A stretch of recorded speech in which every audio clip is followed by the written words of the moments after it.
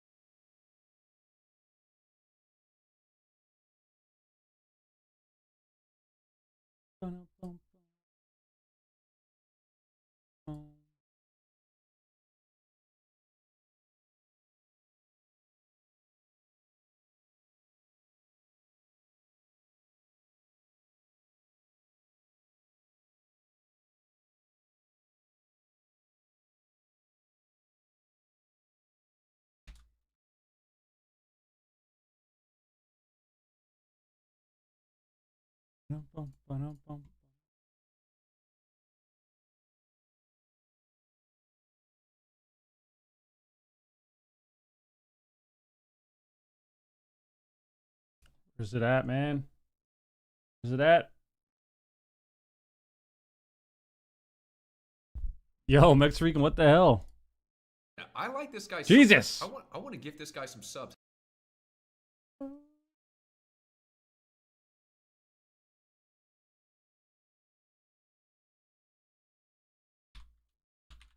Starting it out right, guys. We are starting it out hot. Yo, Max Regan, thank you very much, man. 5 gifted subs. Starting it off right there. Dude, I'm so excited. I'm so excited for the watch party.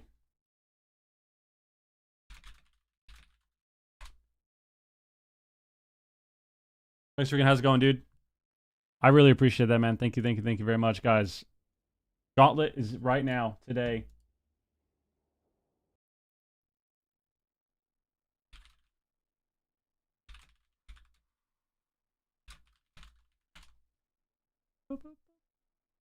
How's the YouTube stream not on yet?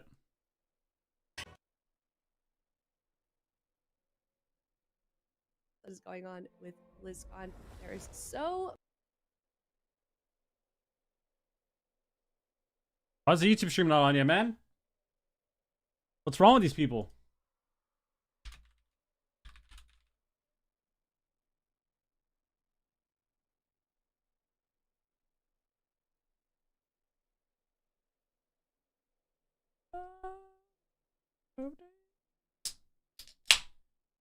Ah.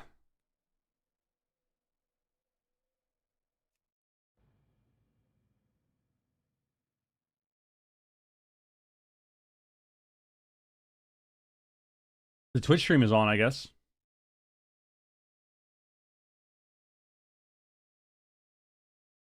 Shit, almost had a full cam. that graphic one more time, then, you know, if you look at all the things that we've got here, there's so much to look forward to. WoW Esports aside, what would you say is a can't miss for you here?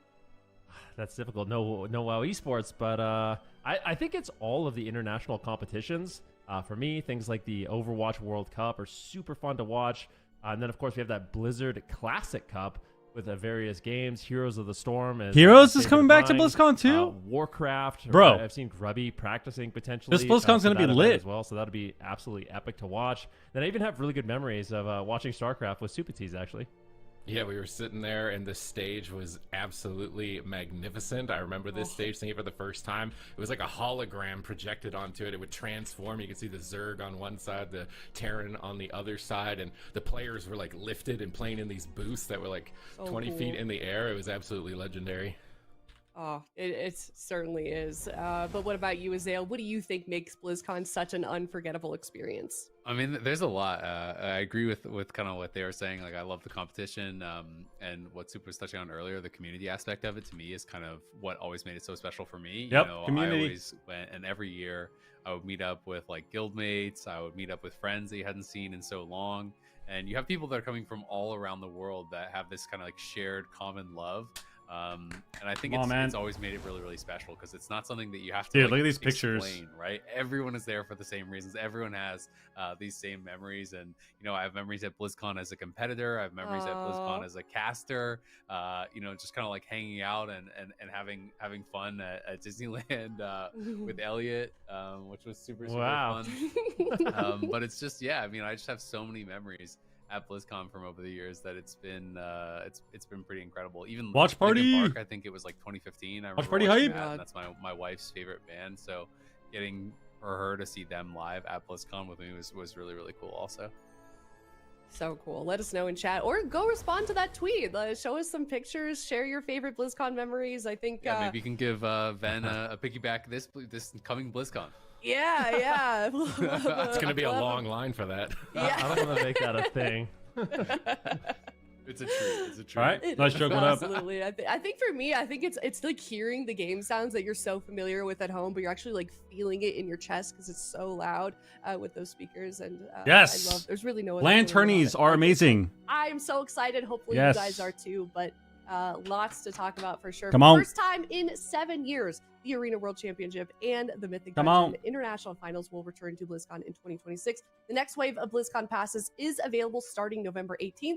Visit BlizzCon.com for more details on the event and claim yours today. Be sure to check that out. But like we said, a lot to talk about since you guys last saw us, including beta, Midnight Beta. A lot of people have been tuning into that, been playing it themselves. Phase 1 currently out. That includes dungeons, delves, UI updates, and so much more. And then coming later, we've got raids, Mythic Plus, UI updates, high-level delves, and transmog. I've been checking out the midnight beta myself. I was checking out the new race Heronir, as well as, checking out some of that player housing. Has been super fun to experiment. It's reminded me of, some of Player my games in housing?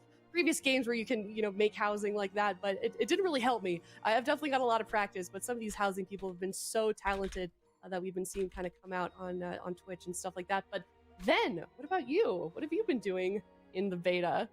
Yeah, I know it's not exactly what we're supposed to be testing in phase 1, but I kind of just logged on and immediately started queuing You couldn't arena. help it, could you? No, I really never can. I think that's pretty much every OP mage. what every single arena player goes for, just immediately into the skirmishes. But yeah, I've been trying out Frost Mage, on Holy Death Knight, Shadow Priest, testing out some of the new talents, the rotations, the UI updates. It's been a lot of fun. Still getting used to it, still learning, still practicing, but trying to get ahead of the competition on beta. Yeah, kind of interesting to see how other different people kind of approach beta, Azale. Yeah, absolutely. It's always funny to me. You have Ben Ruki on there with Where's my cam? 400,000 arena games played, beating up on little Timmy, who's just trying PvP for the first time. There we go. And you have all these people that are just doing. I didn't know my cam was ways, not right? there. Like Ben's grinding to try to get back. the biggest advantage for when it comes on live, and understanding everything that's going to be good on ladder and like what's going to be OP. And then you have people like you're out there, you're checking out the housing. There's people that are just doing transmog stuff. There's people that are prepping like their power leveling routes to be Is the YouTube first stream live? to get the new max level and stuff. So I always just find it funny seeing how wildly different the approaches are to beta for everyone.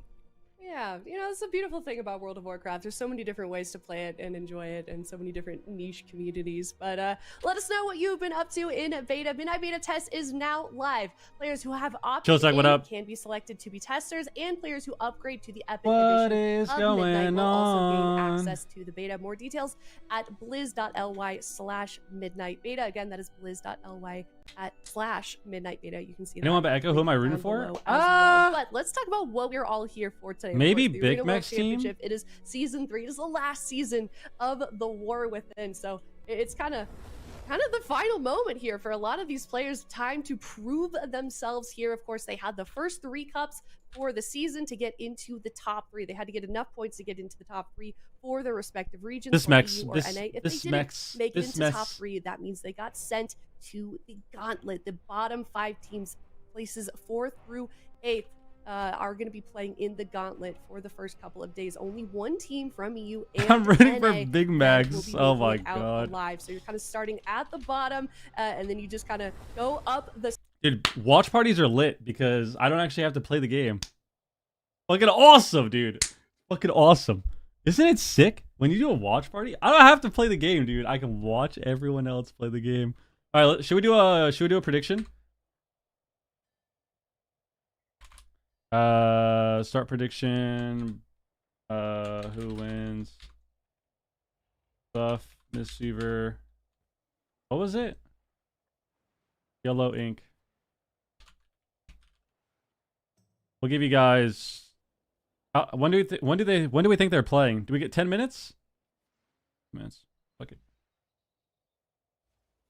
And it makes it really interesting as well, because even for teams like Dobob, they have so many teams they need to Bro, boss, prepare what up? for. I mean, obviously they're hoping. Law, what that up? they I can mean, I make wouldn't doubt it if top, people were like four avoiding war games for the into them. finals, but in order to get there, they have to prepare Wouldn't for doubt it. Cleave build, full smart, buff Mistweaver, yellow ink. They don't know who their opponent's going to be, and I think that's one of the things that makes this gauntlet so difficult.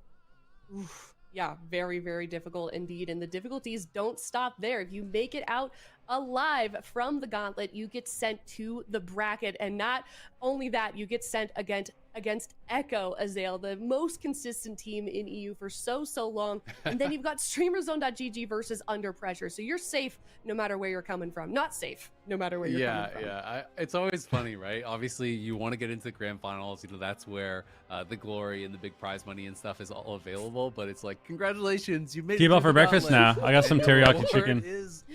I got some delicious silent. What up? I got some delicious teriyaki chicken, some rice. It was phenomenal. So delicious. This.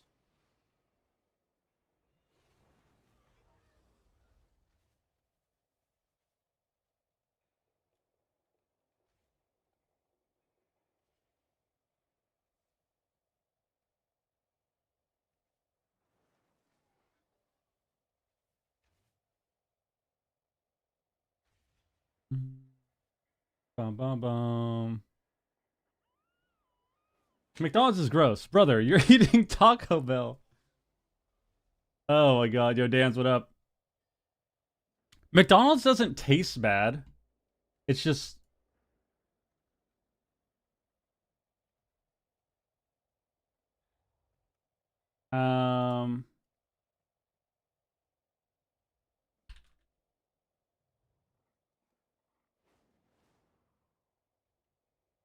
Hold on. McDonald's doesn't taste like McDonald's tastes good. The problem is like all their food makes you feel like shit. Excited to get started here in the EU But no. region for the Gauntlet, but something McDonald's is the only fast food place that legitimately makes me feel like trash. Just pure trash every time I eat it. Even the breakfast. Like I only eat the breakfast from McDonald's really. If I ever get McDonald's, I normally don't get nuggets and stuff anymore. On occasion, but it's like very rare. But yeah, I feel like death after eating McDonald's, dude. Every time. So I just avoid that completely. clip it, chat, clip it. Are you It's included in the perfect. guest? No, Azale Yeah. gets his own. Okay, No, Guys, make sure you His own for predict- this Yes, weekend. because it's perfect. Because this way, if I do well, There we go. I This is just- 2 leaderboards. You're gonna get resetting. now you for gotta resetting. Oh no! live up Now to I'm the gonna trash be- talk. now I'm Poke gonna the be bear, bro. exposed. See, I need to be included in guests because then I can just go random. And if we do well, I just, I take all the credit. If we do poorly, I just blame all the other guests. Oh, that was is my strategy horrible. It sounds like Chanimal. coming in. Yeah, exactly. See, Warlock players, man. It's the Warlock players. They're all like this. They really are. Different breed, those warlocks. They're sneaky. Dampening does something to you, you know? So yeah, it must be rough. Just okay. Well, we can get to that when we get some more predictions. We'll keep a close eye on you, Azale, for sure. But Not too chat, close. you now have a No, goal. no. You now have a bar that has been set. You got to beat this man just for us. But The let's fries talk have healing about the power. first series in the Gauntlet here. It is. You want good fries, go to Buck BK? versus If you want good fries, go to BK. I have a theory on this. Or this is my opinion. It's not a theory. This is just my opinion. And I'm correct. Everyone else is wrong. Oh wow, these guys lost their guy. They lost their warlock guy, right? Langnur? Wait. Is that the fucking guy that we queued into in Shuffle the other day? That warlock that was freaking out? Oh my god. That was the EU guy, I guess. That's even better. That makes it even better. So this is my opinion on this. This is just my opinion. Burger King food actually tastes really good.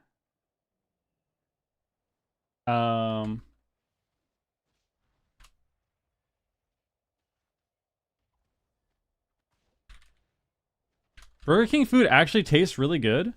The problem is, I don't know what it is about Burger King specifically. I don't know if it's the workers. I don't know if it's the management, corporate. Burger King is super inconsistent, and the workers there don't give a fuck. They don't give a fuck about anything.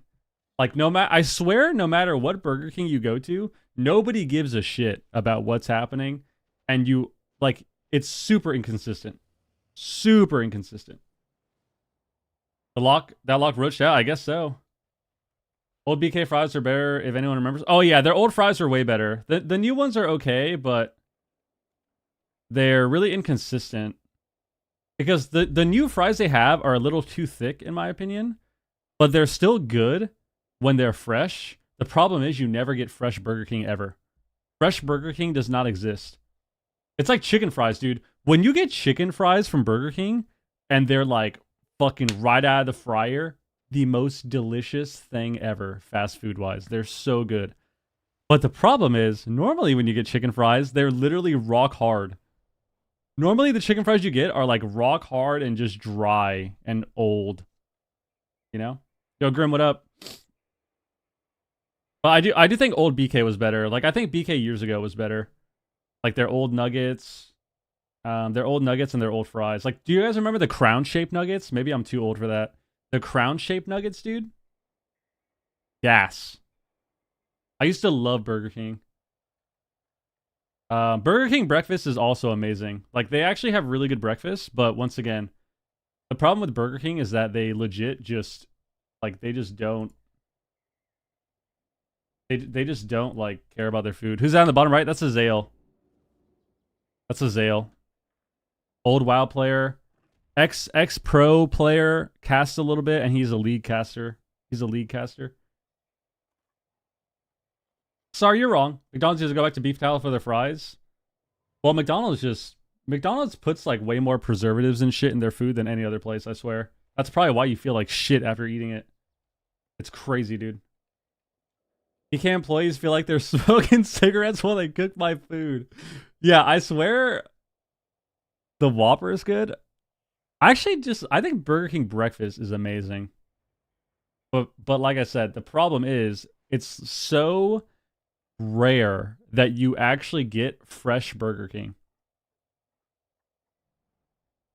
Like it's so rare that you get fresh Burger King, dude. So fucking rare. Like it's just not a thing. It's like if I had to, you know, list the probability of getting fresh Burger King, it'd be like 10%. Like, you have a 10% chance when you go to BK to actually get fresh food. Other than that, it's just fucking mid, cold. It's just so fried, man. I almost never get fast food breakfast because that's going to fuck up my whole day. Why? Why? You going to get a stomach ache, bro? You get a little tummy ache? Yeah, the croissants. Yeah, the BK croissants are so good. I also ask for fresh. Oh, I guess you could ask for no salt on your fries, too. And then they remake them, yeah. They usually remake them if you ask for no salt. Damn. Could do that, I guess, but... Any plans for BlizzCon? I don't know what's competing and stuff, if that's what you're asking about. I'm definitely going to go. Hello, Loey. I'm pretty sure some of the BK fries we've gotten have been cooked 4 times. Yeah, I think probably.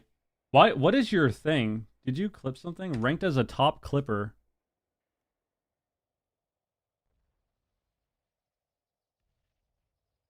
The fuck did you clip? I can't even see it. What did you clip? What did you clip? Ooh, game starting. Add the line here. Right? Hello, Warcraft. How's it going? Guys, everyone say hi to Warcraft. Here we go, first game. From YOLO Inc. We've Game 1. seen this combination of specializations together and opting not for the Void Weaver. No Void Weaver, so a much more traditional style of play from them. They're stealthing across the map. They're trying to find them with flares and land. Guys, game 1 of the Gauntlet. It's single a limb. Oh, the Feral game. Big opener on the bank. Bank ports away. Is he playing Eminence? Oh, he's playing Chi-Ji too. And he's playing Rushing Wind Kick still. Okay. Okay. Rushing Wind Kick once again. So this is a build Well, I'm muting. really I'm likes muting. and is popularized. My friend. To play super aggressive for his team. So you're going to see him basically in melee range, throwing in kicks and punches to help his team with additional damage. So it's Boomy Good sub. here on Gelu. They need to be very careful. It's a lot of pressure from Spike. Boomy Didn't sub end is kind of a Bank in weird this match. pick, I And think. gets rescued away. And I don't know if... I don't know. I think going after the Mystery Monk might be a little bit risky. It's seems kinda like they're getting working. Good pressure on him. You got a though. good clone, As though. long as he's out of Ooh, range big of swap. that Transcendence. Big setup there onto Smite. Cocoon. Nicely done there by YOLO Inc. as they We'll bounce sleep. around onto different targets. He wills it. Yeah, swapping between the Devastation Evoker and the Mistweaver seems to be their main tactic. They're just ignoring the Hunter at the moment. But We when probably they won't ignore see him, as he's many able to Void ramp up a Weavers, lot of yeah. damage with those Most pets. likely. 9 into Gelu's Bear form as he's kiting around the corner here and waiting for those stun diminishing returns. Mazakine's getting in position. They might fear Mistweaver and set him up for a stun here. He has no trinket. Where are they going to go? The deep breath to immune the Can stun. someone ban Smite that off to guy? the side, That kiting guy's- the rogue. They're what's setting going up on, the swap. man? They need to peel. Gelu No one's gets going on to the corner, Bank streamboo.com, goes behind the bro. pillar. Gelu couldn't solar beam What's the going on stun with that? because What's he going was on with that? kicked. He wasn't going to be able to port there. That interrupt from Streamboo.com, Smite just bro. saved him. And now Gelu on the back foot. He bear forms the stun, gets gripped back to the pillar, but it's a lot of pressure trying to kite these pets around the corner. But he's got a Beast of Wrath active Okay. here. His pets are going to be tearing him apart around this corner. This is BM. Manages to recover. They're waiting for the stun diminishing returns. They still have a window. 40 Oh, seconds check left it on out. Bank. Can I get that link Trinket real here. They have quick? Incarn. Gelu fakes the kick. They're getting The in position. best They blind him. viewers. I think they're setting up for a swap. They clone him. They fear the Oh, Hunter. they're gonna go Throw bank. out, Wait, he throw could bomb, die. beam, everything but Smite Oh, residue that was out an of the insane smoke scatter, bomb. too. Clutch Wait, he dies dies anyways. Smite, but he's still dying. Revival? He manages to recover. Good recovery. Crazy teamwork there from Buff Mistweaver. Yeah, really well done there by Smite. I think they read that situation kind of perfectly. It was a good setup by Yellow Ink at the same time. And they were the Wait, Bank is playing the OG revival build from Bank, so he won't have that safety in the stuns anymore. Smite being targeted. Nask at the same time with very. He's playing defensive Kick and he's cooldowns. playing So Harmony Buff Mistweaver with the might damage actually talent. Just go after the Rogue here if they really want to. Gellu's been the primary target, but because Nask is playing so aggressively with his cooldowns, he's kind of exposed himself here, Sid. Just Trinket back. Down to the 100 damage. Eventually, it's going to be overwhelming. They knock him off the pillar with Ring of Peace, but Nask is pulling the trigger. They're no bomb, no Smite, bomb. Cyclone over onto Bank. Fear onto hidden 3 versus 1. Smite just might get cracked here. Bank Cocoon trinkets again. and trades out the life cocoon. That's Yellow not good. Ink No still have trinkets now. opportunities here, but not a lot of time. I don't think he has. 3 I don't think he has minutes port in. either. Mazza King at 50% mana at this point. We have Incarnation coming up in about. So they can 17 win this seconds. game here. First They can engage, kill that's a big Smite right window for here. Gellu. If he They doesn't have get a the pre solar time beam. stop, they So can just setting kill up him. here onto Bank Mistweaver is going to be critical, but Gellu's playing defense. Here comes the deep breath that hits the entire team. Hidden's Smite gonna have to setting get up. a scattered on the Incap Boomy. roar onto 2. Disrupting scatter their the push. rogue. The kidney shot. Incap the Bank rogue, nice. paralyzes preemptively to stop the stun on himself. Oh, they As kinda he mess trades up for the here. Maybe they go trap, Bank? They gouge Bank to set up for the stun. They He fear him ported? to set it up. He wills out it and ports away, but Gellu jumps in on top. Wait, he got of him. beamed Gellu's over. He's going dead. all in for the kill at 50% health. In Rescue game number again? 1, but Nice. Smite once again rescues him out of that stun. Solar beam. Oh, they combo. kinda I don't fucked think up there. were They should've just gone anticipating Smite. that rescue play from the Devastation Evoker. Every time they try and make this setup, Smite is able to be the MVP for the team. This is the first round of the Gauntlet. Okay, You will Gellu be taking a lot of knocked out damage. the competition Full leg in the sweep. entire season of play. Gellu is floundering. Full trap. No trinket. Barkskin. Will it be enough? Bank is chasing him Oh, down. nice He kick. kicks He's him dead. on his Touch. Cyclone, and Bank is going Wow. for the win. Touch of death. Game 1 to Buff Mistweaver. Nice. I mean, look at Bank. I mean, you can see it on damage done. He did a tremendous amount of damage in this game, and there are. I mean, Damn. Mistweaver Monk. All Not right. that popular right now, but there are. So he's playing the old build. He's playing the old build, which I think is still decent because of your damage. But he's also playing a comp that is all about damage, right? Like they're playing Dev BM Hunter. So not only is the Dev Evoker doing a ton of damage and getting a 10% buff from the Monk, but the Hunter legit gets 15% more damage. The Hunter gets 15% more damage playing with the Monk because you have Mystic Touch and Orb. So I feel like that combined with the extra damage from Bank, even though it's not as much as it used to be, right? Because Kick is nerfed 50%, I think it still works well. And as you can see, like, look how fast this guy dies. They get one stun trap, and this guy just dies anyways. One stun trap, he bears, renewals, and skins, dies. It just doesn't matter. Especially when you get to, like, the second, the third set of CDs from BM Hunter, I think you actually can't live. Damn, all right. I think it's clever, but Smite was ready for it. So this. I think they fucked this up, too. This was really weird. I don't know. Can I go back? I don't know why they did this go. This go was really bad, I think. So they're in a position here. They're in a position here where they have no trinkets. Wait, when did he do it? Yeah, right here. They're in a really good position here where they have no trinkets. And they have Incarn coming up. All they had to do here was just be patient. Yo, Zen, thank you for the reset or the raid, man. Appreciate the raid, dude. Thank you. Like, I think here, I don't think Yellow Ink would have won this game. I think they still had a lot of tools to probably live, especially if they didn't die in the fucking first stun. But I feel like here is where just patience is so important. Like, patience here is so important because we tried to stop the go. We try to stop the go, and we do an in-cap roar on the Hunter to stop the trap. The problem is we use our stun DR on the Evoker. So, like, we're already fine here. We can just kick this guy or gouge this guy instead. But because we use our stun DR, we can't do the go on the Evoker, which I think is the better call here. I think the better call here would have been to maybe double stun and then go the Evoker, or the Priest could have maybe pushed into Fear, and then after you get the Fear, maybe you can CC Will or something and then go. But even then, you just wait. Like, it should all just be waiting. Because we probably have Root Beam as well, so you can actually just Root Beam too. Root Beam stun same time, go the Evoker, no Trinket, and probably win that way. But this go just kind of sucked, because we were, I don't know, just kind of scared. just kind of scared. We kind of panicked, rushed it, and then like we tried to do a go on the monk, but like doing the go on the monk here sucks too because now we have no CC on the evoker. So like two things need to happen, right? If they want to win this game, if they want to win this game with this setup here with no trinkets, they either have to root beam they either have to root beam the monk, stun the evoker, and try and fear him or clone him so that he can't get the rescue, and then kill the monk in the root beam stun. Or they have to double CC and kill the evoker. But instead here, they kind of like wasted the DR and did like a kind of scuffed go on the monk. So I think this here really sucked for them. Like, as far as winning this game, I think they were kind of even the whole time, and then this go just really put them behind. All right. Big scatter into a stun on Game Gellu. 2. Hitten's just trying to control the match. He gets a full trap onto Mazikeen. Hey, what's Smite up with gets this opened quality, up on bro? the Sap on Bank. Yellow Ink trying to get popping that Dragon Rage and getting the Disintegrates rolling here onto Gellu. The stun beam, but the rescue to pull him out, and he'll be able to rescue every solar beam. So this is not going to be, a bulletproof strategy from YOLO Inc. And they're getting pressured heavily right now. Hidden and Smite just climbing to the top of the meters. Gellu is trying to keep up. He gets a Cyclone on Bank. They're setting up on Smite. They get his Obsidian Scales. They're trying to smash him through that damage reduction. Doesn't look like they have enough damage just yet to You topple can't him. Tiger's Now Lust Smite's charging while in with a deep silence. breath. Bank, though, into a gouge, but a freezing trap onto Mazikeen. Dan, thank you for the raid once again, man. I appreciate it, dude. Relentlessly from both sides, but Gellu falls behind. A sleepwalk for follow-up. Will he be able to Bro. survive? He's going for Cyclones, but he gets critically low. Mazikeen I think they manages to procced him. recover, but Oh, they it's didn't. lost They the didn't. medallion. Wow. He's now down Will Forsaken, down medallion. He can't escape crowd control. The pressure is still mounting. Bank is playing with clone. confidence. He's standing on top of the boomkin, just tanking Cyclones. Almost Yeah, this is what we said. Like, look at Bank. He's just meleeing this guy. This guy's taking so much damage. Even though Russian wind kick is nerfed. Rushing wind kick. You can see that Gellu's just getting destroyed, bro. He's actually taking so much damage, dude. Already do such an incredible amount of damage. It's really difficult for Mazikeen Okay. to heal through this. They have You can sweep see again he's already soon. burning through quite a bit of mana in the match. But a minute and 30 seconds. Big setup here on the Smite. Here comes the smoke bomb. But Ooh. is it enough? It's a lot of incoming Drink damage. cocoon. And Got Bank will trinket. disrespect it. They get the trinket. They get the life cocoon. I feel like And, Smite should have will trinketed survive. there.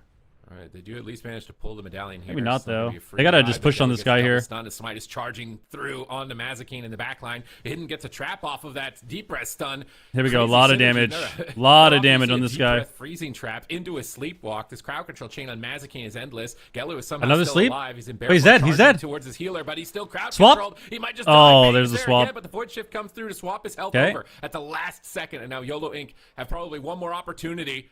That was a but nice just fear, pulls away though. from it. That was a He's nice back fear. behind the pillar on the cheap shot. They've lost that window. Gellu is kicked. I think it's starting to spiral out of control. 5 seconds away from Gellu's Barkskin. Mazikeen and Gellu on the run. Bank knocks him back in the middle of the map with the Ring of Peace, and they are desperate. He manages to get away with the dash for a moment, looking for They Cyclone. need to just root beam and double stun. Just root beam and stun the evoker. Gonna go bare form with Barkskin and look for clones. Triple now. go. He gets one on the Beast Mastery Hunters Okay. cooldowns here. He with Beast blinds the Wrath, but evoker? They had to blind Smite. Oh no. Oh no, that is desperation right there, and he doesn't even. Yeah, trinket. blind He on doesn't fall Smite's for the bait. bad. Here comes the deep breath, hitting the Gellu entire and team Bear? once again, and Gellu is just pinned at the pillar. Bank gets feared. It's a double.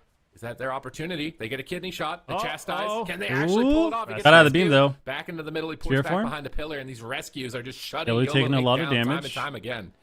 I don't think No Smite Guardian, will no still use swap. Time stop the entire game. So he Next still has CC's that available it's if over, he I needs think. it. Gellu Press, is it's on over. top once He's dead. again. They're going all in. Binding? There's gonna be 2-0 for Buff Mistweaver Monk.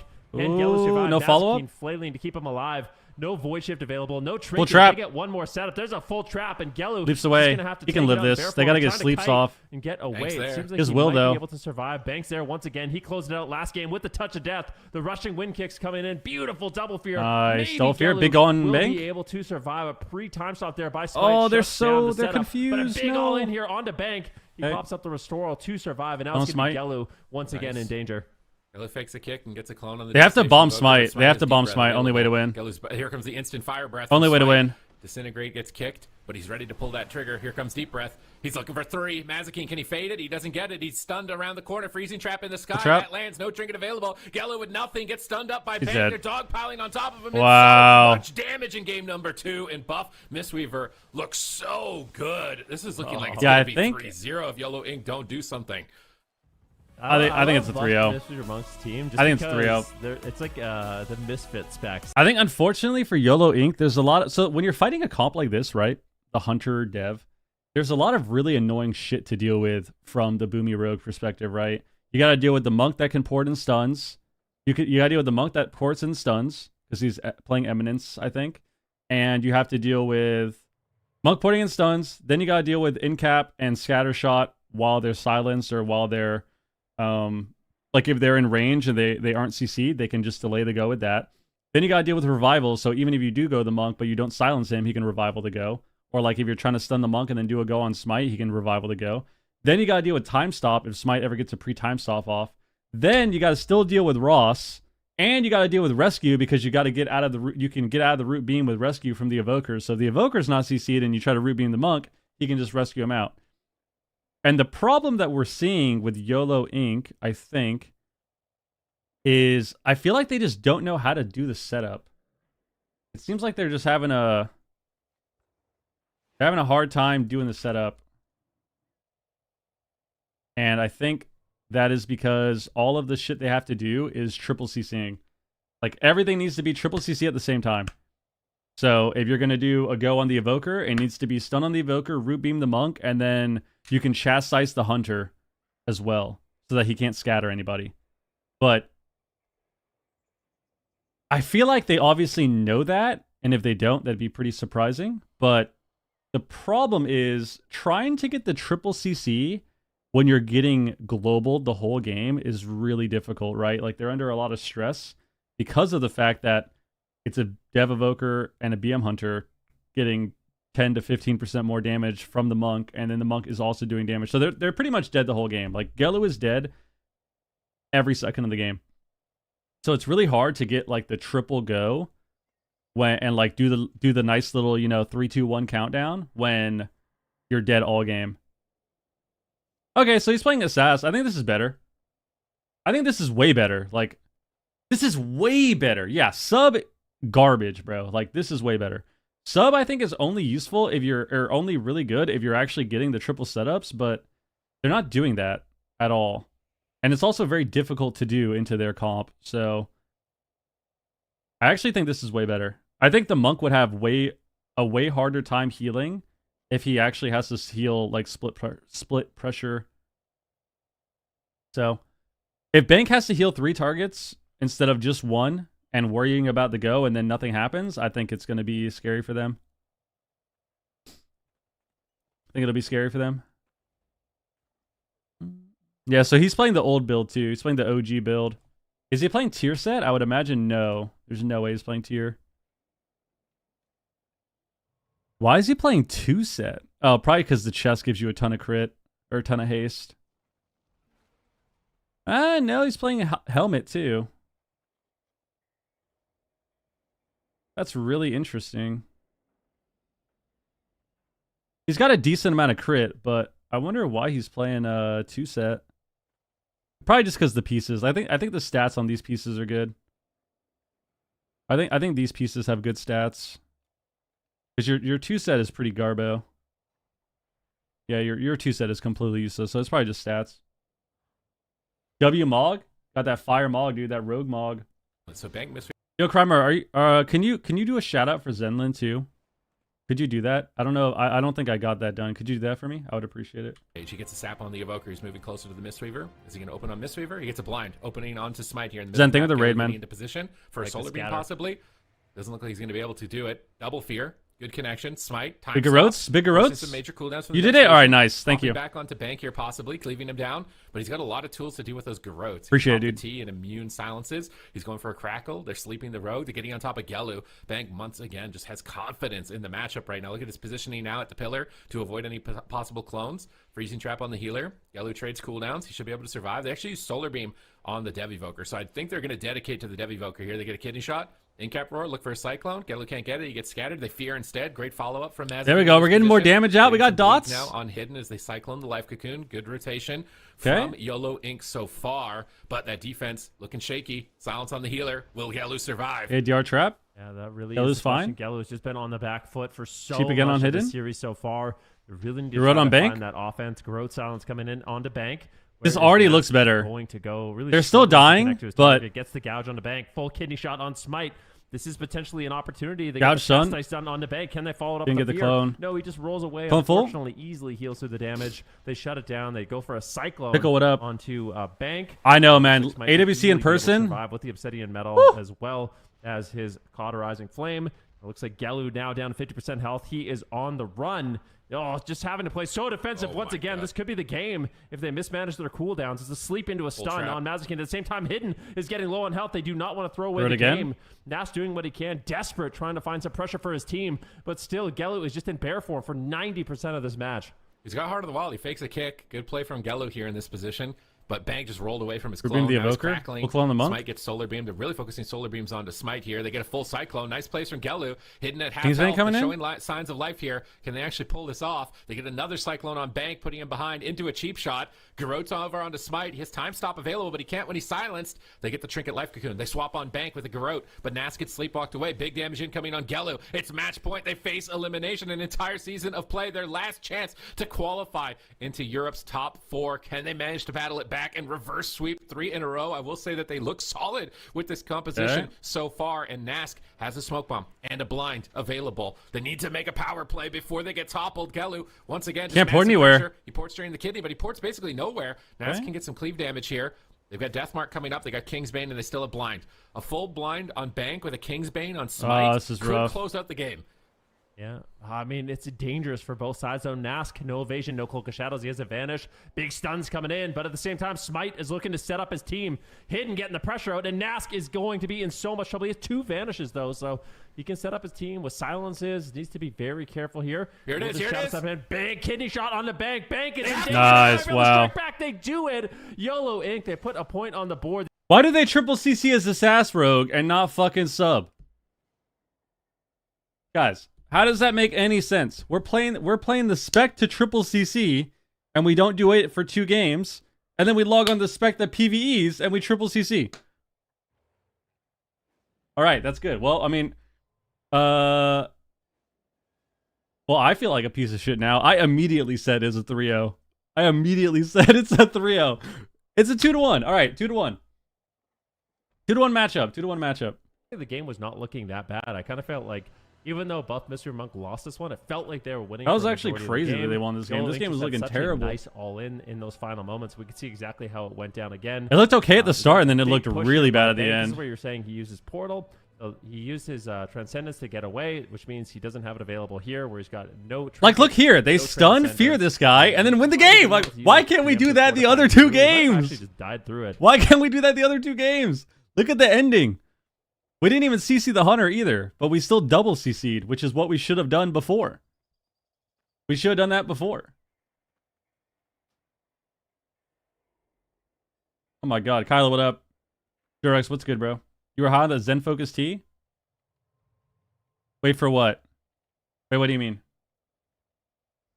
I mean, yeah, they're YOLO Inc. Look at this. They literally stun fear this guy, and then they stun fear, stun the monk, and then the game ends. Crazy concept. Why didn't they do that the first 2 games? Why did they do that the first 2 games? The 3-0 prediction? Okay, well, that's because they weren't doing that, dude. They weren't doing that. That's why. It was like, it's just confusing, man. Watch parties are back? Yep. Today, tomorrow, Sunday.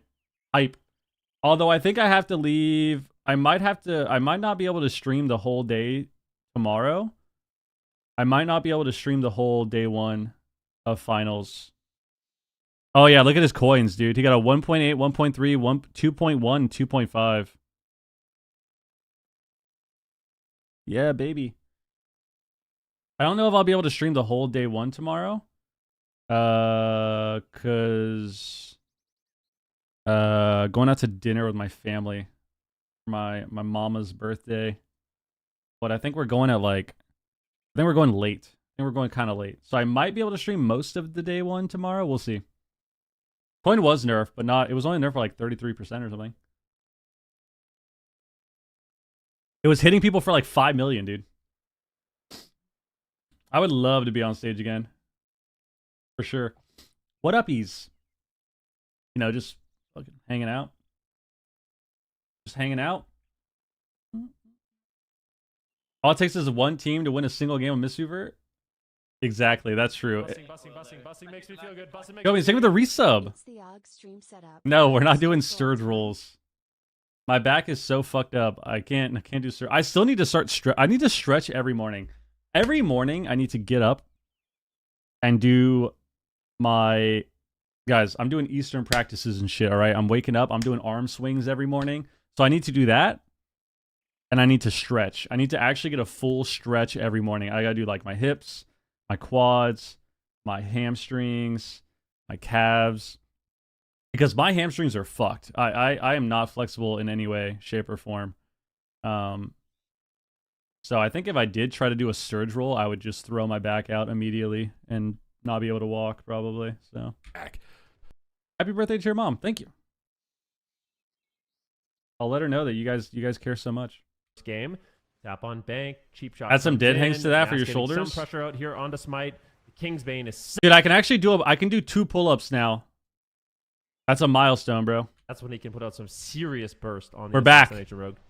All right, Cyclones on Smite. Gelu jumping back to Mazikeen. Retirement He's silenced issues. at the moment. Relax, Sitting dude. through this. The pets are Beast of Wrath right now. He's got a lot of pets on him. It's going to start ramping. Mazikeen fades for a stun, but he gets sleepwalked on his fear. And a massive swell of damage hits Gelu right there, forcing Mazikeen to break free from crowd Bro, the control, damage costing that him his will BM for Dev Stab. He does does get a Psychic Scream is with a so stab on crazy. bank. They've isolated Smite. They're really trying to push him down. Can they manage to do it? Smoke bomb at the Revival, last second. revival. The bank is there and uses the Restoral to immune magic damage and recover his teammate, but Yellow Ink are showing signs of life. Gelu now retreating back, trying to pull them out in the open, looking for fakes on the interrupts, not finding them. Knocks Smite back to the corner. He's in bear form taking the damage, but that's a lot of pets coming his way at the moment. He's taking so much pressure. It's still match point. His Barkskin coming up in 15 seconds. He's just trying to tank the damage. He's waiting for the stun DRs, but Nas gets Sleep on sleepwalked road? on his attempt here. He wants to go for the Vanish. They set up for the Gouge. He can't get there. Gelu's just going to die. It's so much damage. Renewal. Bro. He's so low. He gets the renewal off, but Mazikeen had to trinket. If he gets crowd control to He's dead. trinket, is it game over? It's just game over. It's so much damage. Dude. Buff Mistweaver comes. Bro, this game... Yeah, this game was... Alright. That was... Alright. Get aggressive. Land those sleepwalks. Alright. Land the stuns. Set up for the traps. And As I was saying, Mistweaver's back. Mistweaver's so back. Walking away, what up? Aggressively Reza, what up, dude? How's it going? That they could. You know, so much of the First thing a resources dogger going cat does onto after waking up, bank. big stretches. See here, he gets kidney shot. Animals he do the ports same thing away, every he time gets they wake full up. blinded, They go for the sap. They try to go for a cheeky all into the smoke bomb, but the Restoral Bro, look trades how out. they It's at this died, point dude. where Oh, that Yellow rescue. just really doesn't have much left. Smite comes in with a beautiful rescue. They He will actually be just there got in ran time, down gets this the game, sleepwalk bro. to follow it up and closes out the game in around a minute. I mean, Buff Mistweaver just did their homework. They were more than prepared for these rogue compositions, and Did their almost homework. Every team is Super T's taking my fucking analogy, bro. I've been saying the homework shit. All right. Well. Flash prediction. Damn, everyone voted YOLO Inc. The fuck? Wait. Oh my god, I almost gave them the stuff. Boom. Who's next? Who's next? Full Smart and Buff Mistweaver. Prediction? Why do we have a hype train? I've been saying with the resub once again. Oh, I guess because chat interaction. Love that. Guys, we got a hype train in the chat. If you would like to participate, you could drop bits, subscribe, gift a sub, resub, and you would be in the hype train. What is it? Full Smart. Buff Mistweaver. We'll do another 10 minutes. Make sure you predict, people. It is a scam train. That is what they call it. Who is Full Smart again? I'll tell you exactly who Full Smart's team is right now.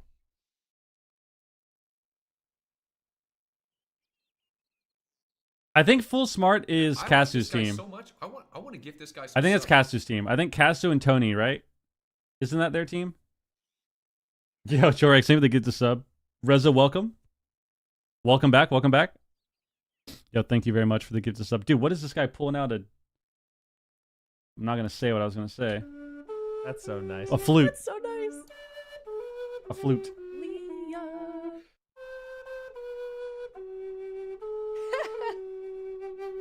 I love that Super Yay. T's is always ready with the flute, you know? Dude, that was so fast. Bro, we're going to get copyrighted for that, dude.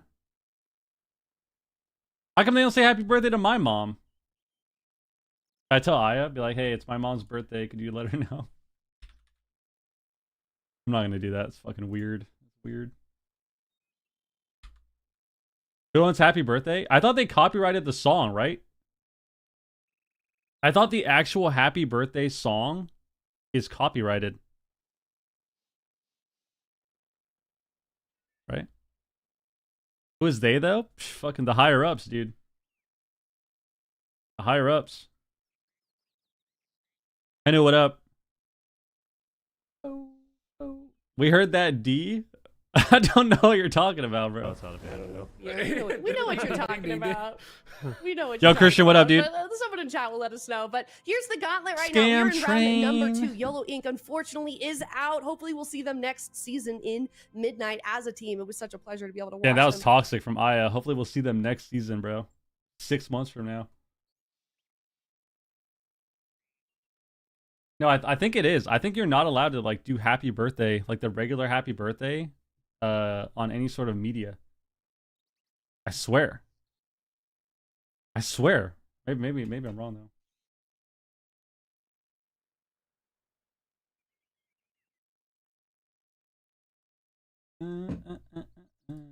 You stay on my mind. It's always a treat to watch them play that composition. So I'm predicting I'd be Buff excited to Mystery see it, clean but they also, sweeps of the course, have a gauntlet. balanced route of their own. Oh yeah. They could potentially play Corky. You know, we've seen Tony play some Rep Paladin. So Oh, yeah, lots of different Corky's options team. available. But one thing's for sure, they're going up against a very difficult team. Buff Misery Monk is looking. Is that blind down all the way? No, it's not. Should I put it down all the way? Turn my cam off. I don't want you guys looking at me. I like a little bit of light. I like a little bit of light because it gets dark in the room. Who is going to be knocked out? Who is going to continue on for round 3 of the gauntlet? Find out after this break. It's Full Smart versus Buff Mistweaver coming up next. We'll be right back.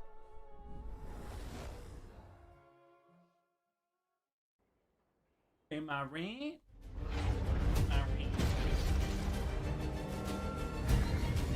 You want one world starting the lowest point in the bracket? Is that the same thing? Yeah, but that's T1, bro. Alright, that's loud as shit. I don't want to hear that. It's not a very good blind. As you can see, the light kind of just goes through. Gauntlet's pretty going for the first 2 teams. Honestly, the Gauntlet sucks. I would not want to be in the Gauntlet ever. That just sounds so terrible. Even if you're the last series, like that just sounds terrible, dude. Just sitting there. You get a single elimination series. Anything could happen. You could fucking DC too.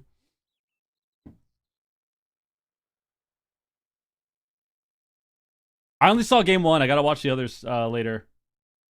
I was exhausted last night, bro. I actually was so tired. I was ready to sleep at 9 o'clock. But I still, like, couldn't fall asleep. It's really annoying. Really annoying.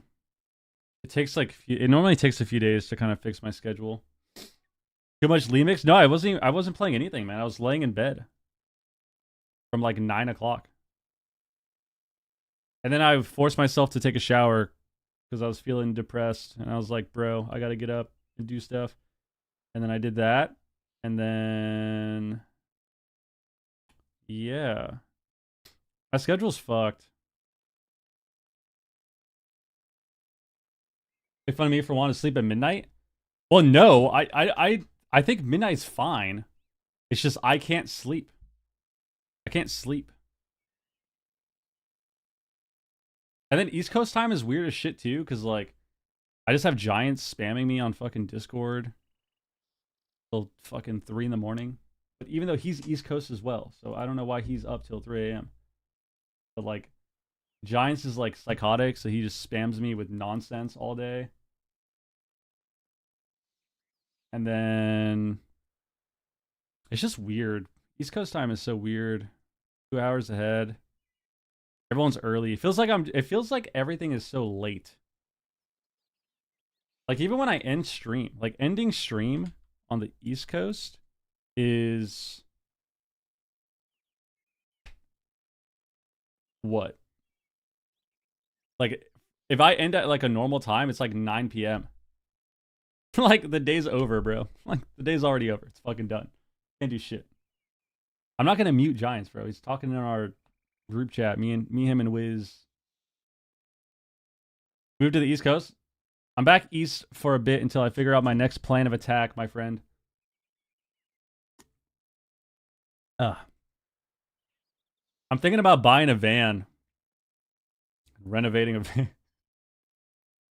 Never mind. I'm not going to do that. What the fuck am I talking about? What's looking better for midnight? Pressasham or Presevoker? What? I could set up a van. I've been getting TikToks on that shit of people that buy like giant school buses and then they make it a house. I could do that. I could figure it out. I could look at YouTube and like figure out how to do shit. Living in a van down by the river. Is that a song or something? Is that a song? Those people are liars? No, they're not, bro. They're living life. I could do what Walla did. Dude, Walla Bear, our old teammate from years ago, one of my favorite WoW teammates ever. He was like going through his photographer journey and he was like living in a van for a while, like living in the woods, dude. I could be doing that shit. I could do that shit. Van is giving midlife crisis. You guys are fucking lost. That's not what that means at all. Does he still play? No. Oh my god, I'm a dickhead. I never responded to him, dude. Fuck, dude. Guys. Bro, that was 6 days ago. It's my bad. That's my bad. I think I was streaming. That's why, though. That's why. That's why. I'm gonna say, oh my god, I fucking...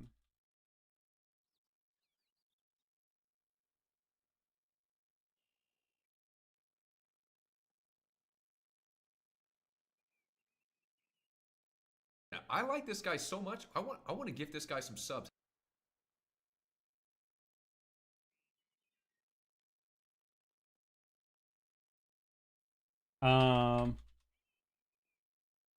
Yo, Matt, 10 gifted. All right, thank you very much for the 10 gifted subs. I appreciate it very, very, very, very, very, very much. And welcome. Welcome. I'm not a bad friend, man. I'm just ADD as shit. I've explained this 1,000 times. This is the same thing that happens in the Twitch stream.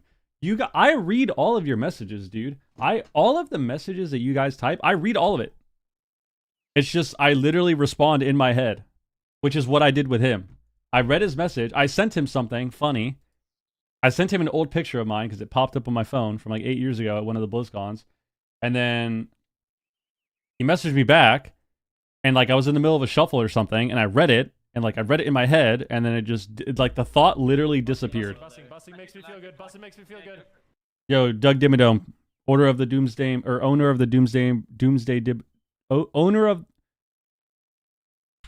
Thank you for the resub.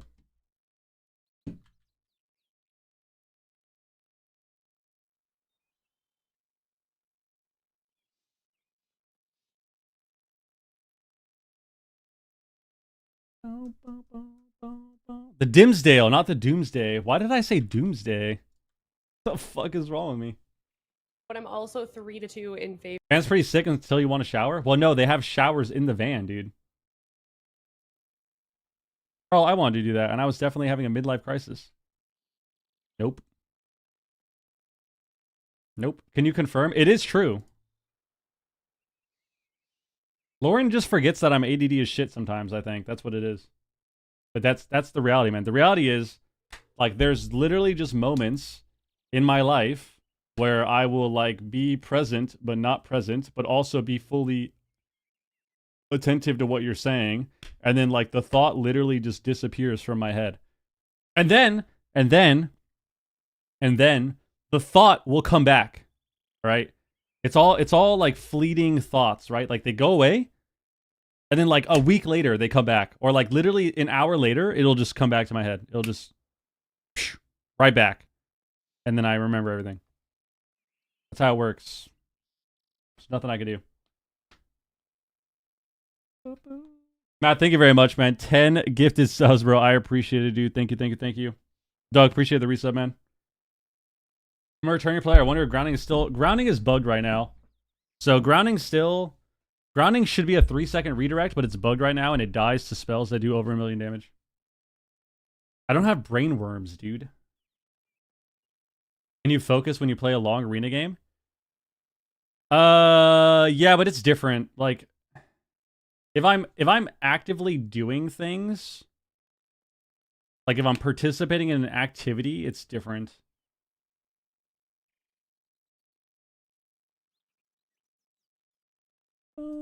Oh, here we go. Because this is not a composition we get to see play out very often. So it does mean these teams like Full Smart, for example, they don't really get to practice against it. So I think that's one of the edges that Buff Mystery Mike has.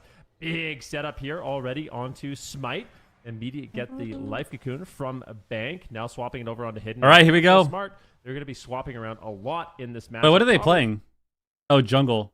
Survival jungle. Already how much pressure is on Tony in this match. Yeah, I mean, look at all the CC on the Kankito. It was full trap into his sleep, and Tony had to pop that Bark Sting, get in the bear. Why is he survival? Very quickly. As he's dead. Just constantly getting CC'd, and Tony now going to have to pop the survival instincts. He's in a lot of trouble here early on, as Kankito wanted to sit through everything, but ended up nice, Shushi, nice. Yeah, that's good. So many cooldowns here early on, and Full Smart absolutely on the back foot here. Tony almost just gets he's dead. There, down to about 10% HP. Communion as well. Kankito in a trap once more. The Emerald. Azale's commentating, yeah. They just went through pretty much the entire spell book in the first minute of the game. Oh, beautiful Ring of Peace there as well, not allowing Ellie. If you're playing an Ellie, play like a double leg sweep coming in, and play with like a rogue or a feral is completely or a demon hunter. Tony just cannot get away. Finally behind the pillar in or a marksman hunter. His offense this game has not been. No, today is both. Today's both regions, NA and EU. Oh no way! Smite might die while Tony's not even there. Bro. It is going to be Tony that falls. Super back and forth in those final moments, but yeah, I'm not sure. I mean, I guess their name is Full Smart. So we've already discussed this before, but I'm really not sure about this matchup. Yeah, bro, these guys actually got mowed down. That was insane, dude. All right. Yeah, that was. So they're both playing survival, which is really weird. But like, I kind of get it. Like, on the side of Buff Mistweaver, I kind of get it, but I don't know why they wouldn't play Marks. To be honest with you. Well, Marks can get disarmed a lot, which is annoying, but I feel like the thing about Marks is I feel like even if you get disarmed, like you still can do so much damage with your aim shot. They actually just ran down the Feral, dude. They just ran Tony down the whole game and got every defensive in 5 seconds. It's the mushroom extract carbonated protein water. The protein water is actually so good, dude. The protein, whatever, sparkling protein. It's really good, but it's so sweet. Like, I don't know how often I could drink that. I definitely can't drink that every day. No chance. It's way too sweet, I think. Sparkling protein? Loey, there's literally, look at this. You get it from Costco. Tyler showed me this. It's called, sparkling protein. It's a blue raspberry lemonade. And it literally smells and tastes like a Jolly Rancher. Tastes like exactly like a blue Jolly Rancher. But that's the problem. It's like, it's really fucking sweet. It's really fucking sweet. So I don't think you would like it either.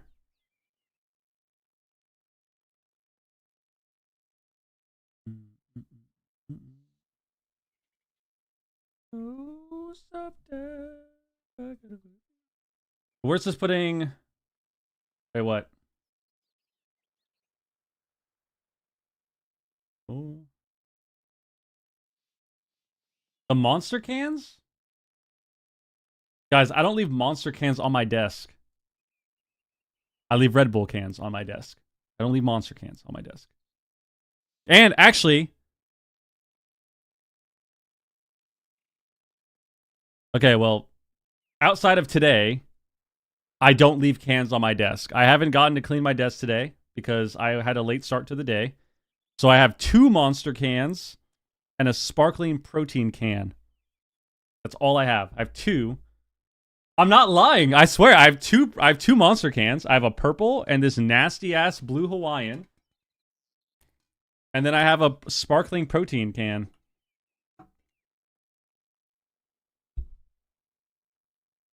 And I'm talking about in the last week. I'm talking about the last week alone. I'm not talking about before then. Because before then... Guys, I can't fucking throw away every can. Here's the problem, okay? Here's the problem. When you're dealing with canned drinks and you have a big desk, like, they just end up there. They just end up on the desk. There's nothing you can do. They just end up on the desk, and then like the next day, like you get up from your computer, and then like you get up, and then the next day happens, and then you get another can, and you drink it at your desk, and then you put it to the side, and then there's nothing you can do. You throw them away after you're done?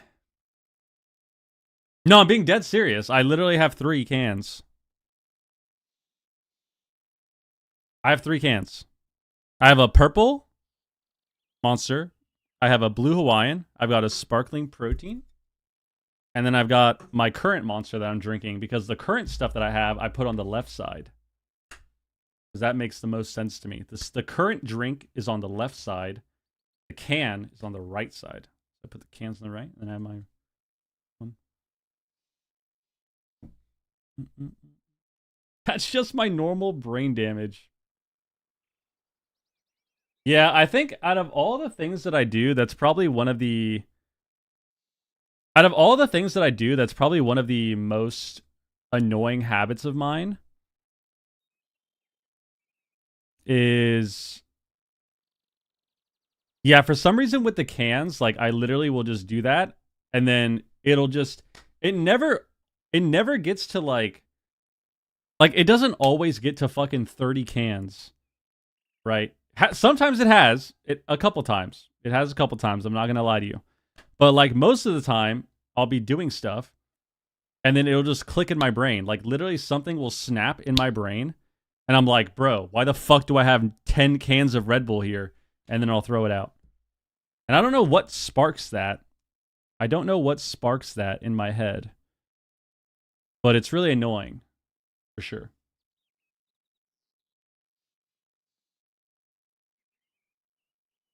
I don't hoard trash, bro. Map for a Mistweaver Monk, I would say, but... Me seeing it and being like, what the fuck's going on here?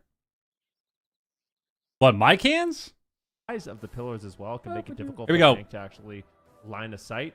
Maybe Here some we of the crowd control that go. Keto and Casu and Tony have available. You're the one that We'll took have to all the wait and see. forks. Oppressive Roar comes out right away. They're opening up onto Smite. All gone. Super aggressive here. We saw a really early life. Commentate the next game like a pro shoutcaster? Immediate trap. Or do you not onto possess that Keto. ability? I'll leave it to the pros, man. I casted last season, dude. I casted last season, bro. You don't give a fuck about me. That's what we're going to be looking for. Minty, hello. So far on Tony trades out the Bark skin, but it is going to be Smite under fire once again.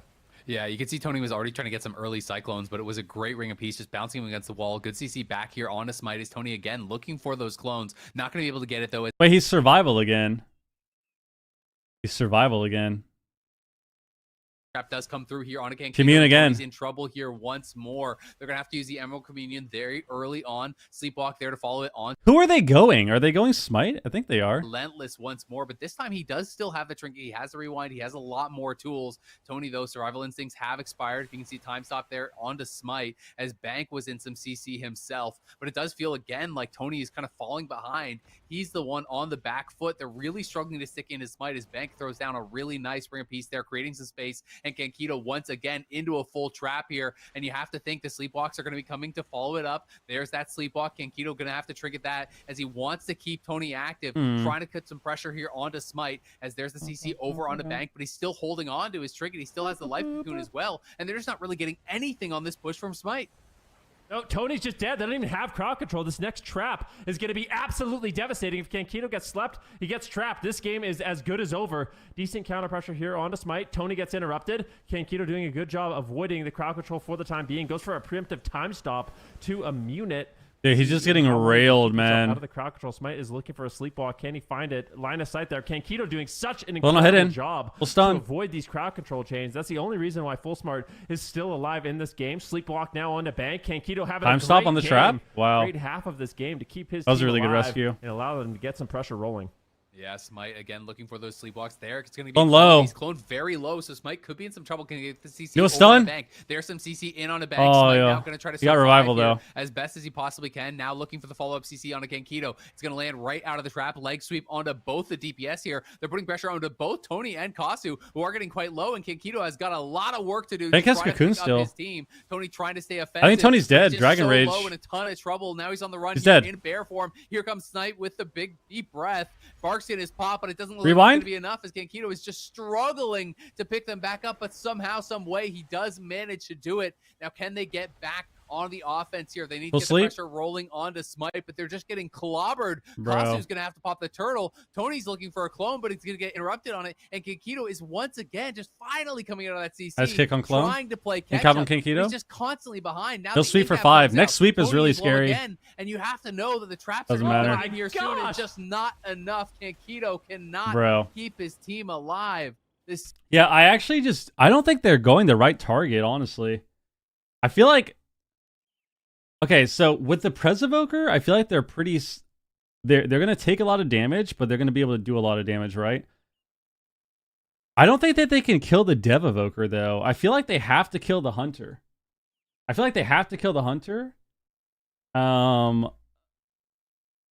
Because the Dev Evoker... The problem with going the Dev is that, especially at the start of the game, he's getting all his damage off anyways. So all you're doing is chasing this guy. All you're doing is chasing the Dev Evoker around, and he's getting his damage off anyways and cleaving both of you. Whereas if you go the Hunter can't stand there and melee all of you the whole time. Like, he has to run also. You know? Like, going the Hunter shuts down a lot of his damage, and then if you go him in a stun, he can't bleed. He can't mending bandage dots off of his Evoker because he's in the stun.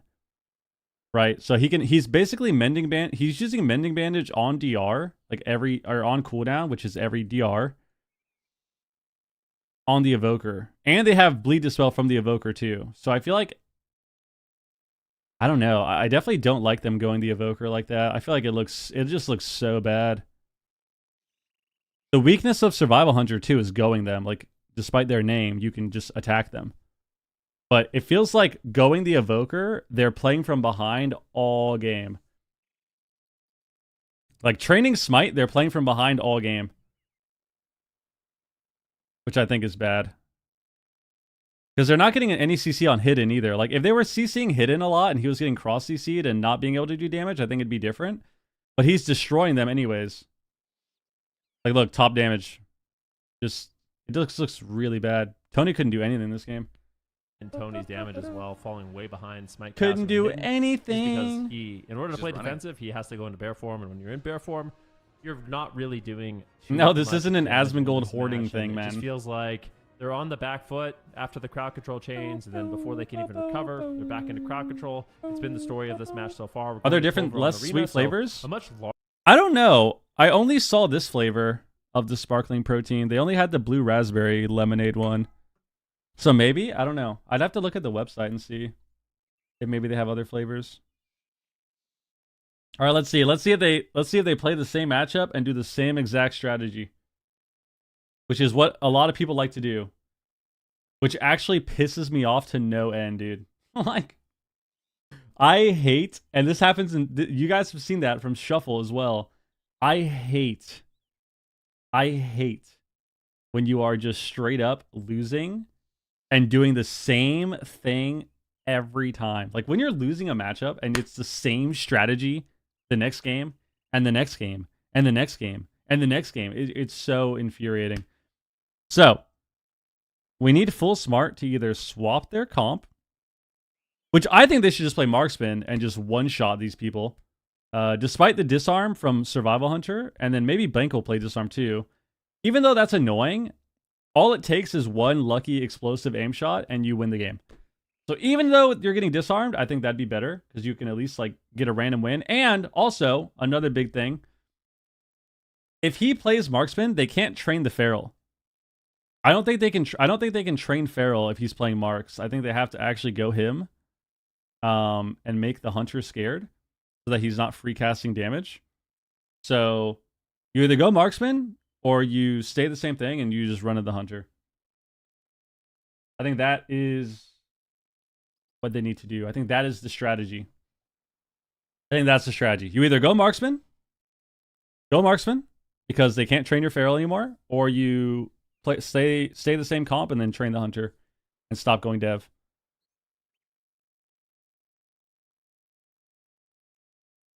Or you play something totally different and play Boomy Survival. I mean, play Boomy Survival.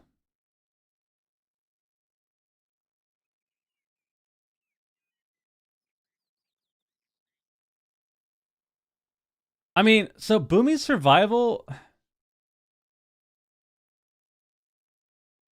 The only problem with Boomy Survival is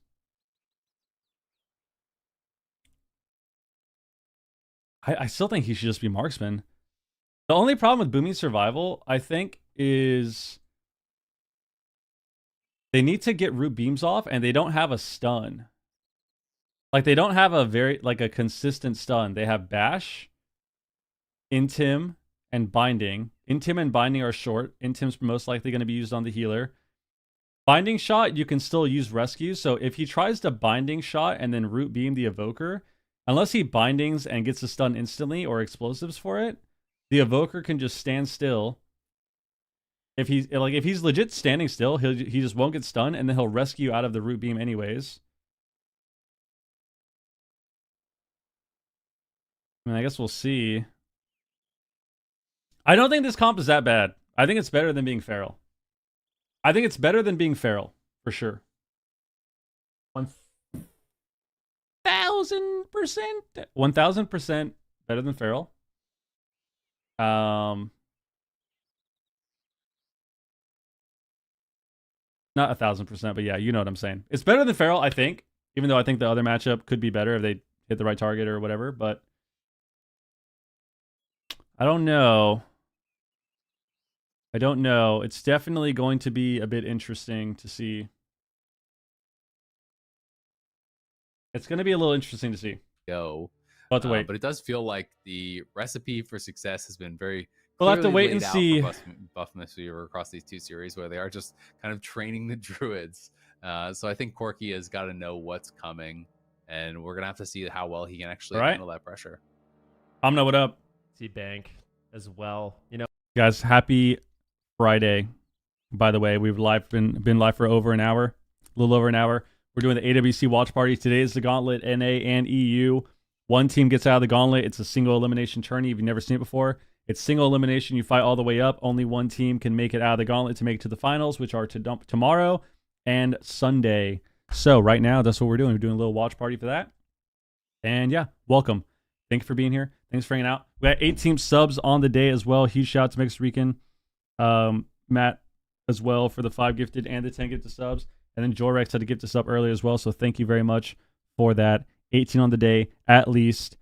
And yeah, we're just hanging out. Make sure you follow the channel, follow the stream, sub to the YouTube, like the YouTube stream. And if you're really liking it, you could sub or member. Just saying. Just saying. Unique class, unique build, unique stats. Oh, that reminds me. Yeah, I mean, it is one of the advantages of players who really are like a master of a class is that, you know, they're not just going to be playing that reminds the me cutter setup for every single matchup. Like, they know exactly how to adjust their gear, their talents. Wait, maybe I already did this. To get those small edges, you know, the couple % edge in every single matchup, which is so important at this level. Right? Is Pika retired? Completely change a matchup. Mufasa, no, but I should later. I should later. Just for a mana advantage. I need to pin this Misweaver anymore because he is playing that a little bit because he is being a bit more efficient and how he's playing it out. It can completely change matchups. Pika and I are on an indefinite break. To see what exactly we're going to be seeing on an indefinite break. Game. Bank, Mistweaver Monk, looking good. And honestly, I feel like this is one of those teams. They're kind of a wild card. A lot of people didn't fully expect them to do super well, even though they're really well known. So I feel like they're gonna run down the Boomy still, right? Like I think they're gonna run down the Boomy, and that's gonna be really scary. But I think the difference between the Boomy and the Feral is that the Boomy is gonna be able to do a ton of damage as well.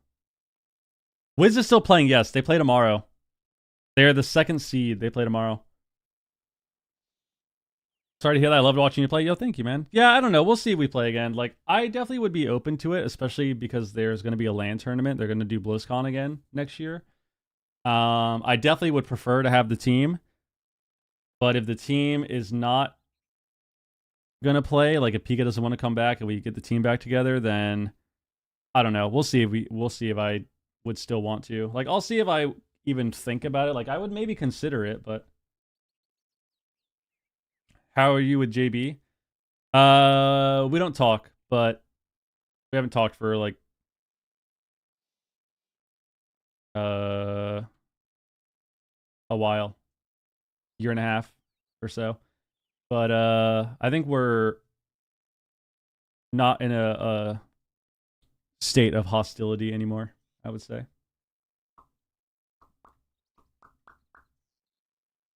So your prize is to go against Echo, like in the first round, which is not going to be an easy thing to do. But I know that Echo as well is probably waiting in the wings, seeing who they're going to be playing up against. They're on good terms. No, but we're not. These teams they would feel there's the like no in, because so drama far, these and teams bad are blood really like putting on before. a show I would for us. say.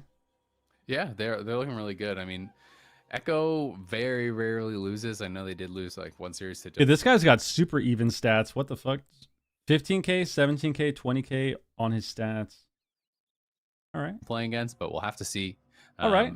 What ends We were up on a break. happening Peek and Surge probably. and, yeah, again, I mean, I feel like Yeah, we'll see. I mean, all I the would teams want that to are play already again, but in the grand finals we'll are see. already in that kind of finals bracket. We'll have things prepared for Echo, but when you're in the Gauntlet, you don't necessarily have that luxury, right? Because you're playing for your life in every single matchup. So I feel like these teams are much less likely to have kind of looked ahead and prepped something specifically for Echo. All right, you can see here the build of Smite a little bit, but I think we are going to be getting this game All right. underway. Potential elimination match here for Game Full 3. Smart. We talked about it. The Gauntlet is absolutely brutal. I mean, they've been Game preparing 3. for the last Game 4 3. weeks for this. They went through the entire cup stage to make it to this point, and it could come down to a potential 3-0 here for Buff Mystery Monk. So Full Smart need to step it up here. They're bringing in Corky on that balance druid, and I don't know how this is going to go. My gut feeling is telling me Buff Mystery Monk is going to kind of walk away with this one, but Corky on the balance druid is someone you can really never count out. Yeah, you can't count them out, but D-Machine looking like... I mean, so the Boomy is going to kill them. The Boomy can kill them, but they can't get root beams because of the Hunter too. So they have Hunter freedom and rescue for root beam. So that's why it's sketchy, because they don't have the CC that they need. Like, they can't utilize root beam really. Killing it in these games. Kasu pushing out here. We'll see how that start is. But they gonna can be. kill Looks them. like Kasu, Corky DC'd! Kasu DC'd! not sure. Wait, they all DC'd. Yeah, it looks like they We'll all have to wait and DC'd. see. Okay. It looks like- Maybe the spectator DC'd, or maybe maybe the the spectator DC'd. Well, technical difficulties. We'll figure it out. But This is why online tourneys mean, suck! this matchup, This is we why! talked about it. This lot is of it why. comes down to just going to be the crowd control on Telling you guys, Keto. this is why they We'll suck. have to wait and see what happens. Look at this for garbage, dude. one.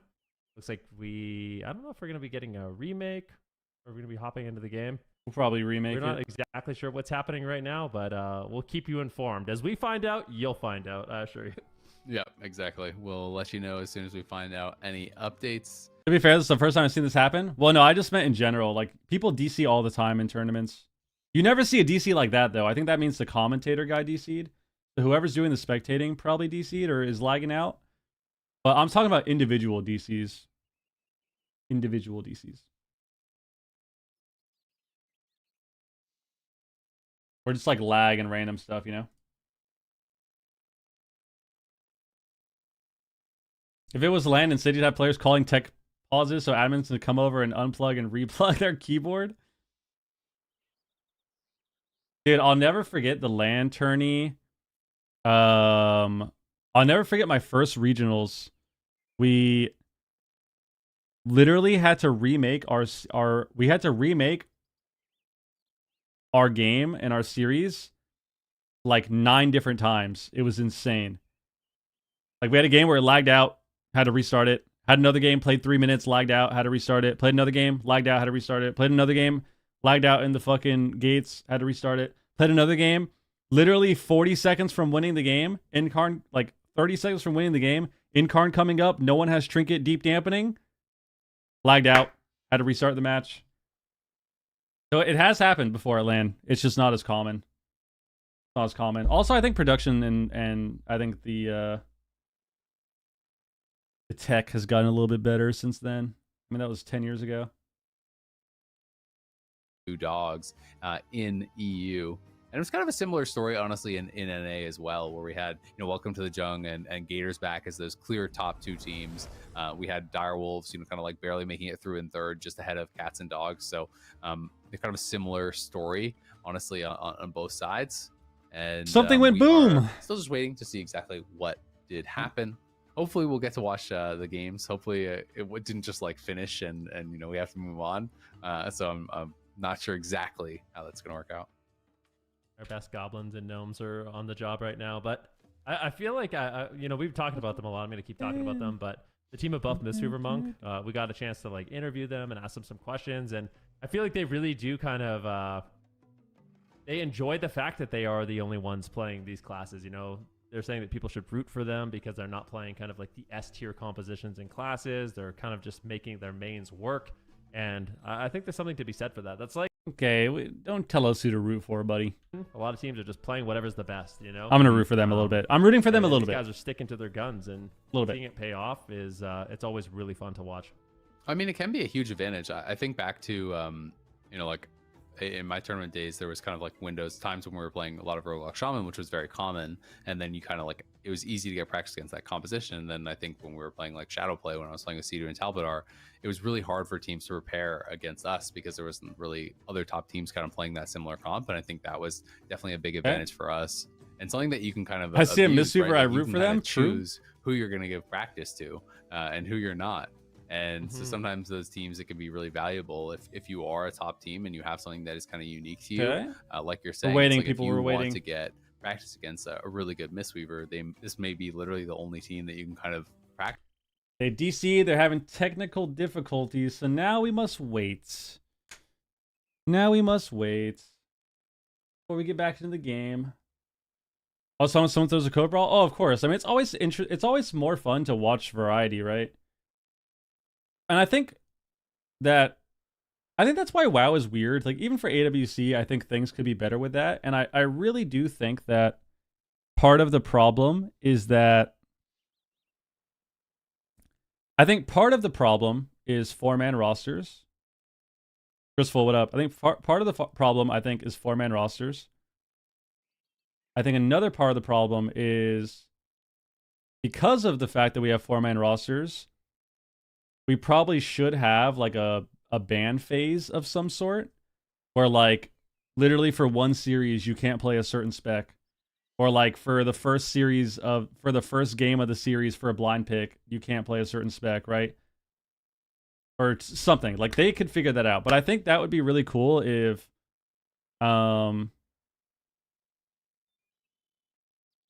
you were able to have that where you had like a ban, you just had some sort of ban in AWC, whether it's the whole series, whether it's, you get one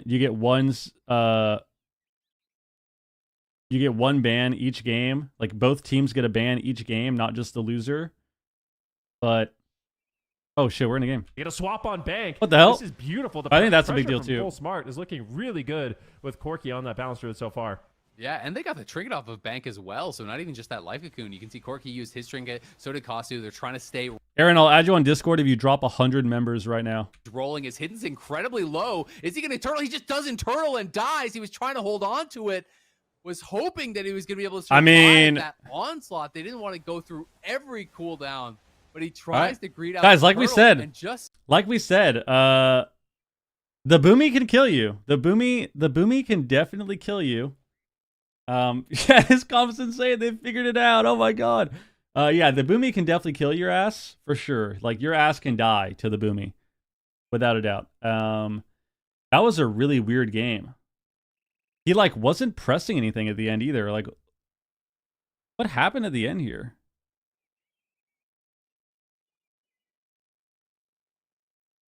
Okay, watch hidden. Watch hidden. Look at him. He gets disarmed. And then he walls. And then just dies. And he's also just in the open too. Okay, well this guy, I think this guy kind of griefed a little bit. That was crazy.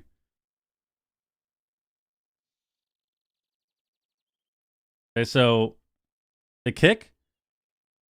Yeah, so this guy, I mean, this guy actually just mega griefed with his positioning, I think. It's ironic that hidden is standing in the open. There you go. That was a good one. Yeah, I mean, like, look at this. They get a kick on the clone. He has Incarn up. And instead of just running, like, staying at the pillar... Dude, I fucking hate Twitch's UI, man. Instead of just running to the pillar... He kicks clone. Runs the pillar. And then runs out into the open. Like, look at this. This was so bad. Yeah, I think this guy kind of fed super hard there. That was really fried. He actually had perfect positioning too. He could have scattered the hunter and then just ran back here because he was already at the pillar, but he literally just walked into the center and died. I mean, they got a lot of cooldowns though. Like we said, Boomy can kill you. So every Boomy Incarn is going to be terrifying. They can still die to this comp, but every Incarn they have is going to be super terrifying for them, especially with the Hunter's CC. So, all right. Opening moments that we get. Dude, can I watch on YouTube, man?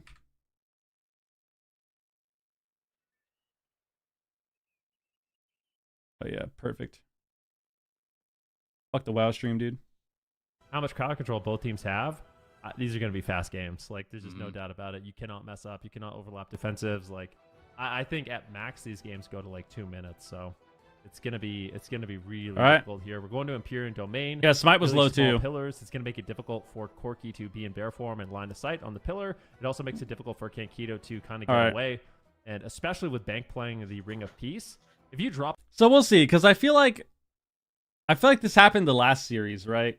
Like the last series that we saw, this happened too, where they dominated them for 2 games, and then they just died 1 game, and like you could argue they kind of got cheesed. Like even if you go back and watch that game they lost, Smite trinketed the stun and got feared on his trinket, and they lost the game. Like he could have easily saved Bank, feared on his trinket because he like hesitated to trinket and then did it too late, got feared on it.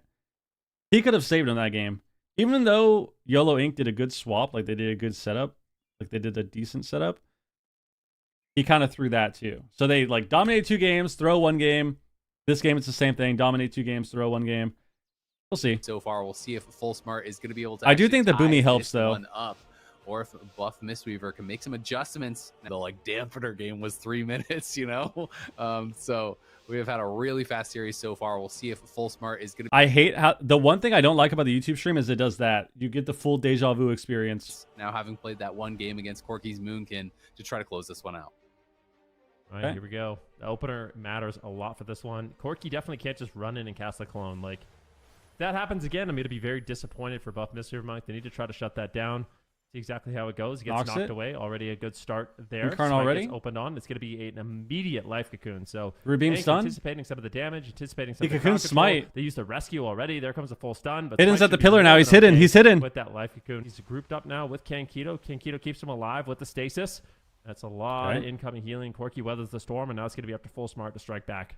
Yeah, really nice opening there from Buff Mistweaver, just stopping so much of that initial onslaught. You can see that Bank still was able to hold on to his he didn't get the He's double feeling dream breath. really good right now. Corki now taking a ton of damage here out in the middle of the map, but Smite was getting a little bit low as well on the other side. Scatter's going to be thrown there onto Kasu as Kankito just trying to position really well. Gets put into the sleepwalk though as they're not able to interrupt Smite. So Corki is on the run now here. Kankito trying to sit through this. The trap comes out. He's going to be able to actually get out of that immediately though. Corki does have to trinket. Hidden being pressured. How did he get out of that? Was sitting through that trap. Hidden now, going to be trying to be that Still main dying. target. Looks like Corki is just going to be trying to kite back and forth across the Good map on here clone. with Kankito. Corki desperately on the run. Kankito is staying out of CC4 now and doing a good job trying to He's got to keep dispel the Corki Zen Sphere. aggressive. As there's a scatter again, throwing it over on Akasu. That one's going to be triggered out of as Bank is put into the sleep. Hidden though, He's dead. is the target still. Oh my god, Bank please now to dispel be the Zen more Sphere, stunned. dude. Now the full trap does Please. come out onto him. They need to get something rolling, and they can onto Smite. Smite is put incredibly low, and that's actually going to force the Trinket out of Bank. But there's more mean? CC back again onto Kankito. He's going to Full sit sleep. through this full trap. There's the full sleep. Can he sit that as well? Looks like he can, as Corki is kind of just chilling, but he's getting low now as Buff Mistweaver starting to ramp up that. They need to go the Hunter, man. Stop. I swear, stop going the dev. Just kill the Hunter. Convenient, though. So the next thing they need to get out of the way is the Trinket, and then there's a potential kill window here for Buff Mistweaver Monk, but they need to be careful. Hidden Trap has goes out nothing. on Bank. Unfortunately, on 1/3 DR. They're just gonna cheese this guy? Okay. Going for the deep breath at like 10%, just getting Incarnate aggressive here, 40. Going after Corki. And Corki's now gotta just is sit at the under pillar, I fire. think. Full leg sweep here onto Kankito. Is he going to trade up the Trinket? No, he will not. He's been survival, Once again, yeah. the Stasis heals come in, and Corki is more than okay. Beautiful interrupt there by Smite. I do worry here for Smite just a little bit. Okay. He's got time stop if he needs it. Corki's getting low. It is a race between these two teams. This is match point. on If clone. Buff Mistweaver Monk can win this game, they will eliminate Full Smart from the Gauntlet and from the tournament and from this year. Full Smart, they have to hold on and find that kill window on the Smite. That trap broke on a Kankito there, just instantly broke. I'm not sure exactly what did break it, but that would have been a dangerous CC chain. Instead, it's Smite that once again gets low. It's Bank going to be thrown into the trap. This one Incarnate looks like it's 5. heavily DR'd though, and Corki still Oh, in a he lot might of have troubles. renewal? Kankito's trying to sit through this sleepwalk and get Renewal? slept again here, but still He's so sitting through dead. everything. Just Oh now my he gosh. finally triggers, but will it be too little? Will it be Wow. too late? As Corki is just going to get knocked down, even with the trinket. Kankito cannot catch back up. Damn. Full Smart going to get taken down by Buff Mistweaver. A much better. I think they just don't. I think they can't. I think they can't trade casters. I don't think they can trade casters. I think they have to go the Hunter, but they just didn't want to go him. Said you can't let They wanna a go bouncer just walk in and cyclone you.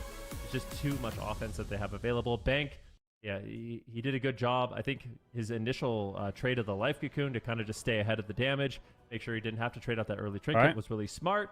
But this is Well, a there really you go, back and Bank. forth game. I mean, there's moments in this game where Smite got down to like 10% health. I Buff think it's around Mistweaver. here where he goes for the offensive 3 deep to breath 1. after being incredibly low on health. But Yeah, it this just was got to a fucked. point where it was too much damage on the Corki. The problem with this is into their matchup, you're having to play defense the whole time. And I think if you're not going the right target when you play defense, it's really hard to do anything. So like they're going the Evoker, right? And they're stopping casts, kind of. But I think the problem is the Hunter, like even here, right? Like Hunter should just be kill target here. They got a lot of cooldowns from Smite here. They almost killed him, I think. Right here, he got kind of low. And then Bank kind of gave him a heal, then he deep breaths, right? But I think the Hunter just takes way more damage. Like the Hunter not only takes more damage, but also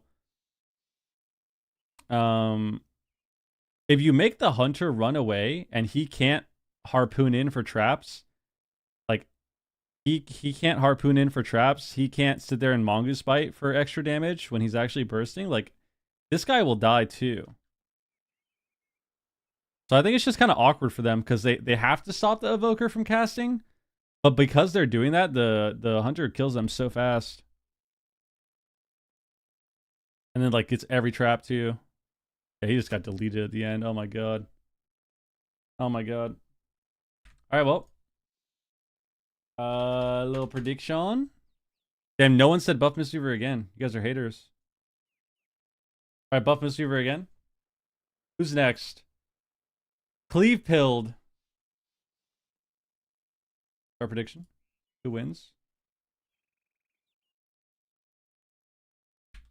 All right, guys, we'll do another 10-minute prediction. Make sure you bet. Make sure you predict. Do your predictions. Do your predictions. Comes out on top, Ben. But do you think that Buff Mistweaver can take that Yeah, momentum the stack that at the they've end had so sucked. far today and actually win this series against them? I mean, Cleve Pilled, like you said, they've been a really impressive team. I think it's been back and forth between these two teams. Maybe Cleve Pilled. But I think the reason the stacking is bad is because I think the reason that they're stacking more too is because of the fact that they're going the Evoker. Because the Evoker is going to deep breath in.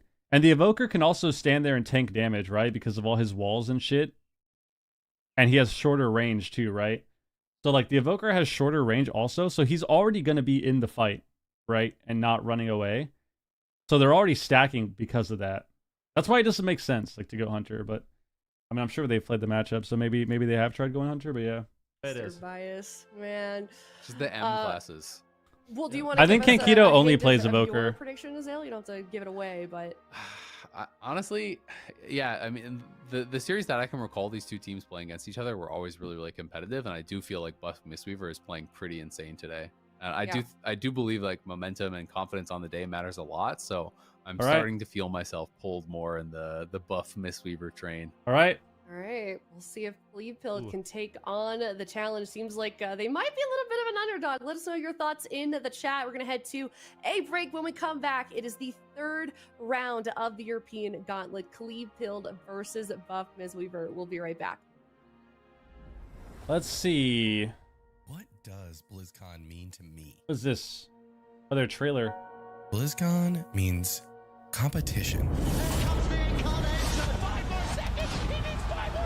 Competition. BlizzCon means passion.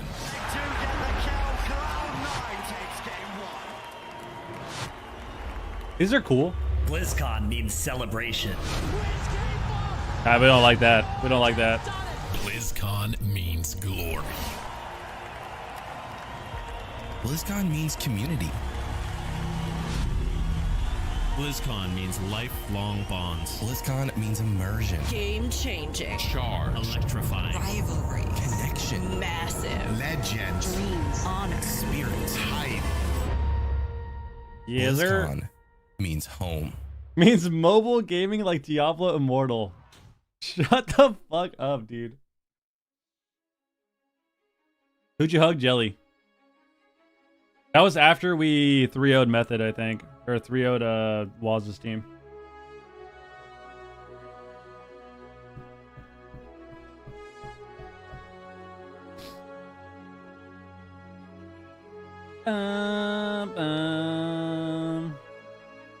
Wait, did that say September? Is that when BlizzCon is? It's in September, not November?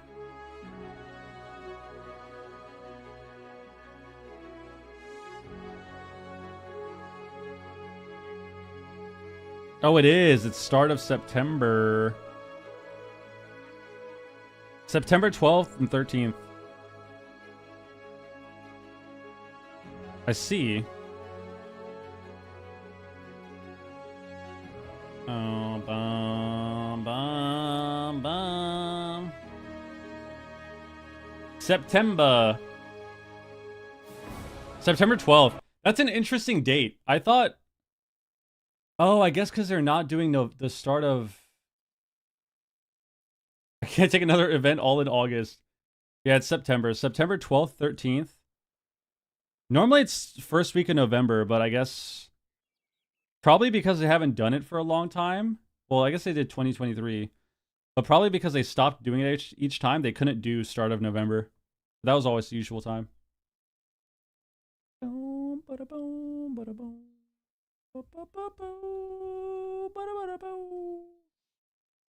Did you know Blizz still makes money off Immortal?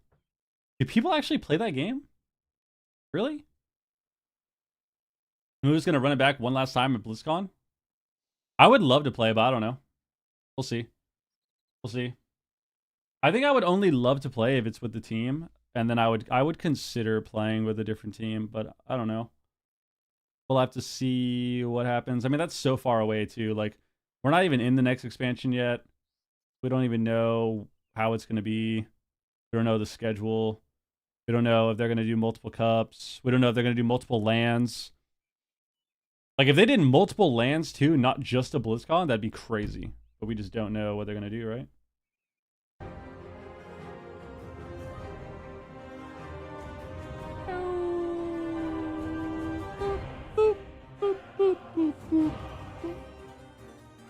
Maybe in China? Damn, I didn't know that Immortal still makes them a bunch of money. I did not know that. All right, here we go, guys. Series 3. We're on series number 3 now. Clevefield versus Buff Mistweaver, starting in a minute 45 seconds. This is the third series of EU. We have one more after this. So this is series number 3 of the Gauntlet. After this, we have Dobob. Oh my god, I forgot Dobob is in the final match. That's gonna be insane. I don't remember Cleavepild's team. I remember their games. I don't remember the names. Oh my god, it's gonna be crazy. That's gonna be a crazy final match. Craziness. But guys, once again, hope you're having an amazing day. Make sure you follow the channel and sub to the YouTube as well, please. Thank you very much. Follow the channel, sub to the YouTube if you're not already doing so. I appreciate it. RBG Blitz? Are they? With all the attendees? Yeah. We gotta do a BG Blitz, bro. Gotta do a nice little BG Blitz.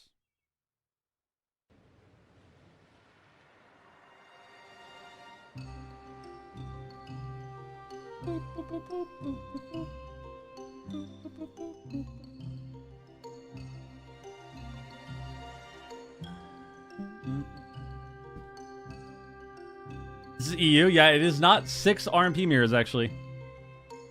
This season's been really exciting, I would say.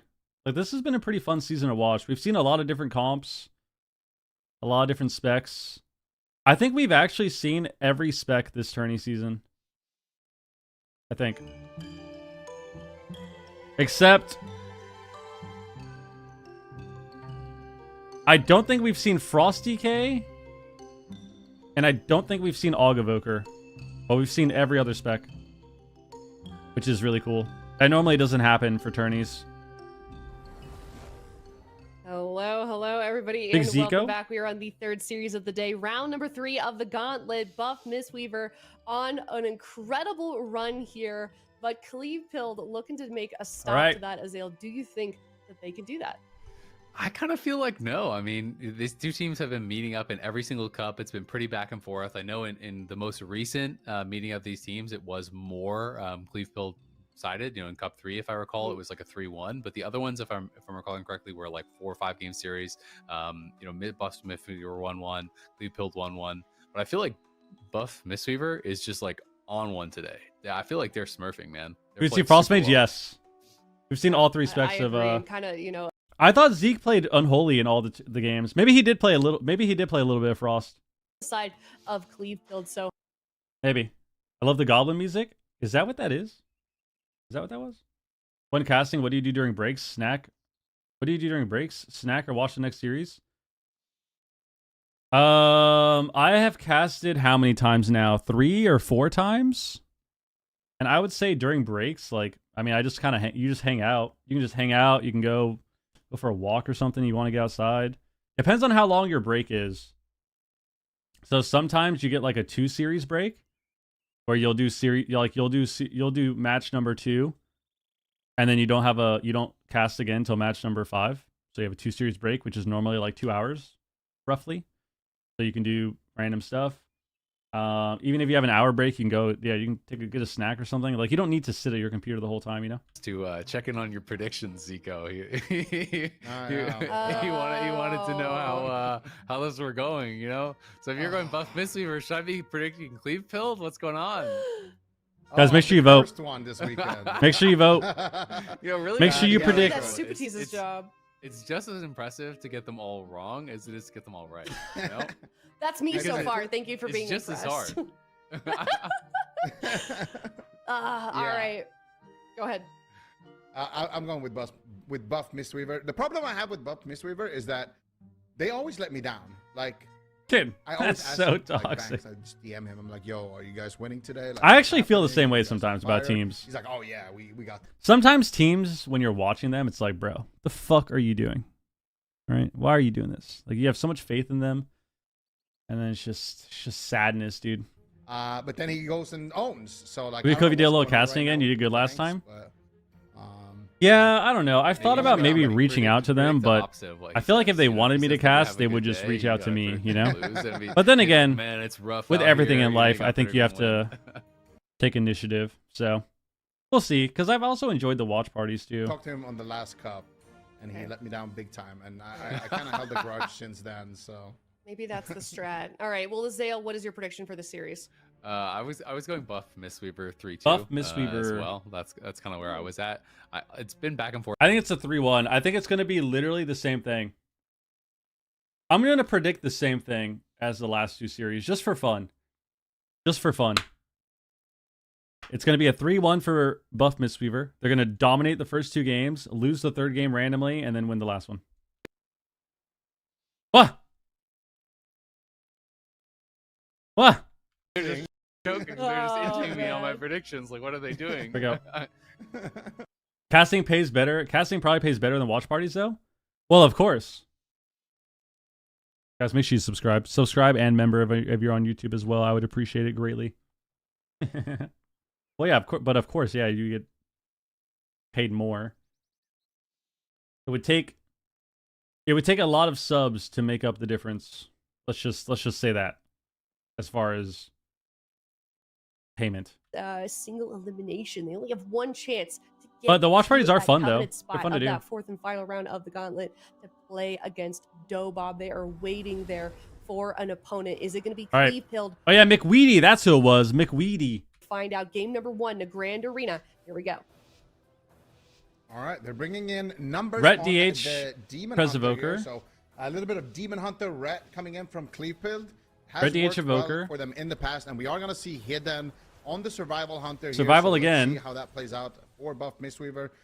Both teams kind of leading with their main composition here. Harpoon Olas trap. already getting fully trapped, but it looked like it actually broke their Double disarm here. Huge damage on McWeedy. He's taking a lot of damage here. They're pushing for the Divine Shield immediately in the opener, but not able to find it. Okay. Just the Divine Protection, and now Smite could be in trouble here.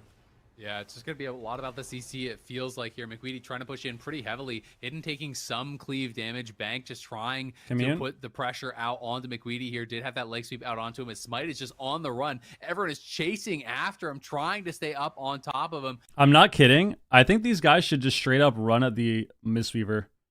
I swear that'd be so savage, dude. McWeedy's trying to hold on to the bubble. Doesn't want to have to send it just yet. Bank, though, has been sitting through Deep breath. everything, and Smite is just cutting back and forth, keeping all of these melee champions in the middle of the map where they can fully tee up onto them. McWeedy looking for the repent, but is going to be interrupted on that. Not going to be able to find that follow-up CC, and feels like Bank has just been completely playing his own game, doing everything he wants so far, still holding onto the cocoon, still has that trade. Well, I think some of these teams just only play one thing, right? Looking great, I have to say, for Clevefield.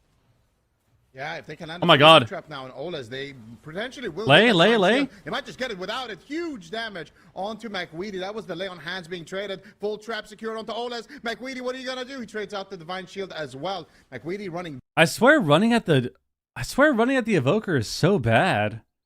Like, I understand you want to stop the cast, but like, I don't know. All of Ola's cooldowns as well. This game is looking fantastic for Buff Mistweaver. I think the Hunter would die so fast right now, but here comes the hunt from numbers. Smite could be in trouble. He has time stop available. He's gonna pop it. He gets caught up in a stun. Bank also in a stun. This could be a big opportunity for Clevefield to get something back. Smite with the rescue coming back out, and then deep breaths back in, hits a triple. Huge damage. There's the freezing trap. Can they finish McWeedy right so now? dead. He Magic Bob too. Just doesn't do much. The Hunter dies, or the Hunter kills him.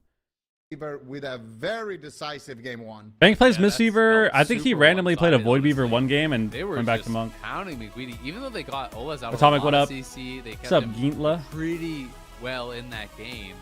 Bank never felt like he was really pressured whatsoever. They couldn't. Yeah, these people, like I said, we just talked about disappointment. I'm already just, okay. Strategy here is just terrible. I think we got to swap it up. I think one of two things needs to happen. One of two things needs to happen. Also, observation. We're playing rep. We didn't get a single rep, I think. I think we're not getting any reps because we're getting tunneled down and trained by the Hunter. So we're not getting any reps. Also, another thing that I was saying before, if we're going to play a comp like this, especially if we are playing rep, we should go for the Hunter because the Hunter is going to have to run away. The Hunter can't just stand there and bang the way the Evoker is. So if you are going the Hunter, then chances are you'll be able to land more reps because the Hunter can't melee kick you. So one of two things needs to happen, I think. They either need to train the Hunter and stop going the Dev Evoker because all they're doing when they go the Dev is they are chasing him around with limited uptime because he has permanent freedom and they're getting cleaved the whole time. and kind of sort of stopping damage. But at the end of the day, when they're going the Dev Evoker, they're doing the same thing, right? They're accomplishing the same thing by going the Dev, or not accomplishing. They're dealing with the same things training the Dev Evoker that they would not hitting him, which is they're just getting cleaved. Like, you're gonna get cleaved and disintegrated down regardless if you go the Evoker or not. So why are these teams not going the Hunter? So they need to do one of two things. They either need to train the Mistweaver Monk, which I don't think would be the best strategy, but I think it definitely could work. Or they need to train the Hunter. And then they need to train the Hunter. They need to go Hunter and Mistweaver and treat the Dev Evoker like he's the healer. So they need to go Hunter and Monk and treat Smite like he's a healer, or they need to go or they need to just straight up run at the Monk. That is my analysis. DCK Priest, I don't know. I don't think these guys play much besides what they're playing now. I think they just play like one. They play like one spec each. I think.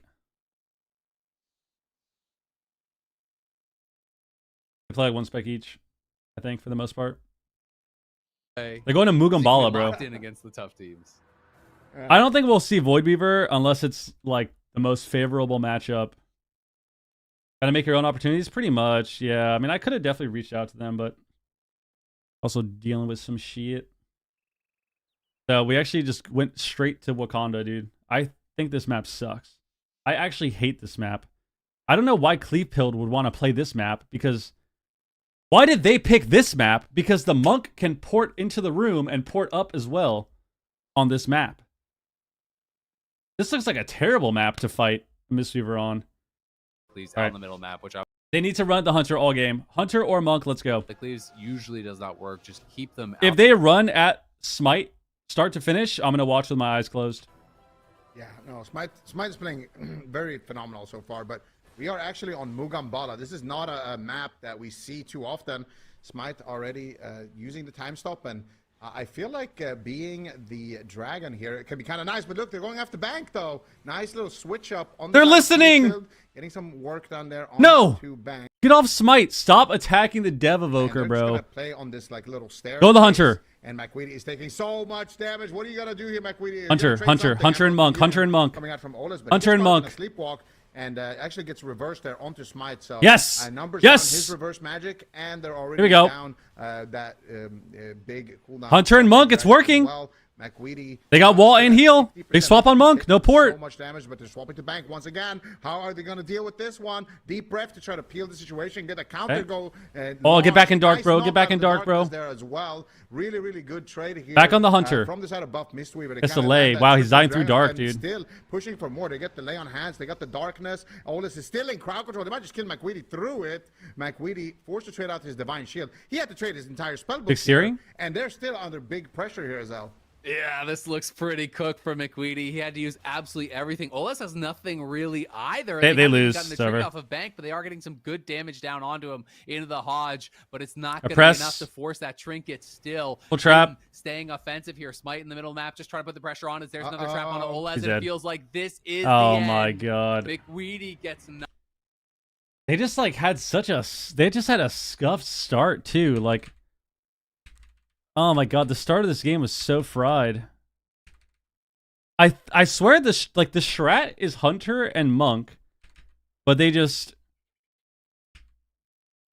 all these things matter so much, right? And I know people, we're gonna watch this back, and some people might be thinking, oh well, why does this matter? It only was a few seconds.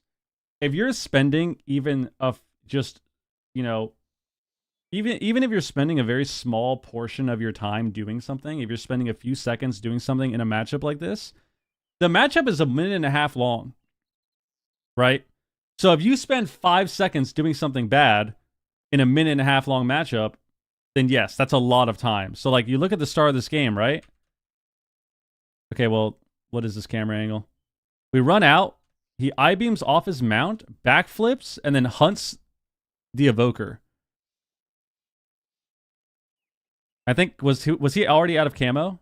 Let's see. Yeah, so he's already out of camo too. So like this hunt is fucking awful because we don't want to kill this guy anyways. So like that hunt is wasted. That's a lot of damage that could be on the hunter. And then now we go the hunter. We get a sleep on monk. We get a stun on the hunter. He rescues away. And it's like, okay, this is going well.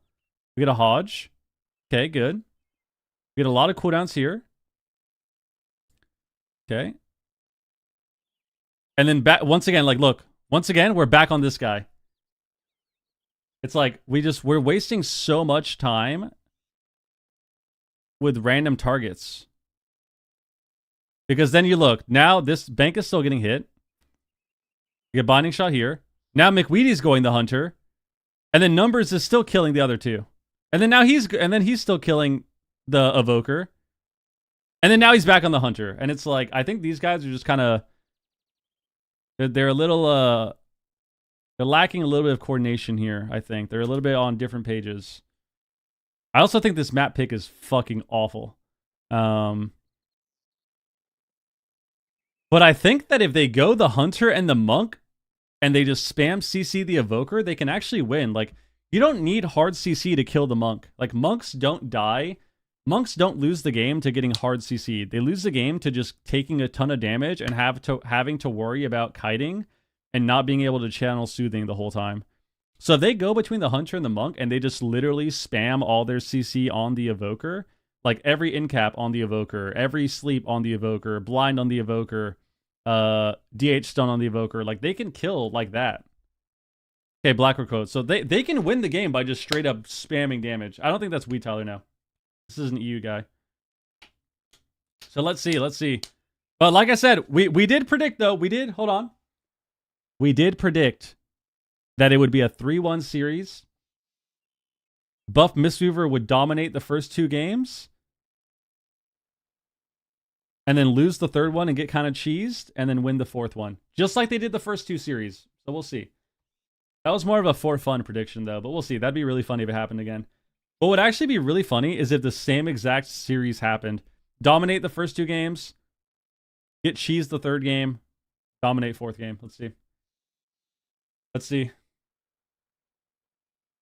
Nelson's playing in football, so I'm going to do a quick BRB. Wait, isn't that the World Cup stuff? The qualifiers or what?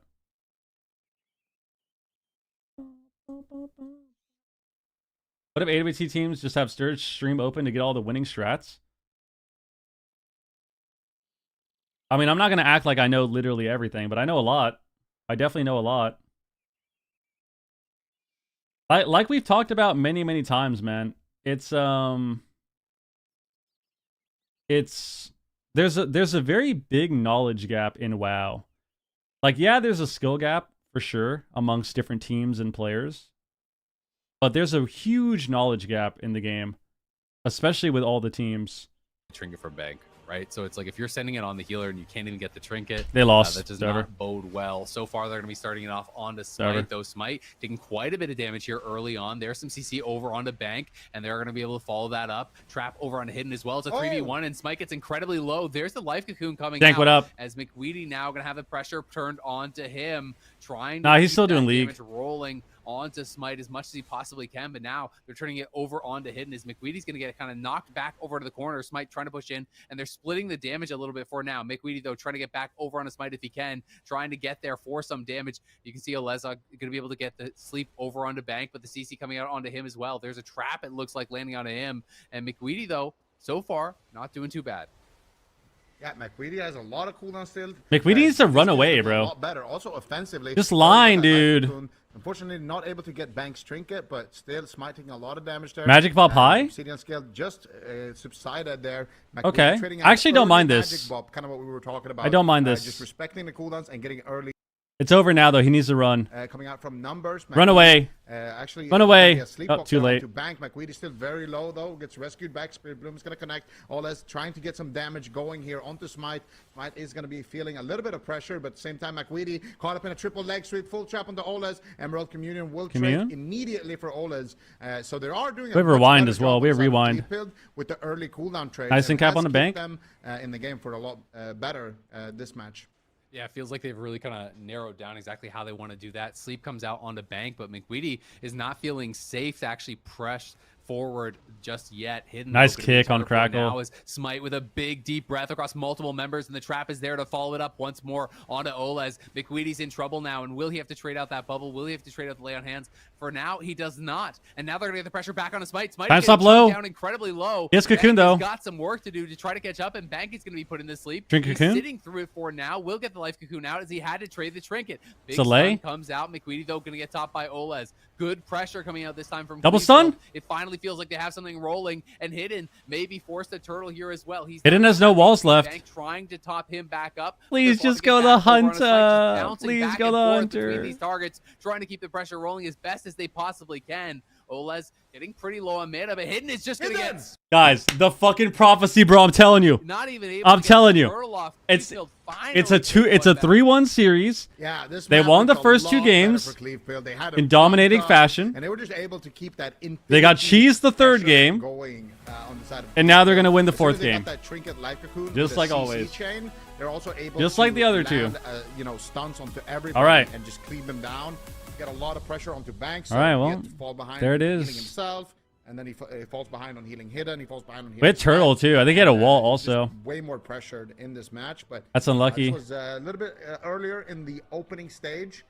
This was a push onto Smite. I think this is when they got the life cocoon here. Okay. They got the trinket and life cocoon. It all started with a kick there onto Bank. So they got a kick into a CC chain with that quell. Look how they died here. They get Olez. feared, And then here. and then he Hidden was just. Why does actually he not in the turtle demon there? hunter. Hidden, I hidden. kind of want to see that again. That was a crazy amount of damage just coming out there towards the end. But he was caught up in a demon hunter fear, and then he just got 30 0'd like right after. It Nah, ended. he could have It turtled. looked like Clevefield. That should have been a had turtle really for good sure. push there. Makes me feel good. But these quells, like the Ah. intro we saw right there on the Bank. Yo, Nin, is, thank you for the prime, The dude. key right there to kind of forcing all of these cooldowns. But Appreciate this the was prime, moment. man. So Thank they you very landed much. Double Demon Hunter Fear. They're going after Smite, and Hidden is just getting cleaved. They're not even targeting Hidden at this point. And then they just tab over to him. McWeedy Last just global says, was disengaged. "Hello, it's me." And, Yo, thank you very much for the takes him prime, out. sub, man. I appreciate Free it. turtle. Welcome. Yep, really well done. Liked some of the early trades. You talk about I mean, guys, all I'm saying is when they start to go between the hunter and the monk, they automatically win. Just saying. I'm just saying, like when they're hitting the hunter and the monk together, suddenly the pressure is way higher. All of a sudden, man, it's just way higher. Okay, well, I guess we'll see what happens. They're going to Empyrean, apparently. They're already queued up. Bank to kind of keep up because Well, you know what I meant. Like last button, not last global. Semantics. Last button he pressed disengage. It's off global though, yeah. But that's what he did. He disengaged last button, last global. Definitely could have turtled. Definitely could have hit the turtle. So they're playing same matchup instantly. I mean, I still think what they should do is just treat Smite like DH Ret Evoker has so much damage and like random disruption with the Demon Hunter, like just being able to, Hodge stun, AoE stun, random deep breath stun, all that shit. They can just win off of damage against the Mistweaver, especially against the Mistweaver. So that's why they should just treat the Evoker like a healer and go the Hunter and the Monk and kill them. But we'll see. We'll see what happens. Hard to interrupt Game 4. them and actually shut down Game their 4. damage, on the side of What are we Smite. doing So here? I feel like going after Hidden, at least when you get those stuns, could be a Okay, we're way opening on Smite. victory We for hunt them. Smite again. He Because time Smite stops is just it. going to time stop himself like this. Anytime you land CC also. I mean, he could use that on the Hunter, but I do feel like the Hunter We're gonna get does leg take swept. a surprising amount of damage. But at this point in the game, it is going to be McWeedy once again on the Triple back sweep. foot.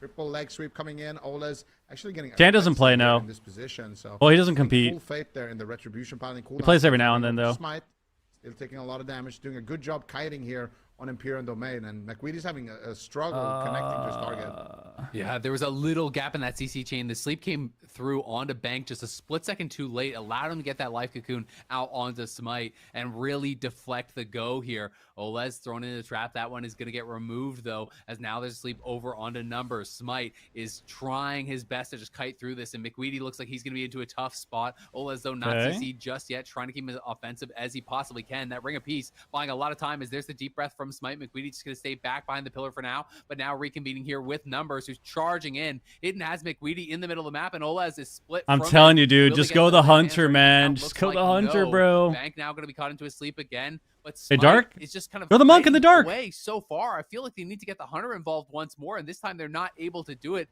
Bank now out of that hodge. Ball? McWeedy still sitting low. The trap there onto Olez. He's going to use the Emerald Communion, top him back up. Finally, they're back here onto Smite. Numbers trying to chase after him. But Hidden has been completely untouched, and it feels like that is making all the difference in this game. Yeah, I agree. Yeah, Hidden is just getting to pop off right now. McWeedy not having I agree. cooldowns left. That was the Darkness and Emerald Communion earlier, and now they finally do connect to Smite. But guess what? Time stop comes through. Smite though trinkets out of. He should just Magic Bob again. Aggressive back onto McWeedy here, so they did. You just Magic Bob early again. Exchange, but here comes the triple breath. Hidden is there with the follow. Like right here would be perfect Magic Bob. Damage potential onto McWeedy. Are they gonna get something? It looks like the trap actually broke there. Oles now getting a sleepwalk onto Bank. He has no. Don't lay. Just had to trade that earlier. McWeedy still though taking so much damage. Smite sign. Greedy, though, on the side. They have a lot of defensives. And in this case, greed is good. They're gonna get away with it. You can Magic Bob still. Actually, be able to top off Smite in that position without even using the life cocoon as well, without using the trinket of Bank. So things are looking very good defensively here for Buff Mistweaver. There we go. Nice Magic Bob. High Magic Bob's good. He has to trade out the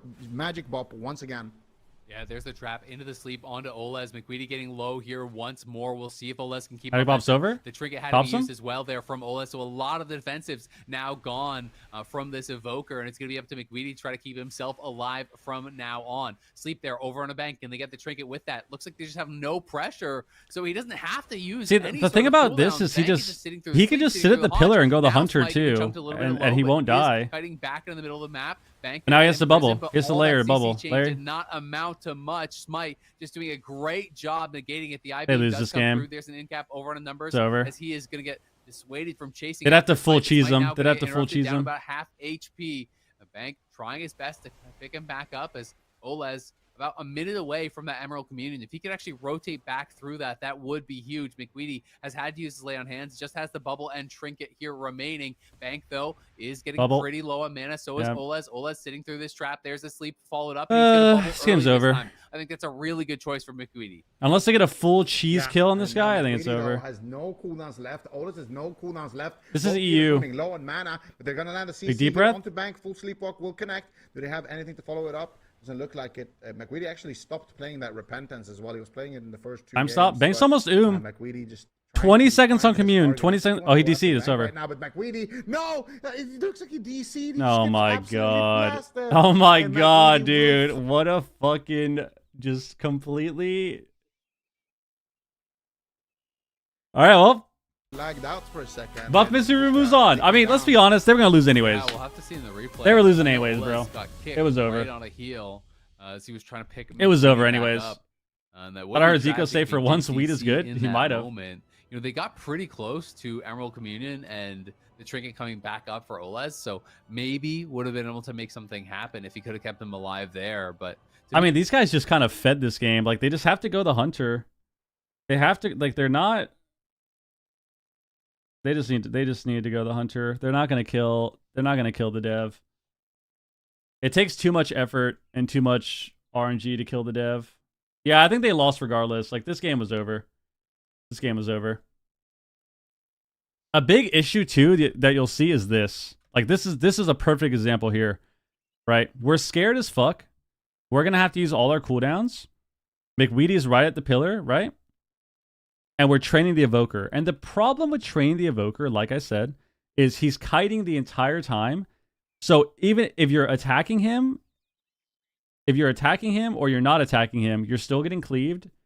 And he's still getting to kite you and do whatever he wants and stand wherever he wants, right? So the problem that they're having is having to chase this guy is really annoying. The hunter, if he has to run away and can't do whatever he wants, loses a lot of damage. Like the hunter, if he can't stand directly on top of them, loses a ton of damage, and then he has to be scared when he's going for CC. That's not really the issue with Evoker. Like, yeah, the Evoker can CC more, and if you're having trouble with getting sleep, like getting slept a lot by the Evoker, then yeah, you can go closest target and hit him more. The problem is, right here when you're chasing, look what happens. They get a full trap, and you're chasing this guy. All McWeedy needs to do here is just run here. Like, he should literally just run back and stand at the pillar. Right? But instead, look what happens. Like, look at this. Look how dumb this is. And this is the main issue, right? Like, look how stupid this is. Half HP, full trap on Aleza, right? Bank gets gripped away. There's no CC. Look what we do. Instead of standing back here where nothing can happen because we're going the hunter, we literally just have to trade our cooldowns. Like, this was just so bad. And this is happening all game too. That's not just one situation, right? This isn't just one moment where this happens. This is the entire game. Where it's like, we're right at the pillar. We could literally just line and hit the hunter. But instead, we run out and have to trade shield and lay. For no reason. It's like, this is just terrible. And like, we're still just chasing the Dev Evoker, right? And then obviously he DC'd at the end, so, but I think they were losing that anyways. Even this part here, like even this moment here, this game is the same thing. Like, we're here at the pillar. Whatever. No point to show it again. But yeah, it's just it's a rough time. It's a rough time. I think it's just hard, man. It sucks because it sucks that they didn't realize, you know? Not that I want them to win or anything, but I just want to see good series. But it sucks that they don't realize why they're winning, which I think happens a lot. I think that's something that happens a lot with teams. I think that happens a lot with teams where they don't necessarily understand why they're winning the game, you know? Like, the reason that they're winning the game is because they're getting pressure on the hunter. And then the hunter has to be scared. And then the monk is also, like, the hunter has to kind of run towards the monk and has to run with him. And also, this is really, really annoying. When you're playing a hunter, when you're playing a hunter, every time you feign death, this has literally been in the game since MOP, when Monk got put into the game. Every time you feign death on a hunter, you cancel the Monk's Soothing Mist. So if Bank is healing hidden, or Bank gets CC'd and he feigns, he loses the Soothing Mist statue and the Soothing Mist if Bank is actually channeling it. Which is a massive fucking deal. It's a massive deal. So like, let's say Bank is getting CC'd, he puts up a statue heal on hidden and a full enveloping all his hots. If he presses feign there, he loses the soothing, which not only gives him a ton of healing, but also gives him a healing buff on his mist. So it's really aids to heal hunters, is what I'm trying to say when you're a Mistweaver. Like, healing hunter on Mistweaver is really annoying.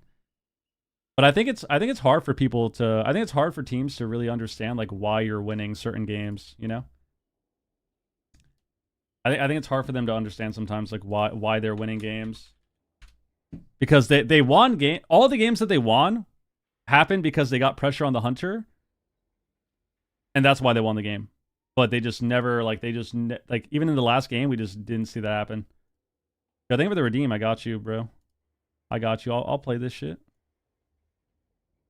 I'll play this shit. I got my own way to do it, man. I had to download the file. Appreciate the Friday redeem, bro. I had to download the file. Here it is. Yep. Download the file, baby.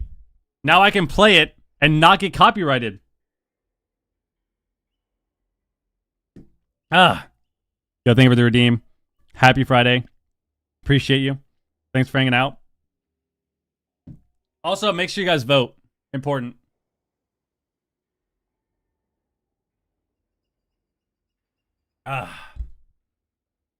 Super important.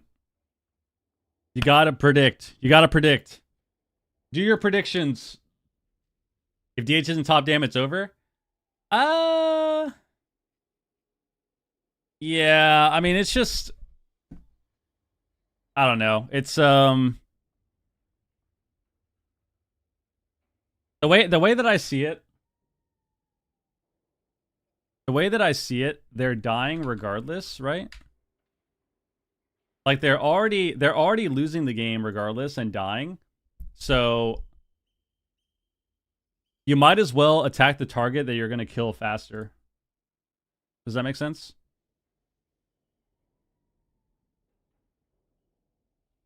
Like you might as well go the target that is going to get you the win faster and kill them. If you're dying anyways. Can you go back to drinking so I can smoke with his 230k points? No, man. I don't think we're ever getting back to that, dude. Yo, Lou, what up? Makes me feel good. Lumiday, thank you for the resub. 3 months. Thank you for the prime. Give me points to gamble. You got to get them from watching, man. Was that a recommended thing? I didn't even see.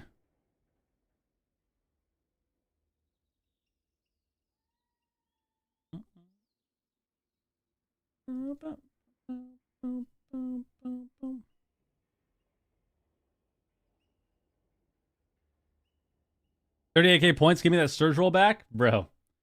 So do Friday is now replaced with stretching Saturday. You're annoying, dude. I do need to stretch more for sure. For sure, dude. So important, bro. I can't fucking move at all. No, I don't compete. I haven't competed for 2 seasons. I kind of maybe would want to in Midnight. We'll see. We'll see how it goes.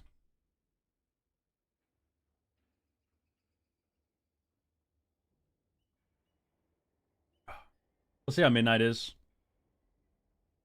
If they're like how the tourney season is too.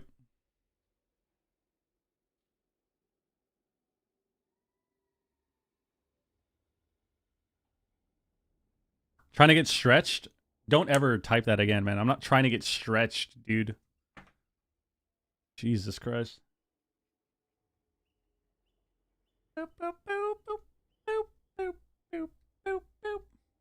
Jesus, man. Best healers so far in Midnight? Nobody knows, dude. Nobody knows.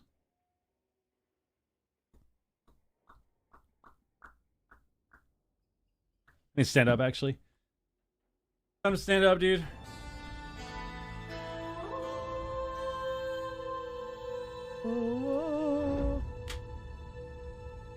World of Warcraft World Soul Saga. What the fuck is that? When do we need beta arenas? When you're max level, yeah. Like when we do max level stuff, I definitely will.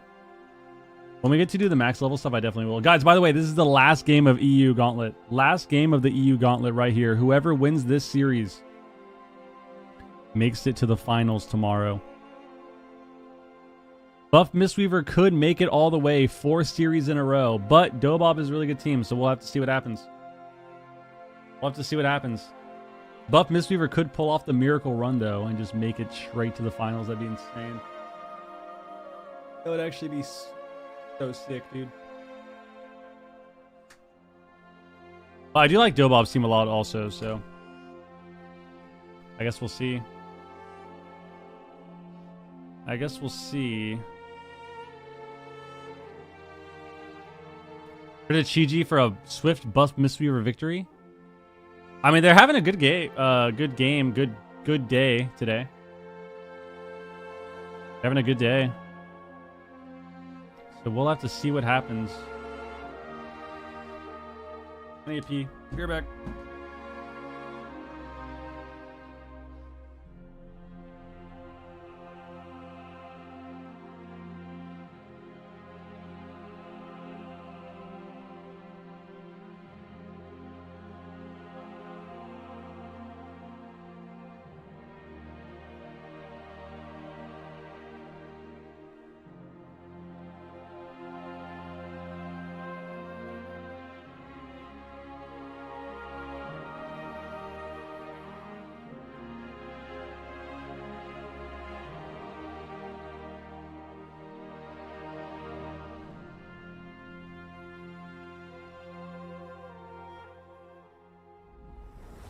Welcome back, everyone. We are on the final round of the EU Gauntlet. It is Dobob versus Buff Mistweaver. Buff Mistweaver came from round number 1. They came from the bottom, and now they're up here in round 4 against Dobob. Winner of this one moving on to the finals to face off against Echo for the rest of this weekend. And this is a huge game. Buff Mistweaver on an absolute tear in the EU region, Ben. But Dobob kind of has been having their own moment as well this season in the EU region.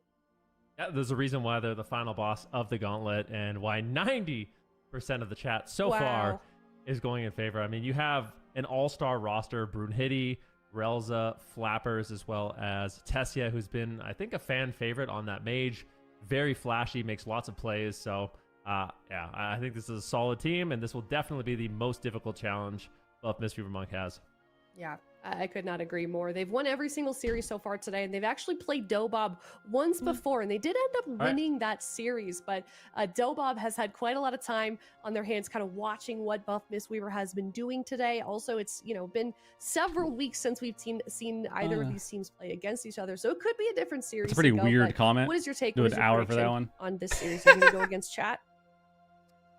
No, I'm not going against Chad. I'm going with Dobob, of course. I think that Dobob are not happy with not our being, timeout. The team that. Oh my God, is there a way to get Mistweaver's build? Yeah, the GCD thing, bro, right here. Boom. You don't belong here. Go back to BlizzCon and win the title. I would love to compete again, man, but sometimes it's just not in the works, dude. Not on the cards. Not on the cards. Happy to see Blizz pruning each spec and add-ons at midnight. I'm definitely happy about the add-ons and stuff.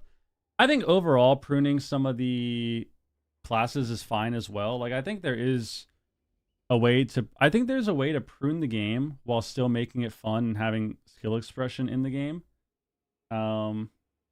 Obviously there are ways that you can go overboard with that, but I don't think there's an issue with simplifying the game a little bit and also taking away cooldowns. And I think that it's one of those issues where no matter what Blizzard does, people are going to complain about it.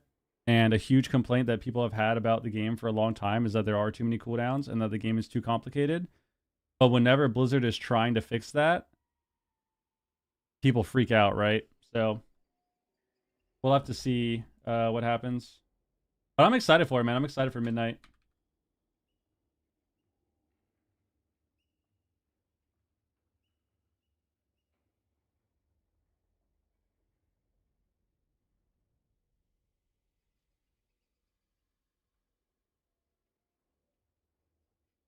I think you guys are fried, but it's okay.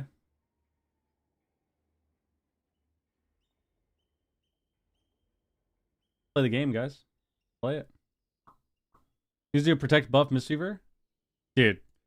You and your fucking monk I feel like it's going to go all the way to a game 5. Yeah, I don't know if the Very back and forth Celestials are every protecting cycle. you, It's bro. gonna be, I don't know if they're like that as protecting well, you. A bit of a bloodbath. Dobob They is kinda have this Gauntlet Flappers sometimes, and but Tessia's looks team. like chat's evened out a little bit as well. 58% on the side of Dobob, 42 on the side of Buff Mistweaver, at least in terms of points. So chats can't seem to agree either. Let's see what Sid and D Machine and Azael predicted for this series. 2-3 for Super Tees, 2-3 for D Machine, Azael 3-2. So once again, Zico, we are split a bit down the middle for our predictions.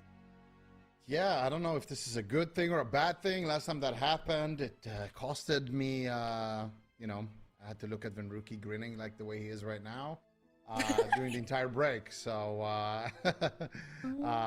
let's hope that Dobob is bringing their A game. But to be honest, we have seen this in the past, the Cinderella run. It's not the first time we see a team come crawling from the pits of the Gauntlet and Hey, make Mister it needs a actually buff. all the way to the grand final. Echo. And of course, talking about. I mean, I think their design is just kind of weird. Like, I think it'd be cool if their HOTS and stuff did a little bit more. Like Renewing did more, or I think their design is just weird, especially the change they made to Vivify. Yeah, that's my favorite spec right now. That Frost Mage. We'll see what Tessia can do. I'm curious to see what build he's playing. The one nice thing about the Frost Mage is you aren't as impacted by the Roar of Sacrifice from Hidden. So I think that is one of the main reasons why Tessia isn't playing Fire Mage right now, is because they are playing against the Hunter. Icy Veins still an incredibly potent cooldown, and as that Frost Mage, you are going to be able to get a lot of crowd control as well. Bank portals away. Tessia just plays on top of his portal, using Oracle's still to good. knock him into the open. These really fancy. Oh, he's playing aggressive sub. plays He's that playing we do sub. Expect from Tessia. Okay. See if it pays off in this match. Yeah, Shadow Step kick coming out onto Smite. Looks like they might want to be setting something up. Counterspell as well onto Smite. So really trying to limit the damage. But here's a stun trap onto Relza. He's going to trade out the trinket. That was the oppressing roar. So he was going to sit through an extremely long crowd control chain. Nice ring of frost on the pads. Big CC chain here. Look at Tessia isolating the entire team here. Isolating Smite for his entire team. Getting a lot of work there. But weren't able to actually get that big revival cooldown. They should just train the rogue again. In his back pocket, so a decent push, but ultimately they weren't able to force anything major with it. And Tessia now on the back. Oh my god, just randomly one-shot the mage.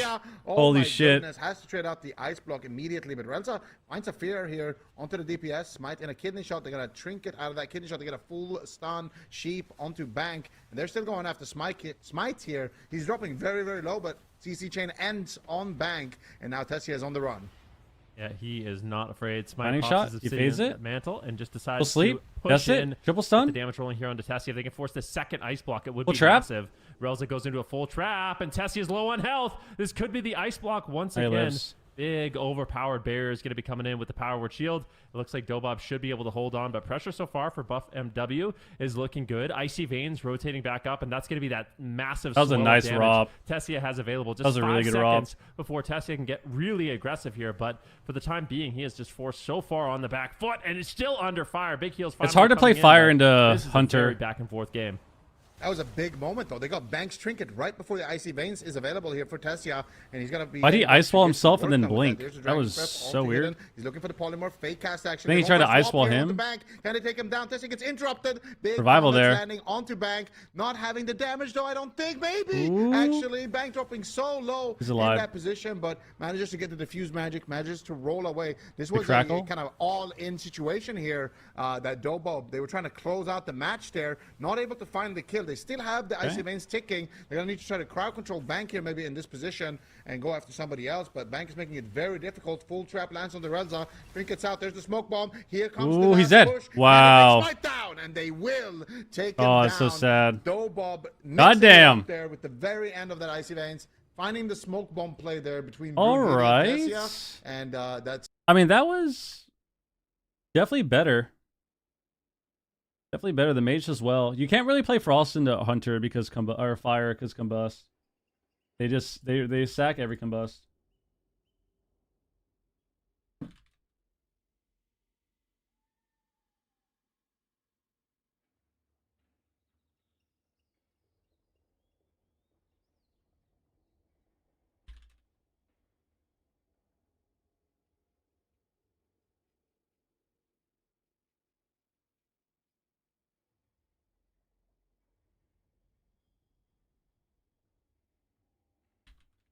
Going to shut down all of your damage pressure as if Tessia was fire.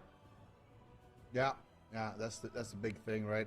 With the Fire Mage, but we can see here, this was the swap onto Bank here. They try to get the kill, try to get the KO, but weren't able to. The revival came through there for Bank, so he survives that. But they got the Roar of Sacrifice as well. And then this is Tessia still with the Icy Veins. They get the Smoke Bomb, get a lot of damage here onto Tessia, and then there's the stun onto Bank, into the Sheep, and then they have the damage here to take Smite down before he can Trinket, or, well, he doesn't have Trinket, so before he can do anything about it, really. All right. And Dobob, first Frost Mage That was of the season. Could he have not? Could he have lived It's this at the first time end? we see a Frost Mage on broadcast.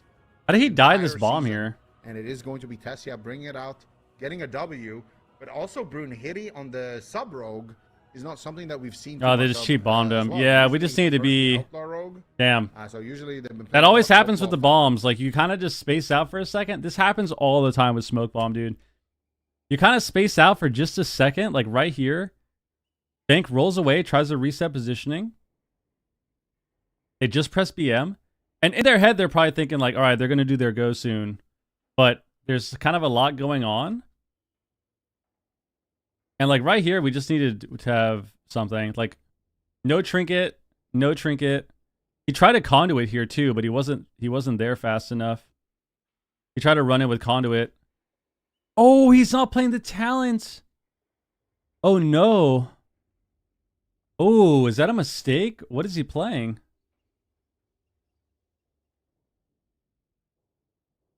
Oh, he's playing Eminence. Yeah, I mean, that sucks.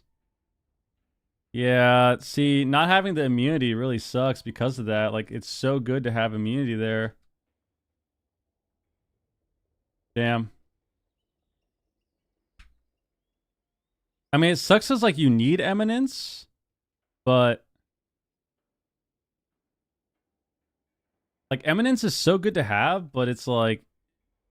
Conduit is so OP in the Rogue Mage also. Like, this is why it sucks, because it would be really good to be able to drop Orb, but, like, Orb is so OP. Orb is so OP.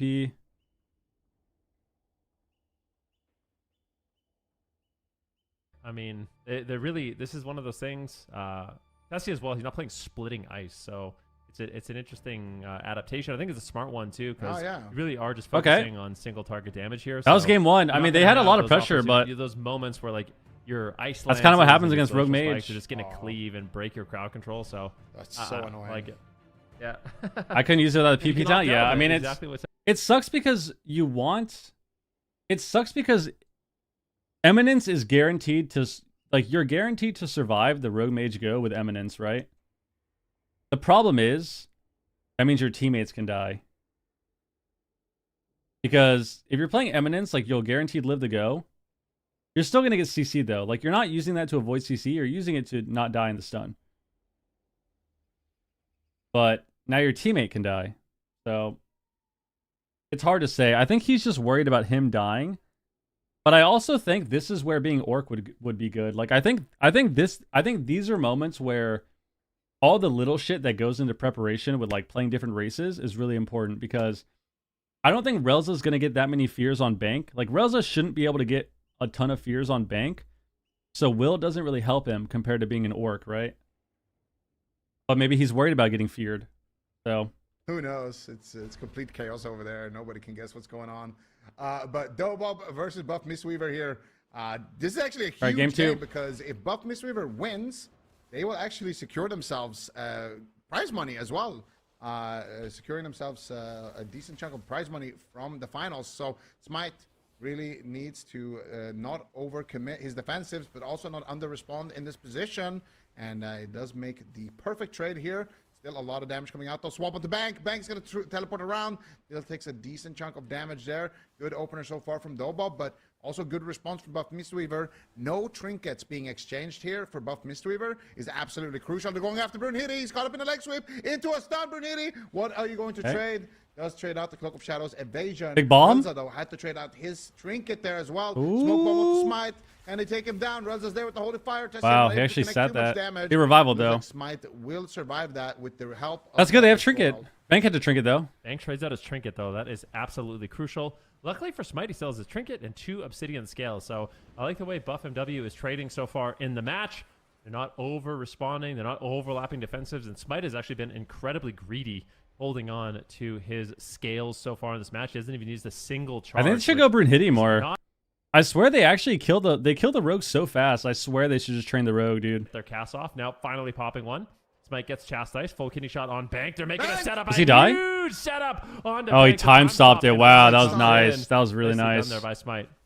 That was a great stun as well onto Brunhilde. Didn't have trinket there.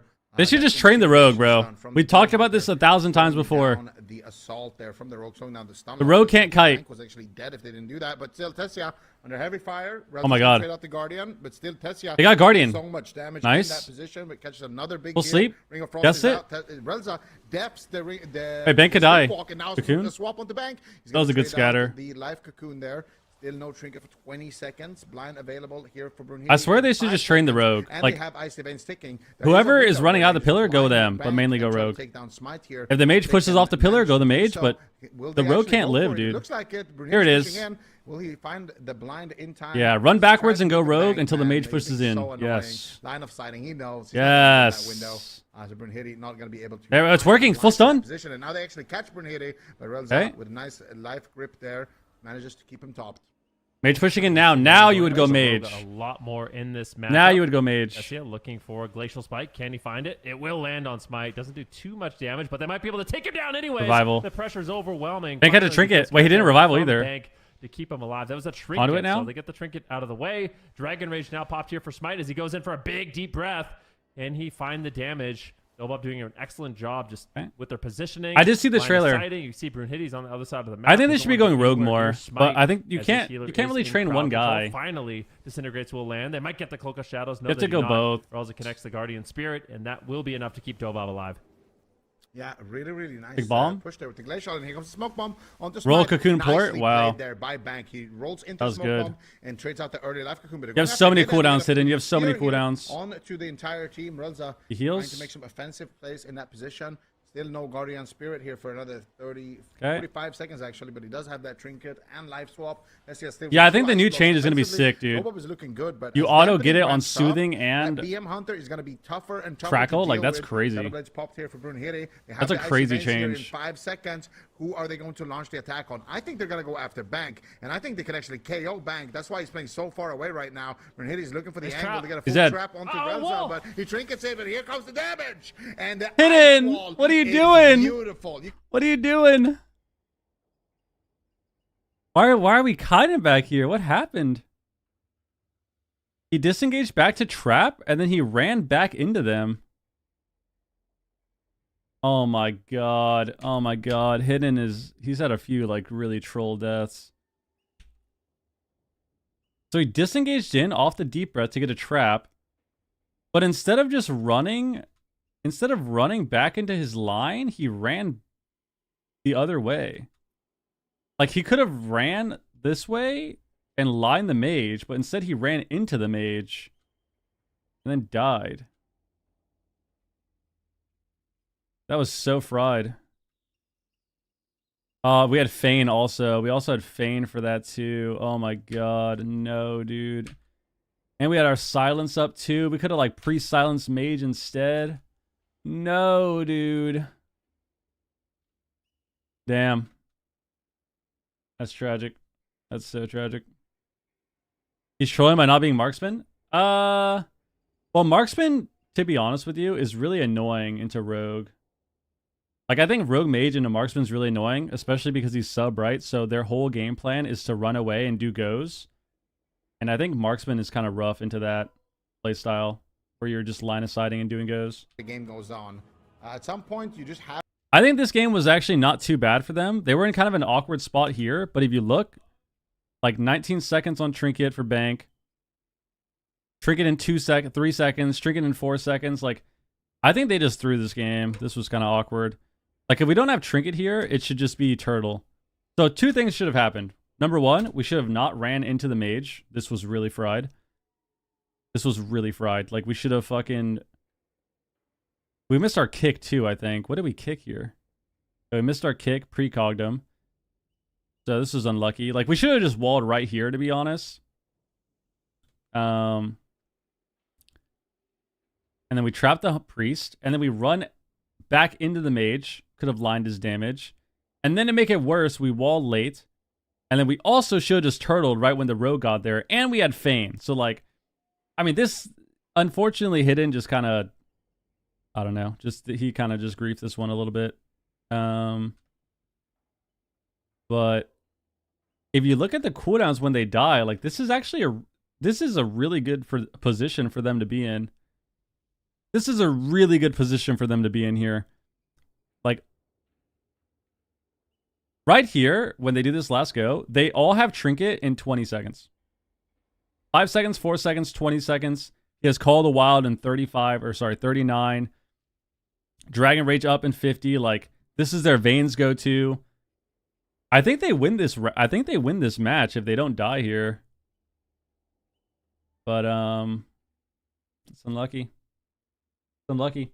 I mean, that's just how you lose a rogue mage, right? Whenever you lose a rogue mage, it's kind of always like that. Or Beastmaster. Kind of always like that, Galactic Game. especially sub rogue, especially sub rogue mage. Whenever you lose to rogue mage, especially with a sub rogue, it's kind of like that, where you have so many cooldowns lining up soon, and you just make that one mistake, and you lost. Skills hidden, of course. You're gonna have Unlucky. to play a little bit more in melee range. In It's the face of unlucky. Tessia, and the damage is going to be maybe slightly less. I don't think consistent. BM is that bad. He definitely could play. He definitely could play marksman though. I just I feel like Marksman with the way that they play Rogue Mage is really scary. Because they're going to do the setup and then run away. Like, they're going to do the setup, triple stun, disarm, and then run away. So, like, it's going to be hard for the Hunter to do a lot of damage. But then again, all it takes, because they're hiding at the pillar all game, is one big volley. Like, he could, like we said earlier in the first series, or the second series with Kasu's team, even with all the CC on him, on the Hunter, if he was Marksman, all it takes is one good AoE, like one good triple volley on the pillar, and you kill their whole team. Right? It literally takes one good volley where there's triple stacked on the pillar, and you have triple explosive, triple aim shot, they die. Like, you actually could ADO the entire team. So, I don't know. It's survival now. It's kind of interesting. Okay. I mean, survival can definitely kill these people. We'll see. Actually trinket offensively. NA Gauntlet, yes, it's today. After this. With your own setup later on. All right, here we go. Dobob, Buff Mistweaver Monk. This might be the last game. Buff MW, they fought so hard today. They already won 3 series. This is their 4th, but this could be the final game if they can't figure it out. Full Blind goes out onto Bank. An immediate start here. Stun on the Tessia. They shut down any kind of follow-up. There'll be a fear. The Polymorph lands. Oh, no. And this is a big opportunity for Dobob to get a lot of cooldowns out of the way. They get the Trinket and the Life Cocoon immediately. A great start for Dobob. Yeah, very, very good. They got the Life Cocoon, they got the Trinket. Now Bank could be an exposed target because that Icy Veins is still ticking here for Tessia. He gets a precognition. You could easily... Playing the whole gauntlet to get run over by RMP. They actually smoked all 3 other teams, and then they're going to lose the Rogue Mage, dude. Bank rolls in, gets the double leg sweep. Oh, They get the freezing trap onto Relza. That's going to be the Trinket from Relza. No, dude. The Smite is isolated. Full sheep onto Bank. And Relza is there with the follow-up fear potentially here. Can he find it? Doesn't look like he's going to be able to just yet. And it's going to be a kidney shot onto Bank instead. And actually looks like they're swapping. Big glacial Revival spike, there. Huge damage onto Bank. They're almost taking him down. But he does manage to survive. And that is the threat of that glacial spike there from Tessia. If they can actually get that at the end of a CC chain. If they can start the CC chain with a random poly on Bank. Okay, what up? Kidney him after the CC chain and swap with the glacial. So Relza needs to be very careful here. Actually gets fully trapped, and here's Brunhilde. They're doing exactly that. Swapping to the Rogue, trying to take him down. But that is going to be the mass barrier from Tessia, plus the Cloak of Shadows, but paralyzed on Brunhilde behind the pillar. Relza still in the sleepwalk. Brunhilde manages to survive, though, with some evasive maneuvers, and it looks like he's going to be fine in this position. Yeah, let's see what they can do. Really need to see Buff MW starting to He pull just out the kicked cooldowns. Eternity There's Surge. on the back foot. Preemptive Life Cocoon. Nice. Impossible to do done that. on the smoke bomb. They shut that down, but it's But he can't very port anyway, he's easy, dead. So they still have damage to just go after Bank. Bro. And he might get annihilated from the game. He's just getting lower and lower. He was rolling on his away at port, 20% health, dude. rolling back and forth, doing what he can to survive. Now making a push here. Gets the full leg sweep onto Brunhilde and just getting aggressive on that Monk, throwing in the rushing wind kicks, but he's still not... This game's over, guys. Actually, he just veins. I mean, he pulled the trigger. Guess we'll see. Trap onto Relza with no trinket. No trinkets, though. No port stun either. They could just kill Bank. There was the damage. Big Land any, glacial? here's a full blind onto Full Bank. sheep? No trinket out. It's over. Smite is in trouble. Full sheep. Let's follow it up, and that is it. Dude. 3-0 for Dobob. Looking as beautiful. That is so as tragic, ever. bro. Knocking Buff Mistweaver out of the tournament and securing themselves They a just- spot in the finals. I mean- Dobob, but Buff Mistweaver, they played a phenomenal gauntlet. We need a round of applause. Like, Yeah, you know, we do. Buff MW, round of applause. You had a great showing today, but Dobob is just a different beast, and they proved it. I mean, their RMP, bringing in the Frost Mage, and that's one of the... I mean, yeah, we did say, like, if we're being completely honest here, like, Dobob is a lot better than the other teams in the gauntlet that they fought. So we could sit here and say RMP, but at the end of the day, like, Dobob's team is a lot better than the 3 other teams that they fought in the gauntlet, like, by a large margin. So yeah, that is that is so tragic, dude. They actually just win 3-1. 3-1, 3-1, and then they just get fucking smoked. They just get smoked in the last round. I swear, guys, I'm telling you, the gauntlet has to be so depressing. It just has to be so depressing to play in. It has to be so depressing to play in, dude. There's no way. Like, you're sitting here, you play this single limb bullshit, You get all the way to the end, and you're like thinking, like, oh yeah, we got a good shot to make finals. Completely smoked the last game, dude. It's just God. Pandas, what up? Goes like this. All right. Okay, there we go.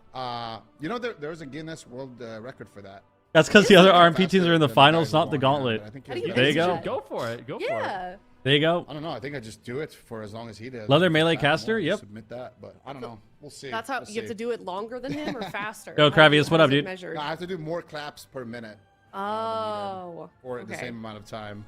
Yeah. But he's pretty. All right, well, good. we're waiting on He's NA good now. form, you know?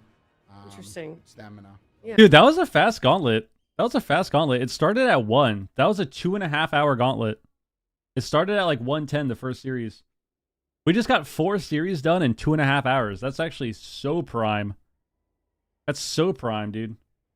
I have a feeling the NA games are going to be longer, though. Surprisingly enough, the EU games this season have been the opposite of what they normally are. It's kind of weird. Like, normally Europe has all the, like, super try-hard dampener losers. I say that with love. Sorry. But normally EU has all, like, the super try-hard, like, dampener fucks, right? But I feel like this season, all of the EU teams are just running it down. Like, they're just fucking running it down every game, dude. It's crazy. Which is awesome. I love that. I love that. I love that. The game is too fast now for them to try and damp out everyone. I don't even know if that's true, though. Like, it somewhat is, but there are still matchups where people can be really lame and just do nothing and last for 10 minutes, which is what we're going to see in the finals, right? But I think that also happens when you have more variety, too. Like, I think when you have more variety in your matchups, you're going to get games that are a lot longer as well. Because it's not just people playing RMP mirrors. It's not just people playing Feral Shadow Priest mirrors or playing some, like, unkillable cleave, right? Like, you're playing a lot of different matchups, and sometimes those matchups are really fast. So, I would say Europe, this season, in recent memory, this season is probably the most entertaining one, I would say, for Europe. Like, from me, for me personally, watching all the European seasons, or all the European series, this season was super fun. This was a super fun season to watch for the EU games. Maybe expected. So I in the can't believe how meantime- fast that was. I know. Honestly. We're gonna play. Other than Swapsy, maybe? Big buff Mistweaver for that. Yeah, I mean, But some in people the still meantime, damp, we're gonna but play some Who's Spell. Are you You ready? kind of have to also sometimes. Ready. I'm ready. Like, at the end of the day, WoW has always been a game where playing defensive is usually better to do. 95% of the time, 90% of the time. Deco, you know? Tear into an enemy with blank, inflicting blank power and blanking their 50% for 3 seconds. This is not. Power has a capital P. It's gonna be a Demon Hunter spell. This is a DH spell. I remember it. All right, something I that's don't 25-yard range. I think I'm going to be honest with you. I think this is from the new Evoker. So you're going to have, or not Evoker, Demon Hunter. No, Vent's too smart. New Demon Hunter. You better know this one. Bobsy's still competing, yeah. Hunter expert. Me? I play can blink Havoc, though. with my power for I 3 have not seconds. spent enough time on Devour. Havoc? Indeed, it was kind of funny. EU is historically famous to be really dampener, to have a lot of dampening games, and now EU games are lasting 2 minutes. Yeah, normally Europe loves to dampen and play like all the dampener comps. Like, they love to play Rogue Mage and run backwards. They love to play Ellie Shamans and run backwards. They love to play Warlocks and run backwards. Like, that's just what they've always been that way. And this season's been super fun, though, to watch. Warlocks, what up? The NA games have actually been a bit slower this time around. Isn't that Shadow Priest ability? I don't know. No, I don't think but so. it says Void Tear. I don't know. It seems on theme with the description. So I'm going off Rip and vibes. I'm doing the Tear Azale is, strategy. Rip and Tear is Feral Druid. Tear is Disintegrate what my is... parents- But I think this is Disintegrate, actually, right? Isn't this Disintegrate? Parents yell at me during Christmas. Because when you have the slow attached to it, it puts the slow on the tooltip. And the Evoker's slow is 3 seconds. Could it be Disintegrate? 25-yard range. It has. It's 3 essence, and it costs 3 essence. Power scaling. It slows for 50%. It's disintegrate. Oh, For because 3 that would seconds. explain spell power. Does it The- cost like the 3? P, What's the their capital energy P. called? I don't think it costs. It costs like. Doesn't it cost like those, Disintegrate. Yeah, we should know what that is. I've played Evoker a lot too. Cost 3 of their orbs. Does it cost 2 though, or 3? I think. Guys, appreciate everyone being here, by the way. We're at 20 think subs there's on the 3 day of at us. least. 20 subs on the day at least. So thank you very much. And once again, please follow the channel and subscribe to the YouTube as well. It would mean a lot. with Tear disintegrate. armor, I don't know. Probably new spell. But- Yeah, because also it does a 50% snare. It's Yeah. disintegrate. Ooh, Yeah, okay. that's what I okay. said. Yeah, Will it be? you're in it. I'm locking Yeah. in disintegrate. Me too. Here we go. As a team, Okay. Here we go. All right. We're going with B Smite, this is for production. you. there we go. Oh, wow. Ah, Nicely the Three gold. done. essence. See, it's the essence, Wow. Yeah, 3 essence. the orb. There we go. Those I knew little that. I was orbs. just testing chat. Yeah, we knew the whole time, actually. We were just making sure chat knew.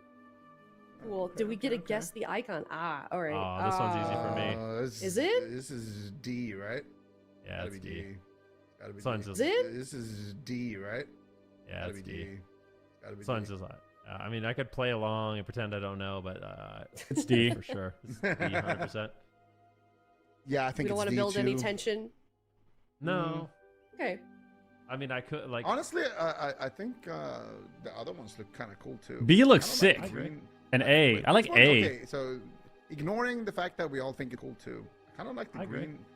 Wait, which one? Okay, so ignoring the fact that we all think it's D, which I like one do you A. think looks the coolest? If it wasn't A and B if- look the If coolest. you could pick now, and whatever you pick, that's how it. Why is one of your tags Big Nose? Goes, man. Got to represent, dude. It's like, I like the color. like I don't C know. too, yeah. The pinky blue is kind of nice. I kind of like B. I'm not gonna lie. A and I B feel look the B kinda coolest. slaps. But the answer is Yeah, D. The pink. Or more Wait. than. See the purple. Yeah. Okay. We just you got a good- No, I feel like it has RP text though, right? Pressing or. oh, I don't know. This is tough. Schnoz. When I see the options, I don't know. This is tough. When I see the options, I feel I think like it's either we'll... D- I hate the deja vu shit for YouTube, dude. It actually tilts me so hard.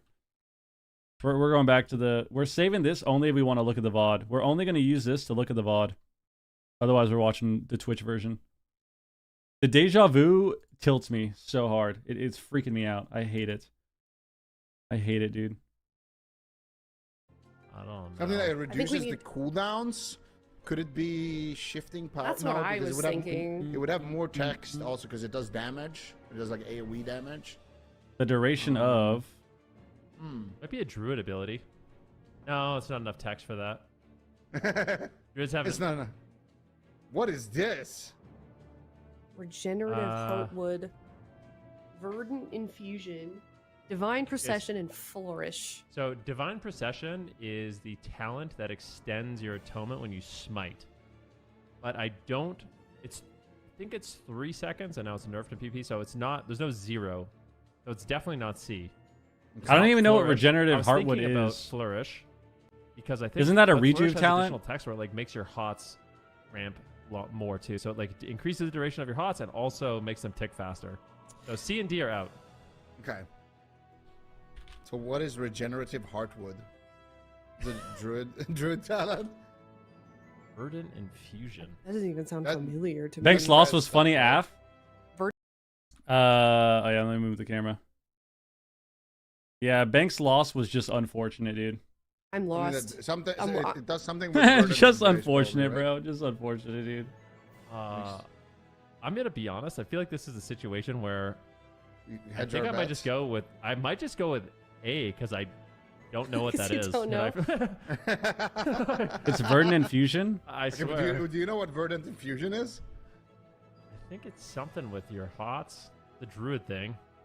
Okay, I think we're getting a hint coming in though. Hold on. Well, Verdant Infusion We've is been like thrown a multiple. It's like lifeline. it's like 3 lines. I don't know what this means, but the answer It's like is 3 on the lines though, screen in because front it makes of it so you. it doesn't consume your stuff. The answer is on the screen in front of us. That's cooked. What does that What? mean?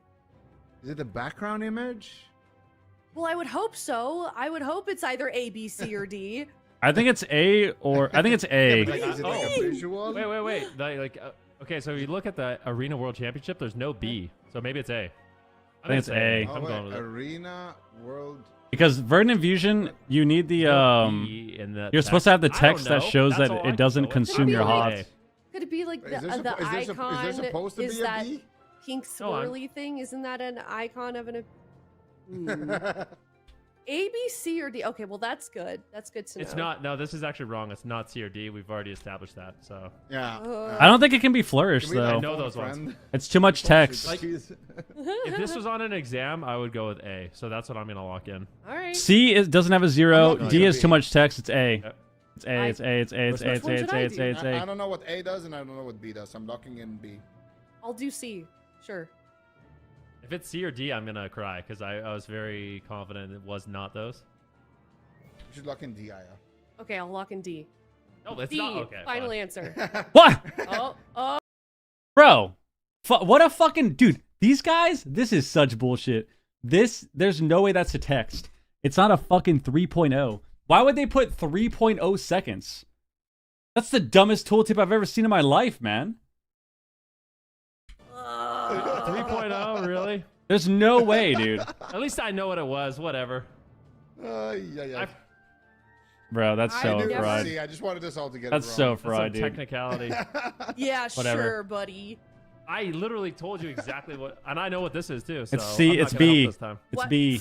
I'm not What do you even. mean you're not gonna have this time? This is a I'm team. done. This is a team. This is a Team, teamwork, guys. This you is chose me. teamwork. You told me to change my. Hey, Jacob, I'm doing all answer right. to the wrong answer. I don't. You're on your you trust own. me on the this one? bus. Me and Ven are out. Good luck, bud. Oh, yeah, let's see. Do you trust me? It's A. Over Edwards? I like Leon, dude.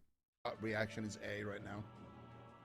Well, what about you? What's your gut reaction? I know the answer, but I want to just let you All right. It's B. I think Zico is sabotaging this, so I don't think it's A. Yeah. I will go with D.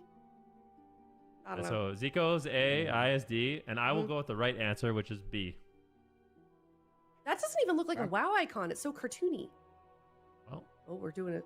That was a cool What? little. whoa, Does that not look Whoa. like A little a different scene style transition? than they normally go with? it does, yeah. It's interesting. Very I strange. mean, I like it. Oh. The It's Fighting nice. Nerds? Oh, that's Okay, true. no, I feel like I just got debated.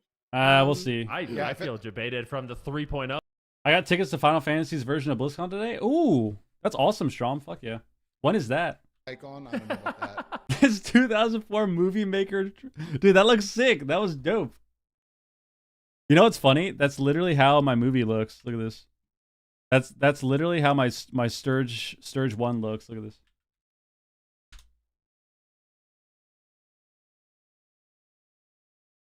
Look at my video, bro. Look at my intro, dude. This is the most fucking ridiculous intro ever. Look at this shit, dude. I made this shit like 11 years ago.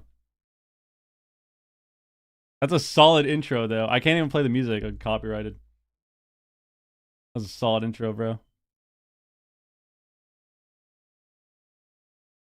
And then, like, look how we transition, dude. We do like the flashbang. Flashbang transition. Look at this. I die. Flashbang. Scene change. And then what about this one? Full zoom in. Zoom out. And then I think we do the like the little disintegrate. Oh no, we do it just a flash again. Hey, that's me. Look how depressed I look.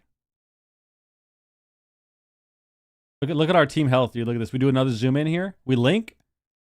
Whole team dies, by the way. They literally triple kill our team in Spirit Link.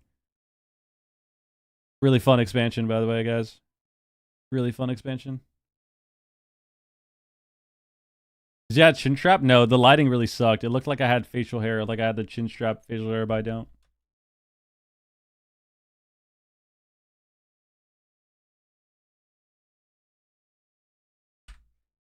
Why did you press any healing buttons? Yeah, I just wasn't healing.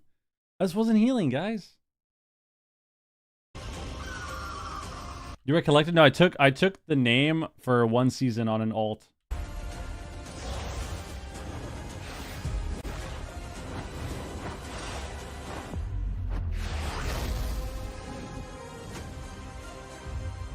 Bum, bum, bum, bum. On an alt, dude. Cusby. The Cusby. Any tips for WoW? I mean, normally it's just a lot of little things that you gotta do better, man. Consistency, doing little things well. Having a super prime rotation on top of consistency, on top of doing little things well. Oh my god, Hear it in the wind. Oh, never mind. I was gonna say it's the War Within trailer. I still have not watched the War Within cinematic. Still, to this day. A whisper. A calling home. It welcomes. Dude, that Diablo cinematic was so fucking sick, though. The D4 one. But as its kin. In search of a memory of what once was, where purpose ignites.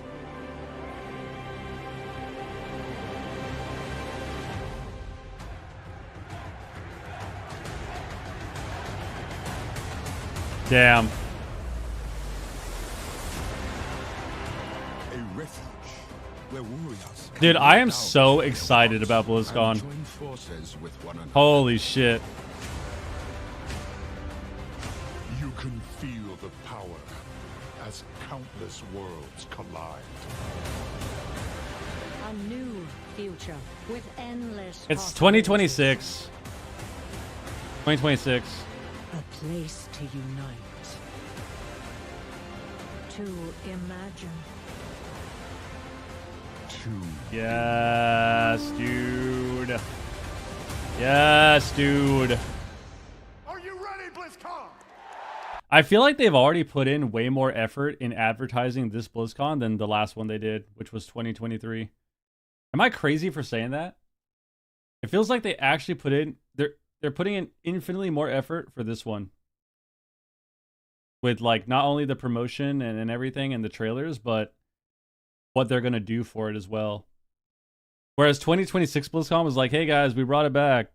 Show up and look at stuff. It's kind of cool. That's how it feels, at least. That's how it feels. This one seems legit.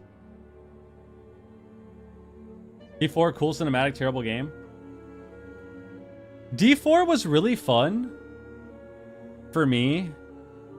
And I don't really like Diablo that much, but I actually really enjoyed D4 at the start. And then it was like, what, a month or so in, they nerfed everything.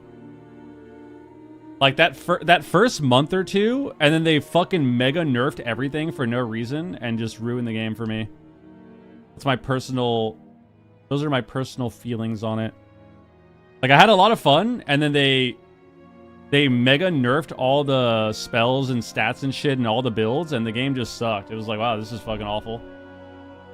It felt so weird to play again. Like, I was having so much fun, and then I logged back in like a week later, and it was like back to fully grinding, but my power was 500 times worse.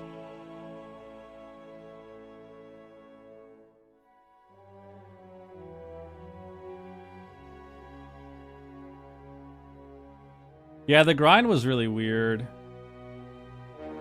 It was really weird.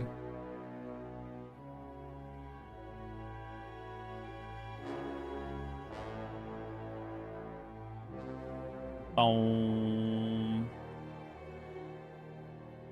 Boom, boom, boom, boom, boom, boom. Oh, I need to do a thing. Oh my god, you guys hate me so much. Prediction? Choose outcome, Dobob. Boom. Prediction.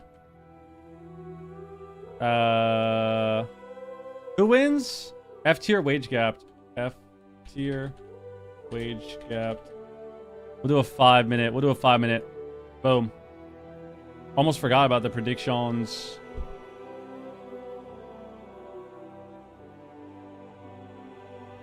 Did one rolled around and gutted everything and made it irrelevant because you could farm everything? Yeah. Welcome back, everyone. We are now. Can you show the comps? Well, I don't know what comps they're going to play.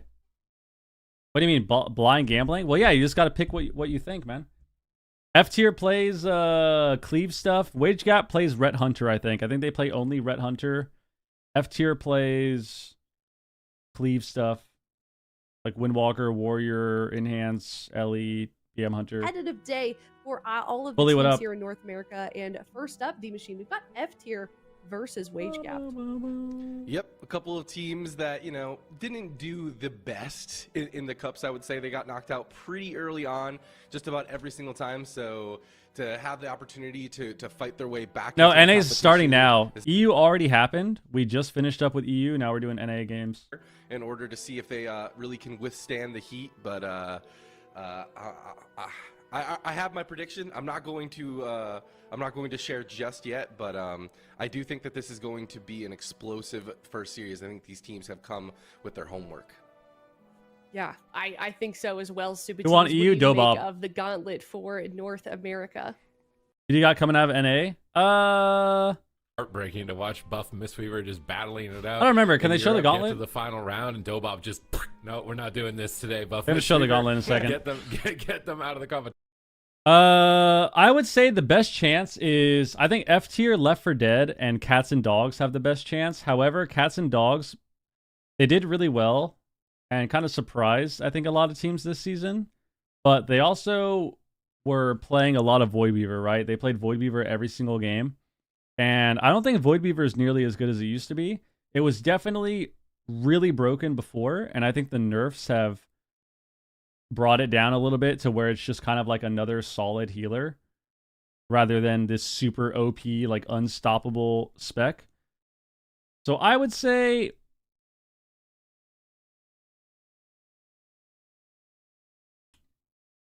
I don't think Cats and Dogs is going to make it. I don't think they're going to win the Gauntlet. I'll just start with that. I'll start with that. I don't think Cats and Dogs is going to win the Gauntlet. And I don't think I don't think F tier or Cats and Dogs are gonna win. I would say, like, I feel like it's kind of even across the board as who has a good chance. I don't think F tier will win the Gauntlet. I think they can win a couple series, but I don't think they'll win the Gauntlet, and I don't think Cats and Dogs will win the Gauntlet. Kind of how my prediction for it. Welcome to the Jung, David. That's and then, my of course, we've prediction. got that Gators back versus Direwolf series as well in the quarterfinals. Yep, couple of heavyweights to note. Welcome to the Jung and Gators back. Have had a back and forth all season long.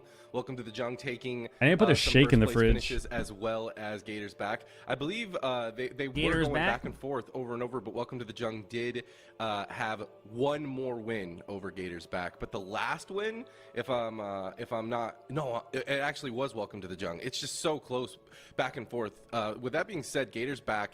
That roster is one that I've been looking at for a while. Welcome to the Jung. They've been around. They've been really solid, and just welcome names that we've heard back and forth. But Calvish's new roster and Gators back just seems like the perfect storm of experience and hunger. Calvish, he's been a player that we've seen perform time and time again, but we haven't quite seen him with these types of compositions, with the synergy and the experience on a roster like this. I think that this is kind of the perfect storm. This is his tournament to take.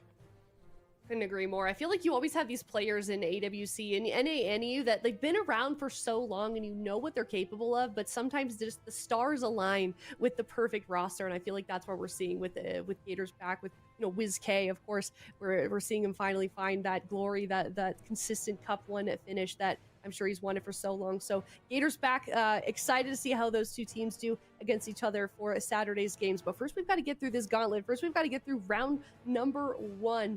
We're starting here down at the very bottom, but we could see another run. We saw an incredible one from Buff Mistweaver in EU. We could have that again in North America. What do you think, Supatees? Is it F tier or is it Wage Gap? I feel like F tier have the crowd favorites just from their former performance, the past performance in other tournaments. But this time around, I don't know. I'm not as confident in them. So I actually opted to go with Wage Gap this time around. I feel like their performance, specifically against Direwolves in Cup 3, showed me that People I they hope can win play and at lose a are already in the phenomenal finals. level. True. And they had a really dicey tiebreaker series also to even get into this gauntlet in the first place. And so I feel like they want it more. Dude, these protein bars are actually kind of fire. It's kind of weird. This one is so crazy. This one tastes exactly like the peanut butter bites of Reese's cereal. If you guys have ever had like the Reese's Puff cereal, it tastes like the peanut butter bites of the Reese's Puff cereal. I like this guy so much. I Hey, fire. want to give this guy some subs. Yo, Wetblade, save the get the sub, man. Appreciate it, dude. Thank you very much. And be considered S tier. Thank you. I know it sounds crazy, but I just think that they need to Let's see. figure it out. With that being said, Who do we think is going to win here? It's a Ret Hunter versus F tier. F tier plays Enhance and Ellie with a Windwalker and a Warrior. They play Windwalker Warrior. They play Ellie BM sometimes. Wage Gap only plays Ret Hunter. But I think Ret Hunter does really well into all of their comps. Like I think Ret Hunter, and there's 2 Ret Hunters in the Gauntlet too. There's F tier, or sorry, there's Wage Gap that plays Red Hunter, and there's also JWall's team, which is I think second to last in the Gauntlet, that play Ret Hunter as well. So I don't know. I do feel like is going to be the one moving on, but I'm happy to be wrong. Both of these teams have been so fun to watch throughout the course of them existing as a roster. So it looks like I think it's possible. chat is 83% in favor of F tier, but let's take a look at the rest of the Stun predictions bum? for Same. the casters and what they made of this series. We've got Benzigo and Azale. You like my nerd We'll see cluster? if they are My nerd cluster across gummy? the board. I am worried. For Or what are they myself.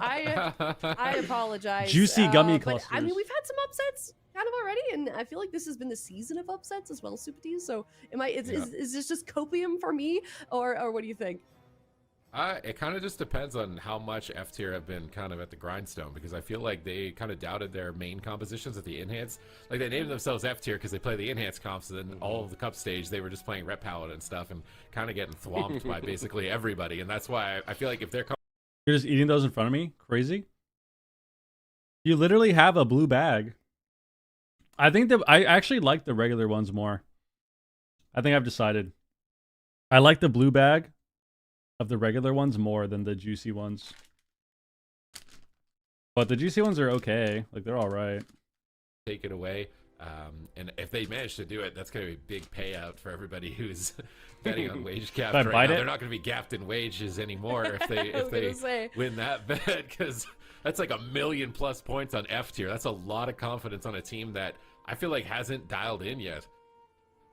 Yeah, that's positive aura for sure. So we'll have to see when we get into this series. But you know, something else, D Machine. It's been quite a while since we've seen either of these teams. I feel like it was the same story over in EU. Like you kind of don't know.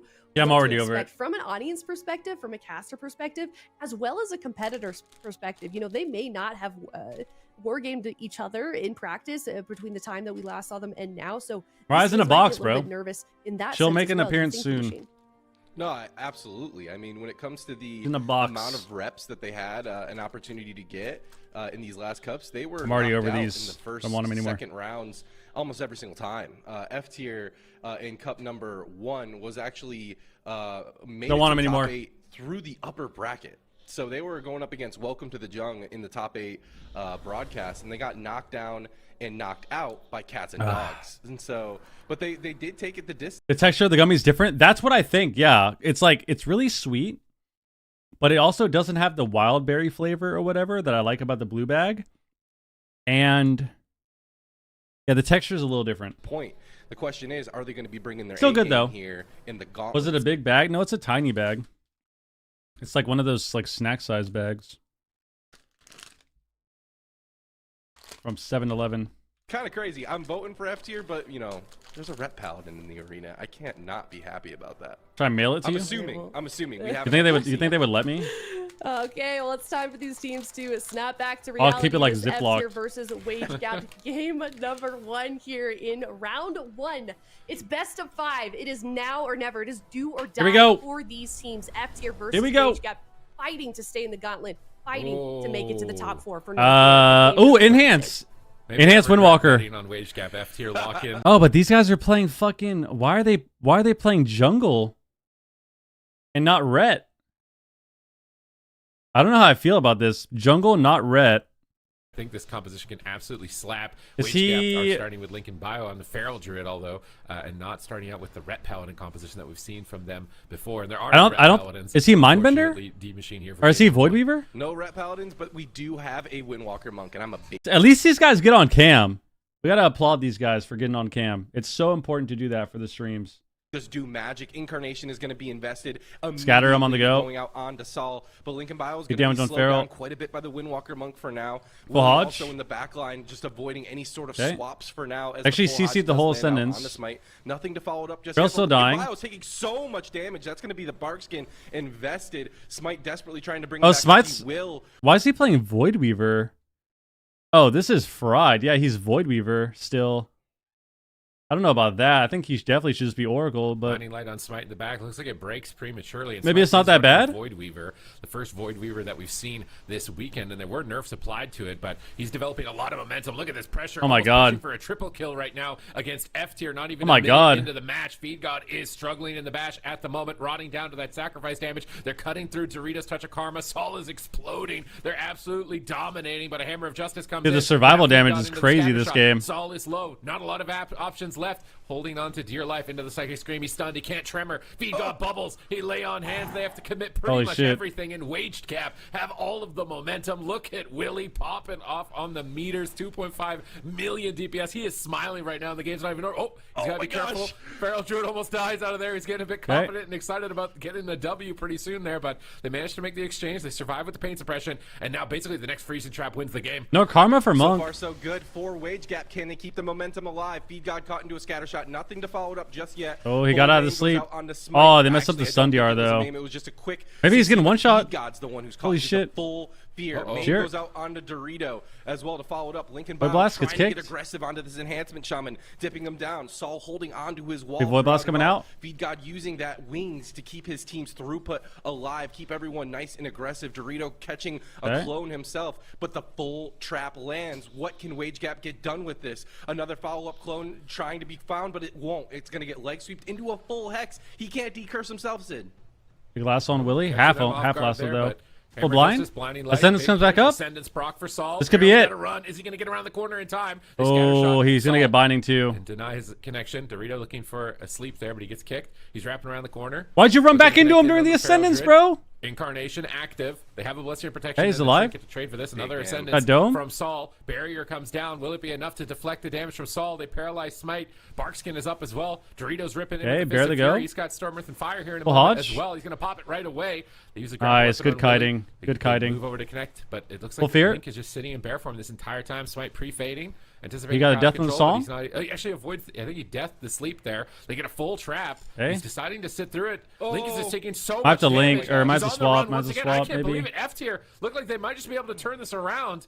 Just at any moment, anyone. They should just kill this paladin who fucking bubbled first global, dude. Has like kind of sat back. He is locked in, and it is showing. He is putting his team on his back, but this Feral Druid is so spooked. He's looking for a Cyclone. Is he gonna land it? It doesn't look like he's able to. Another Bro, Ascendance just is kill gonna be this popped by Pally, bro. Saul. It's gonna be scattershotted Here. into a full fear. Feed God caught into the fear. Trap as well. early, though. Triple Wow, it's way too CC to early. set it up onto Saul. What can they get That's done way with too this? early. Follow-up stun onto Feed God. Saul is on the defensive back foot. Will They should go the Pally. Disarm. He can't get a whole lot done on Here we that. go. Here we go. Saul They're listening. in that disarm, Good. it looks Go the like Pally. He already Saul bubbled, will bro. live to see another day. Get him off your healer. All right, Saul. You've got your Astral Shift. Cooldowns are rotating back. Mana is still solid. Anyone's game at this point. Hammer of Justice onto Smite. Doomwind's Link coming on up. the run, trying to get next to Feed God here in bear form. Blinding Light whiffs on Smite. He's in a position to free cast. They paralyze him. He's gonna get songed. Into his song. Nice This is song very for GG, scary. but there's a trap in the Paladin. Nice Scatter scatter. on Dorito. Nice scatter. Saul not taking too much damage. They land a binding shot. And they look to try and pull away from the engagements. They're swapping on Paladin. They might see an opportunity here with no Divine Shield. There we go. They're trying to force that Blessing of Protection. You can't Oh, afford to wow. be too greedy. Balls. But he gets the Hammer of Justice, and suddenly out of nowhere, Willie's dying? Willie is taking so much damage. Down critically low. Oh you my might just gosh. topple. Oh my God, the Crackle's crackle, killing him through dude. The aspect of the turtle. He manages to stay alive, but they are in shambles. If they get any crowd control on Smite, his team is going to be absolutely He's dead. eradicated. It's They over. insure him. Link Wow. gets control. He's going to Oh drop my an F tier. gosh. Turn it Damn. around. Wage Cap looks so good in the early game. F tier refused to die. Yep, they just Unreal. And this is kind of the power that F tier's composition has available to them. Yes, they do not have the CC chain that you might be seeing. they should just kill the Pally. They needed to kill this Pally way earlier. Way earlier. They got every cooldown to start, and then they just kind of couldn't really get it going again, I think. Opportunities will present themselves, especially Like, if you look at the against start of this somebody game, like like right here, we should be going Pally. Like, next Incarn should be a Pally go. But, like, we're trying to go him late here. They have Karma back. Yeah, this was a rough one. Now we're seeing him on discipline. You know, we see the Feral Druid coming out as well. Good stuff being shown by Wage Gap. I'm excited to see what they do next. Okay, game 1, defeat. They had momentum early game. Looked like they were going to be able to win it. That pre-sacrifice from Fee got also at the last play here. Damn. To break the freezing trap. That lightning was crazy too. That was a crazy lightning. Pressuring the Discipline Priest is going to be important. Getting crowd control and stopping those Void Weaver windows are critical in winning this matchup. And Smite sits through this Hammer of Justice. That his entire team gets destroyed. Look at that crackle, just the Sith Lord Dorito right there for a second. Almost killing him through the aspect of the turtle and then chasing down the Feral Druid in the corner here. And then right here, I think Feed God makes a sick play. He uses Sacrifice on the grapple, which that Incarn so soon. Followed by a trap. So all right, game 1. Even if the Feral didn't die there. Game 1 for F tier. I feel like they had such a strong start to this, but like not being able to go to the Pally again was really bad. I think they just got kind of baited with the DPS using a lot of cooldowns. Down one game in this series, looking very close though. So this is, I definitely think we got to give this series respect. This is one that could go the distance. It could be an emotional one as well. You know, momentum based. You can't let it get to your head if you just lost. Like Jungle can kill Paladins too. I think they definitely had a chance to kill them at the end here. Because if we go back, let's go here. Yep, nice. Good thing about having the YouTube stream open. If we go back to this start of this game, what happened here? They sack, wall, stone bulwark, karma, and then eventually they get bubble. Like the next DR, yeah, they get feared. He can't get the tremor because he's stunned. Bubble. Like this is perfect, possible, like the most insane opener you could possibly have. First minute of the game, you got every cooldown, and you have Incarn in a minute. The problem with this is the Shaman's going to have wall back. The Monk can still port and has... The Monk's going to port when Incarn comes up, and he has Dwarf. The Shaman's going to have Dwarf as well. The Paladin doesn't have anything. But we can see here, they kind of just kept running because the Feral's dying the whole time. And then with Incarn, what do we do with Incarn here? I think we Incarn after the Ascendance, right? Let's see. Yeah, we grip to the pillar. We have Incarn come back. Saul's going to Ascendance here. He Ascendance without Doom Winds too, so this was all a little scuffed too. No Doom Winds, no Primordial, no Bloodlust. He lines it a little bit, and then he runs back in with Incarn, and like right here, this is where I think just being more aware as a team is really, really, really important, and just looking for like openings is important, because you can see here we Incarn, and we should be able to just kill the Pally here. Like this should be a go on Pally for sure. 1000% we should go Pally with Incarn here and triple kill them. But instead we Binding Shot to peel because we scatter Binding the Ascendance. Oh, this is a real Ascendance too. He actually got a proc is what it was. He got a proc and then we scatter Binding it. Then we Incarn, but we already used all our stun DRs. And we're trying to go into Ascendance. So this is fine. We actually lived and we traded, but like our Incarn here was just not very good. And then once again, Feed God literally ran at Smite the entire game. Just shutting down Mind Blast and stuff, so... With a grounding totem, very sneaky. But I think they need to do Pally swaps. Stunning the Feral, and I think they should just straight up run at the Pally if he's running at their priest. Clashed in. He's going to disengage away with Cheetah. He's just staying Here? away. He doesn't want to stack and get double leg swept. So Willie's kind of using that ranged DPS on the Survival Hunter, waiting for his traps. But here comes an Ascendance. He feigned death to hit. He scatters the Shaman. He's kiting away from Dorito. But he's dragging on top of his priest, which could be devastating. As the Discipline Priest, you want to stay really far away and just free cast in the back. And here we go. That Void Weaver window from Smite with a trap on the healer. That's going to force Touch of Karma. Good push here from Waged Gap, forcing the trinket, the Karma, but here comes the leg sweep. They should just go this Pally, dude. I'm telling you. There, but then he fades to try and hit the Hammer of Justice. Not sure if he's able to. We see a double fear, but that gets triggered instantly by Saul. Great response. Hammers are down. Yes, dot the Pally. Are they swapping to him? Are they on Link? It's hard to tell. Link's trying to go for a Cyclone. He fakes the kick. He's looking for it now. Should be able to secure it. He gets it onto Saul. And he's going to jump over, set up a Cyclone on the Paladin now. He gets rebuked, though, by Feed God. Feed God with great positioning there to be able to rebuke that. Now he's line of sighting at the pillar. Dorito's still ripping in. Link is unable to get pressure going. He's trying to get his bleeds back up with Feral Frenzy and Tiger's Fury in this position. He's got full dots up. He's looking for Cyclones. He Cyclone Saul again. They need a trap, and they need it soon. Feed God's charging into the middle of the map at the moment. It looks like Willie missed the trap. So Feed God's going to have free reign here for a bit, but he actually walks into a fear.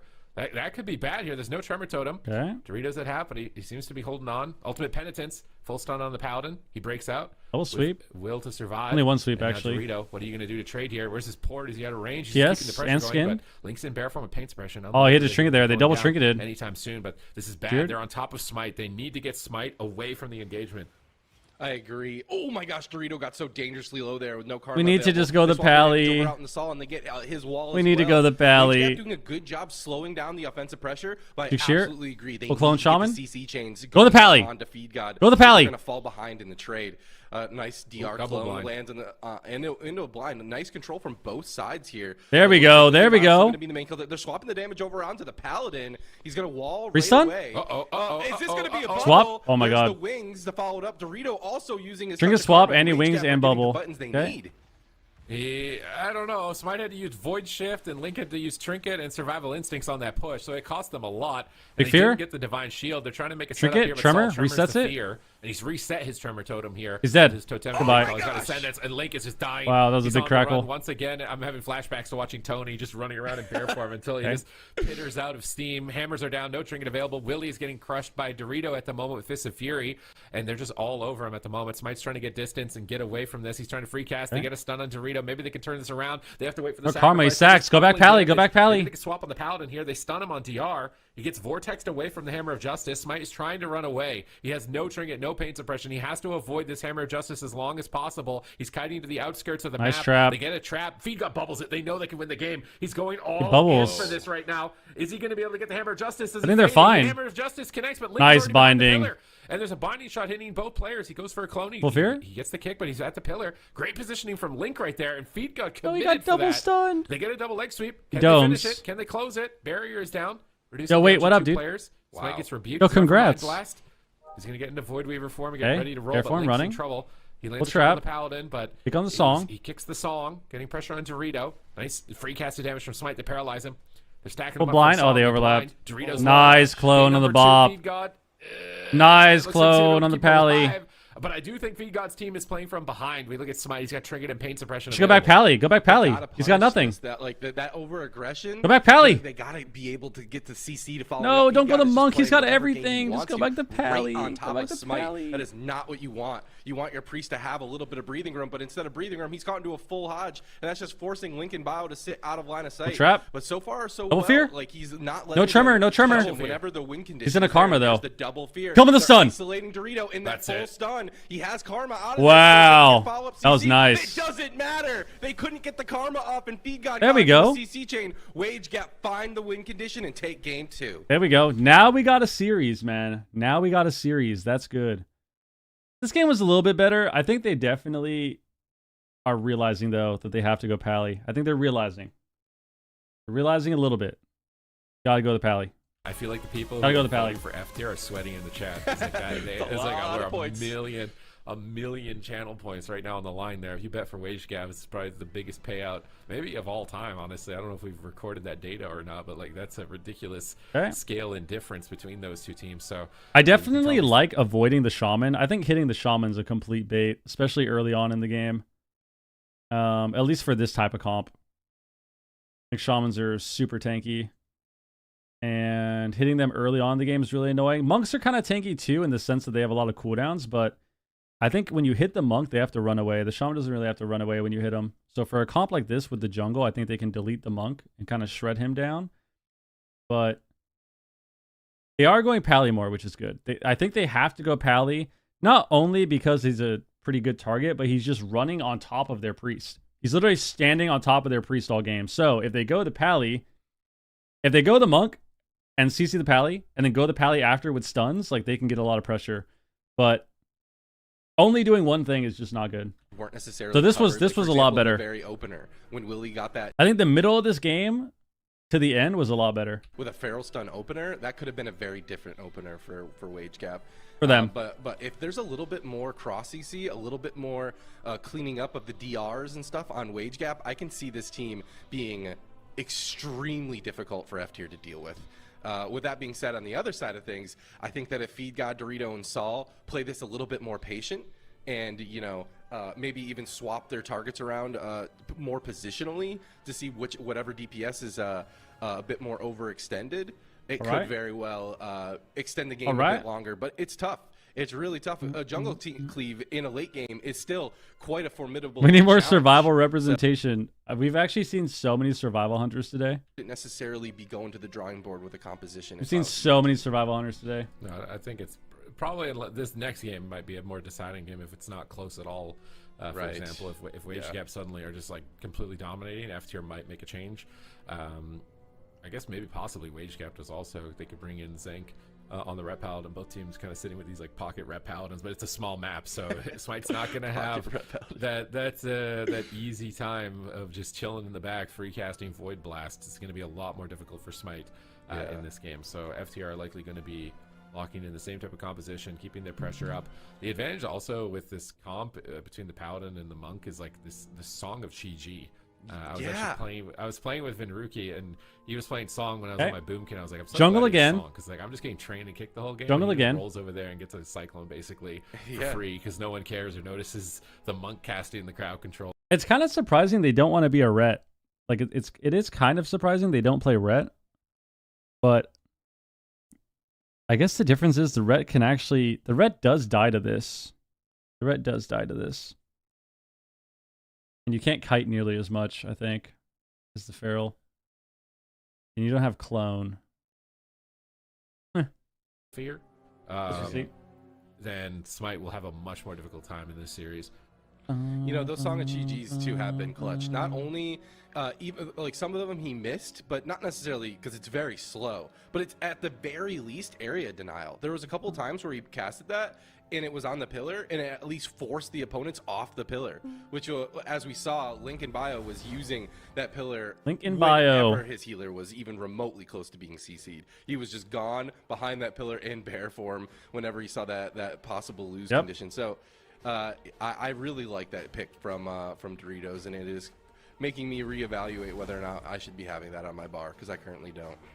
I'm just not the same echelon as Benfuki and Dorito. It doesn't Zug, I don't do it. That's right.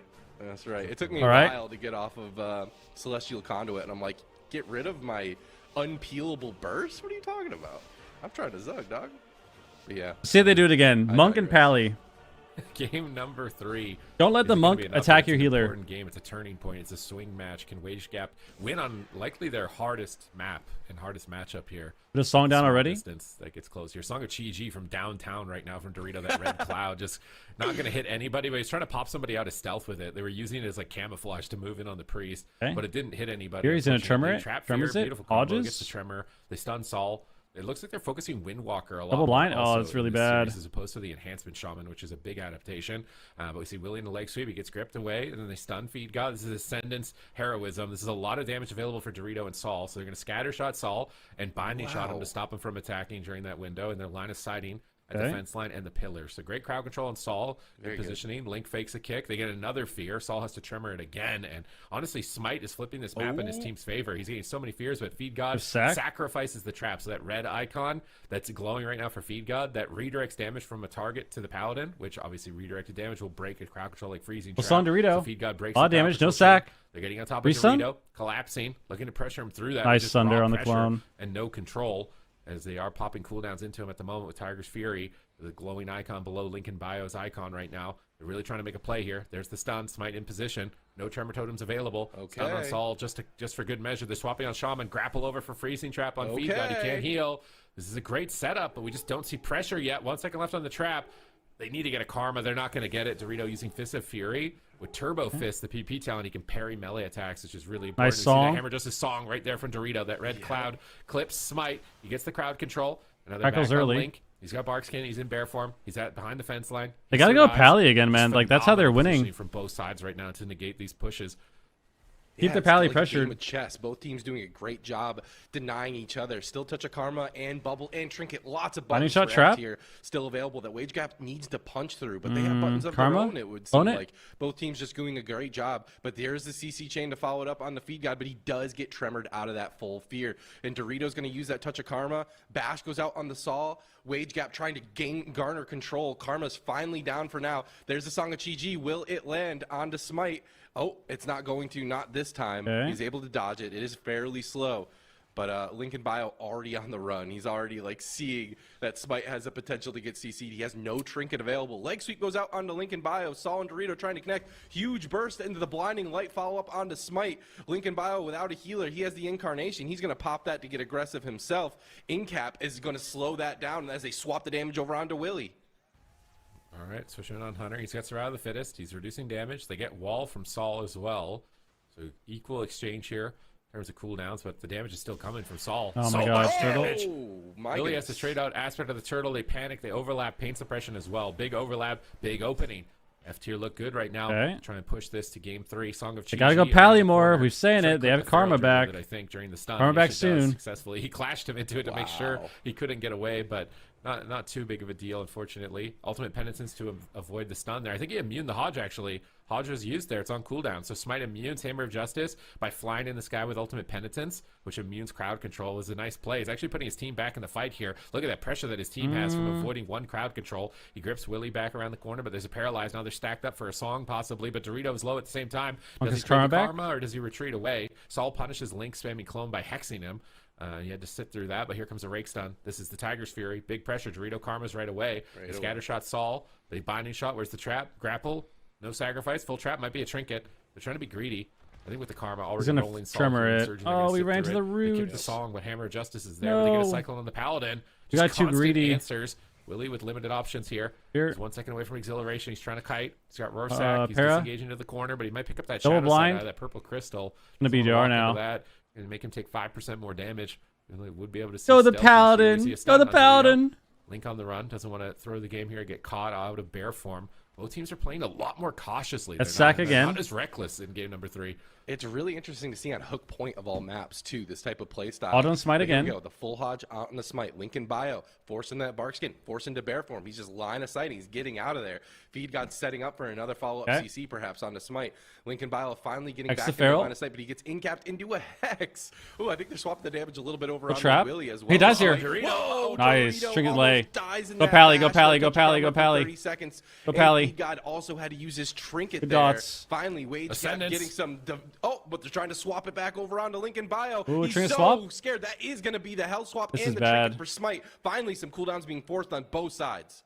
It's pretty scary for them. Link fakes a kick. He kills Nice the ground. clone He on gets the clone Pally. Paladin with no trinket. Saul could be in trouble. Dorito's in trouble. He's a couple seconds away from his He Karma. bubbles. Can Dorito survive it? This push. Feed God bubbles. It's almost not enough. He's He empties getting the bubble, toppled. full This is a trap. swing match against trap. Here's Oh, Karma, my here's God. Karma. Just came off cooldown, but Saul is getting gonna get rocked. They feared. trade Karma. They trade Stone Bulwark. They Oh, might cut through Smite, the what are you Karma. doing? They managed to hold I think he got on it. by the He did, skin he of did. their He teeth reset right it. now. Everyone is still. They Okay. broke the Karma. They're busting fear. through. Wage Gap PS. are almost there. They've almost stolen the swing match. They're almost there. Just a little bit Another more pressure. PS. One more Ascendance crowd proc. control, and that's going to be Wait, they it lose. They lose for next F tier. Ascendance. They get a blinding light on 2, and Link is immediately in bear form. He I runs think they into die Saul. next Ascendance. He manages to get back behind the pillar with Oh, no, they don't have it for a Make while, sure you 1 minute. Restabilize and land a trap. Just restabilize, land a trap, and they can close this. Monk port away. There's the trap. Oh, He and he ports. pre-bops it, dude. He They gotta go pre-bops it, Pally. he ports it. They gotta He's go okay. Pally. Feed God was able to get that off, and Dorito's going to be A-okay. The question is, can Wage Gap keep this up? I mean, mana might become a Wait, it's problem over. just a little bit later. Smite Uh-oh. is way less mana, Cap, but the full bear, Hodge, wall. the full in-cap, survival instincts will be traded out by It's him on Lincoln Saul. Bio. Is it going to be enough? They need to get Tried to think the aggressive. reset, man. Full main 2 finally years, lands bro. on the Thank Dorito. you. What can Willie and Lincoln Bio get done here? Here? Smite going to get the fear on Tremor the Feed God, again? but it just gets tremored. Hand of Sacrifice going to be used as well. No CC And to follow stack. up on the Feed God that can easily be broken. Saul also taking a bit of pressure. We're at Smite has trinket 30% back, but damage. he can't save them. Big damage now going to be traded Crackle. out for. Well, from don't die, Dorito. Willie. The Crackle does get interrupted. Binding? If you don't know, the Crackle from the Windwalker Monk, if they're spec'd into it, is terrifying. Oh, Smite's at 0 mana. He's got Shadow Fiend in a couple seconds to get some mana, but he's in a paralyze. His team could be in trouble. Willie needs to get ready to trade here. He's got a Turtle. I like this. Just pre-Turtle at a high health because this crowd control is going to be a lot for Smite to deal with. So Willie makes a heads-up play here. Now we see a freezing trap on Feed God. Dorito still has Karma. He needs to pre-Karma. Oh, no. Link is stunned up by the He's Link. dead. Last Oh, he's one. stacked. He's Into the over. leg sweep, and He's that dead. is a KO in just a moment. Link Shadow Wow. That's it. Saul Trinkets to close it. And Damn, F-tier dude. hold on to their advantage. Move Damn, they keep getting baited with the monk, and that's the one thing that is always so hard about monks. Is it's so easy to get baited into chasing the monk. Why do you go Oracle? Because he can't play Void Weaver on smaller maps. I also think Oracle is just better than Void Weaver, to be honest with you. Unless you're playing like double caster or something, or like a Destralot comp. Or something with a caster. Because he can't, into this matchup, he can't just stand there and cast. Like, they keep dying. So I think him being Oracle is actually better. But Treating it away, biding their time, and I think here's like, here's another good example. Like this game, this part, oh my god. We keep replaying. Right there at the end is another just great example where they got trap here. Go back. Let's go back to when he bubbled. And this is what we mean by pally, right? Right about here. Right. They get a clone on the pally. He bubbles. He actually bubbles late, right? He bubbles super late. They get an MD on the bubble. Monk is almost dead. They're still chasing the monk. They get diffuse. They get a trap. Dorito's gonna karma. He has fist up. He karmas. And then like right here, we get a fear. He tremors it, I think. Oh no, we don't even get the fear. He tremors and then we don't even press it, I think. Yeah, we don't even press. Oh, we did. Okay, so yeah, we fear. He tremors. He resets his tremor. But then if you look, because we're still dying, we don't hit the pally again too. And we're dying. So like not only are we dying here, we're running away, like this is what should happen. Right? We got bubble. We got a full clone on this guy. Force bubble. Monk is panicking, using every cooldown, trying to live. Karma's low. We get an MD on the bubble and then trap him off the MD. The second that this monk presses karma, we should go the pally. Like this should be put up dots on the pally and run away. And like the hunter can put up, like the hunter can dot the pally too. And even if, you know, in this scenario, like we've said, it's not like, oh, they're just going to instantly win, but they're going to keep pressure. They're going to maintain their pressure. The problem now is like now they're falling behind and they're losing all the pressure they had because they went back to dotting the shaman. Like right here, they're back to dotting the shaman here and like hitting the shaman more a little bit. When like it should just be pally. Like every time they go pally, they're winning. Every time they go pally, they're winning the game. But they just keep like forgetting in the middle of the series. Down mid and do as much damage as possible. A little bit of forgetting. Tragic thing, the resub once again, dude. This is what I 24 months, bro. Thank you. Maybe it's possible that Feed God needed to get more reps on Paladin moving into the competition, and maybe that's why they were steering away from it. Also, obviously, Rep Paladin was looking like a pretty strong pick for most of the cup stage, but now I think a lot of teams are figuring out that, hey, this NAS win marker comp's not actually that bad. So Feed God can get some games in on Paladin. This could actually be our ticket. Similarly to how we saw Buff Mistweaver almost get out of the Gauntlet with their Mistweaver composition. There's definitely a lot of like sneaky stuff that's underrated, you know, on a lot of the tier list. Okay. I'm happy to see this. Listen, this looks fun to me. They are pulling the Rep Paladin lever. This is what we thought they would do. And there's like a you have it. This is what we thought they would do. You can break in case of emergency, and then and pull out the Rep Paladin. So it's match point. Is Zank warmed up? Is he ready for this? Because F tier are playing on point. This is what I was saying at the beginning of the series. Was like, if F tier can hit max quality always, bro. I think that they can take maybe the whole gauntlet. Double ret versus double ret. Nah. It's I do think double ret could actually play this though and run at the pally. That'd be pretty funny. Episode where they're like, you know, baiting out the next level of power up for them for a little bit longer. So maybe if Wage Gap can hit that power up, then I think we're going to game 5. You know, I'll say this much. We didn't get to see a lot of Wage Gap throughout the Cups. They did get knocked out fairly early on every single time. But this is a team that I can see unlimited potential in. I see so much. Like, if you have a good jungle cleave. I mean, I thought the Ret was going to be better. I was pretty surprised that they played Feral. The Ret can definitely take a lot of damage to this comp too, but you have immunities. You can still kind of kite with freedoms. But you don't have clones. So you have less CC, but you have more damage, and you have immunities. I mean, I feel like Ret should be fine. Like, Ret is historically like the cleave counter too, for the most part. So we'll see. Immensely here, but the question is, Can they step up to the plate when it counts? Can they be the tournament players that are capable of keeping a presence? That is a good of mind, question. keeping steady, and being able to have the flexibility to overcome That's a great situation question. like this. F tier is not necessarily bringing a composition that is going to give that Why is he has using a lot corn of, on the cob as a mic? optional reps. Like, how much practice do you think Wage Just Gap has fuck it. against Enhancement Windwalker Monk? Upex, what up? I'd be willing to bet not a Honestly, whole lot. Because why not, on the dude? NA ladder with Big Dam and Ronnie, maybe they Okay. actually, I don't know. They might actually, there might be a decent amount of practice.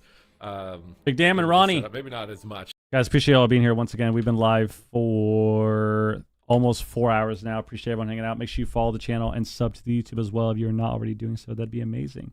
But thanks for hanging out. We're watching the Gauntlet. AWC Watch Party, watching the Gauntlet. This is the first series of NA. First NA series. Perform here and put some results Number here one. and stay alive in the tournament because they've been back against the walls since Cup 3. They were desperate to even qualify for the Gauntlet. They were in a tiebreaker series to All right, even here we get go. here for this opportunity. So they're backed into a corner, and I don't know, Red Hunter backed into a corner sounds pretty scary. There we I go. love me a Cinderella story, especially one with a Ret Paladin, though. So I'm just going to be funneling all of my energy into Wage Gap this game. Bias all day long. But the question is it going Bro, what the fuck? that is F tier? We've seen Jeez. this team be. I did see the team that's BlizzCon High capable video. It of was even sick, taking dude. down the hardest teams. We in do have to North bring back the America. team. I agree. And I feel like they're bringing their A game today, and Wage All right, Gap they're starting is Ret. going to have a big brick wall. How many years? Yeah. Whoever, someone Oh, at he someone at grounded Blizzard the messed that freezing up. trap on their setup. They have to scatter, but here's the Ascendants, the heroism. Every single cooldown out for F tier right now, and Zank is the target. Is he He's going to be able fine. to deal with this Just trade attack? He's already cooldowns. 50% health, and the wind strikes are crashing in still into his skull. Smite pain suppressions. He's free casting in the back line. Beautiful answer from Smite in this position, but he has traded his medallion. And Feed God is standing right on top of him to kick him on his Void Blast. He has beautiful position. So he's They playing get heads off the Templar. kick. He can't death because he kicked on Shadow. That's beautiful teamwork from Saul there. And Feed God. Zank is low, but he gets gripped back away from the engagement. Hammers come down. He actually decides to get the Hammer Justice on Feed God. Where's the freezing trap? Well, he's not going for it. He's killed the ground. He told him he kills the ground. He told him broke he gets the trap. but it breaks still to some AoE damage. Actually, maybe going to swap on Paladin. I actually don't mind that. I think going Holy Pally as a Ret wouldn't be too bad here on match point, but it's a Oh, no, he's risky Herald. gamble. Never mind. Do He's Herald, You not run Templar. that line and go after the healer on match point. You're down 2 pain suppressions. You have Laros no trinket on your plays healer. They're going after Dorito. They Hunter get a and triple Warrior. blinding light, but Doritos is on the run, and I don't think Willie's going to be able to get there. And Dorito's actually confident to stay in now. Zank is trying to ramp. Smite is ramping. Gets kicked on Shadow again. But Oh my God, That's no. the power of the crackle, baby. No, There you is lay. Sith Lord Dorito You showing lay. us exactly what he has All right, well, in 3-1. his back pocket. I mean, I feel like this was not looking that bad for them, but we did say that the Pally's going to die pretty quickly too. We just have immunities. And then unfortunately, we did not use our immunities. Unfortunately. Survival Hunters just do a lot of damage in general, especially if people are stacked, like the bombs and stuff. Ahead of them if they're going to make it to the finals. Oh my God. oh my god, I was thinking like maybe it's not too bad. Yeah, I still think that they just like, how come we can't hear on the YouTube side? What? Hear what? The stream? You should be able to. Speed or something because he gets hit by the Thunder Gods themselves. I swear, between Dorito and Saul, they're both just lightning lord. Hey, what are you saying? What are you He's saying? a little You're mosquito cooking me, bro. with, like a electric fly swatter. Like, what just happened to him? So, Dorito pops Storm Earth and Fire. Saul pops Doom Winds. He's at like Riding the 70% lightning, health. bro. And this is look at the time at the top. 1 second. Crackle. 2 seconds. Unlimited power. So sad, dude. Unlucky. I mean, I think the problem that these guys are having is they keep doing like the same strategy.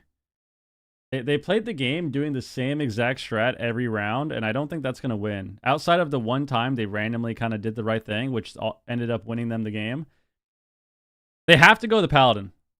We'll say it over and over and over again. You know, they have to go the Paladin. They have to go the Paladin.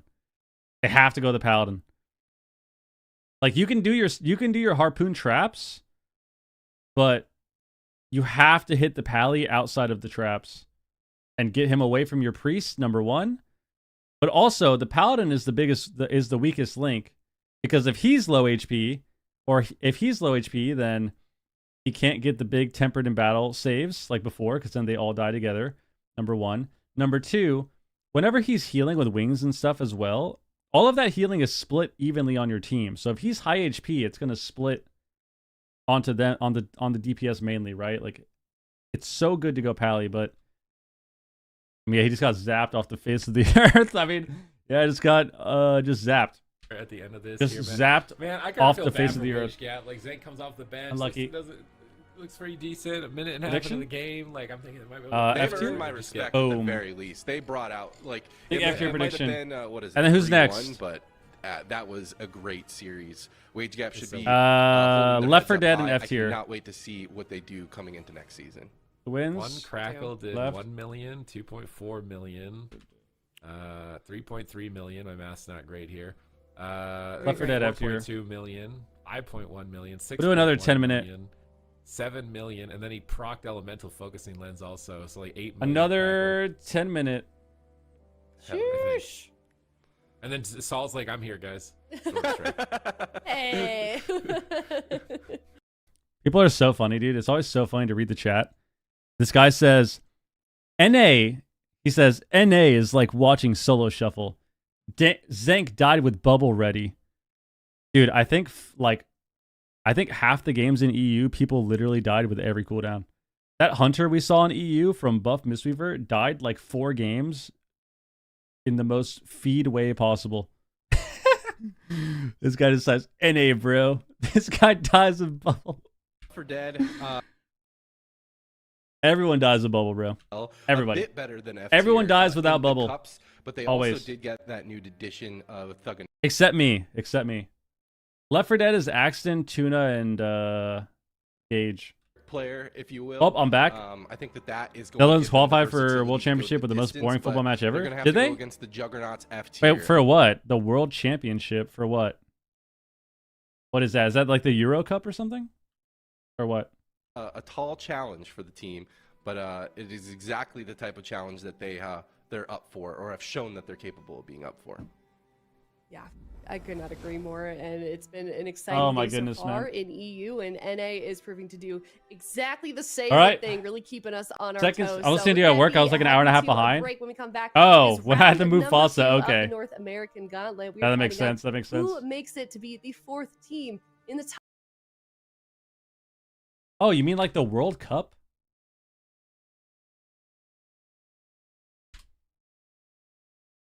What do you mean?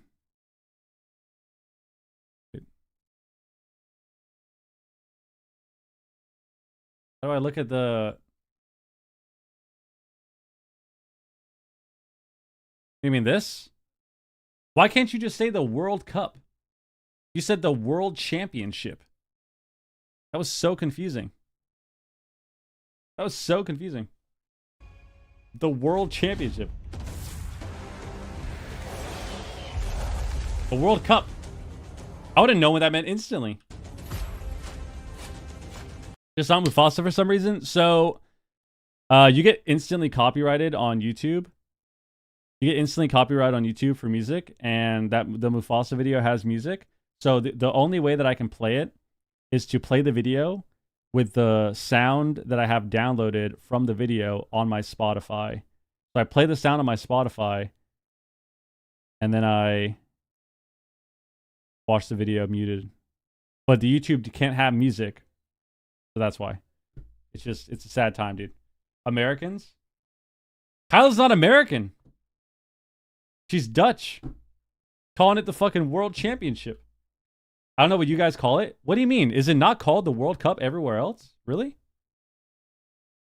Do people not call it the World Cup?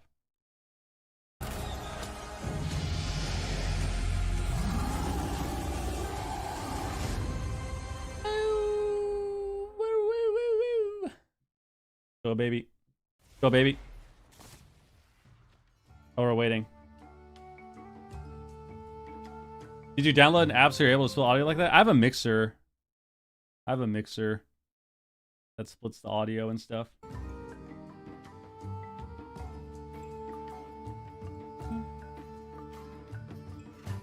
I literally translated it to English from Dutch. Oh. What the hell? So is that what other countries call it in their language? The World Championship? Why the hell do we call it the World Cup? I'm calling it the World Cup forever. That's what it's called. That's what it's known as.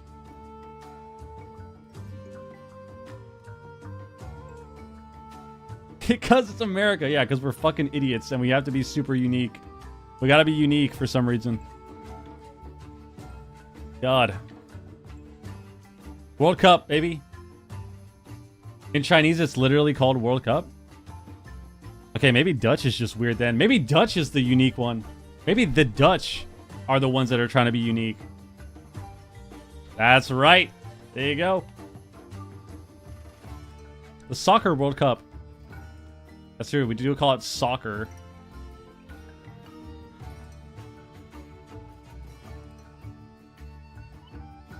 It's always funny whenever I'm talking to anyone about soccer from other countries. I always call it football. So I always call it soccer, and then I say football after. So I say, yeah, I used to play soccer. I do that every time. I say it the exact same way. I say, yeah, I used to play soccer, football when I was younger. I do it every time when I'm talking to other people. It's so annoying because like everywhere else just calls it that. What the fuck is up with that, dude? Oh, the World Cup too? Okay. Yeah, so it's the World Cup. Yeah, so the Dutch are just fried then. That's what it is. That's what it is. Well, beta's only level 80. You're only level 80 on the beta. You can't... It's all leveling and stuff. You can't do max level content yet.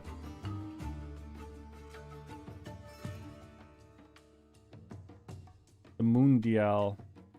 The world. This is a world. Dude, I'm so excited for the World Cup. It's always so fun. It's always so fun. I use ChatGPT. You're a dirty liar. Yo, Crispy, what up?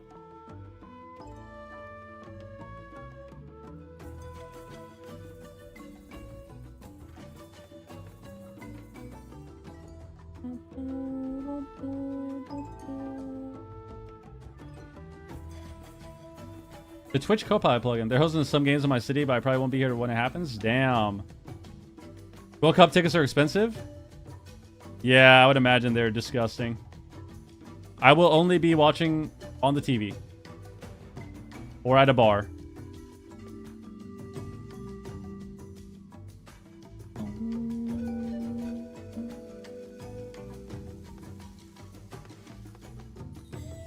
Okay. Left 4 Dead F tier next series. This is going to be a pretty long series, I think, too. I think a lot of these games are going to be longer.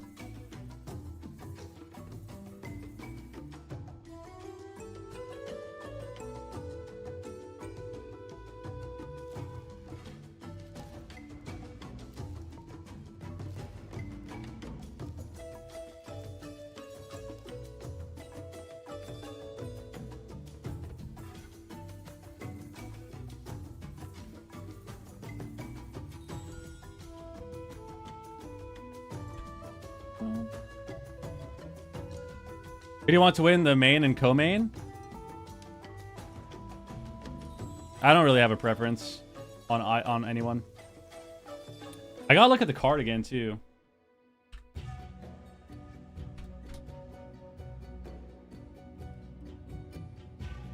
Oh, I forgot that this was this weekend, dude.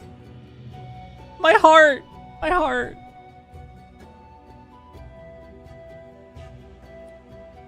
I mean, this is so fucked. I have never rooted against Valentina ever. This is so fucked, bro. This is so fucked. The Jack Islam fight, I don't really have a preference on either of them, to be honest. Valentina and Whaley sucks because hello, I love them both. Welcome back. We're in round number 2. Sean Brady would be dope to win. For the Gauntlet. I like Leon still. And now they're Benoit would be fun to win. Dead. But before we get into the predictions and talking about this individual series, I want Valentina to win, but if Whaley wins, I won't be sad about it. If that makes sense. Like, I won't be too sad because I like her a lot. The Band-Aid off. I'm not ready. Yeah, let's All just right, do it. let's see it. Okay, I'm doing pretty Oh, well. wait, shared rank 1? Okay, I'll take it. Oh, no, I don't know so about bad. shared. You don't have any perfect. That's true. You're the That's just bottom pad, of the though. rank one, Those are just you know? those are just pad. Hmm. Perfect counted, then they should have put me above the chat last season, and they didn't. So like, Well, they just give I chat the chat is Jack's just second built round for it, let's be KO? honest. You think so? Well, chat is always. I just want a good fight for both. Yeah. exactly. Chat. It's, This is a hard card to like root for people because I kind of like all of them. Hard. It's been hard today. I feel like we've had a lot of like series where it could. You know what else literally is go long?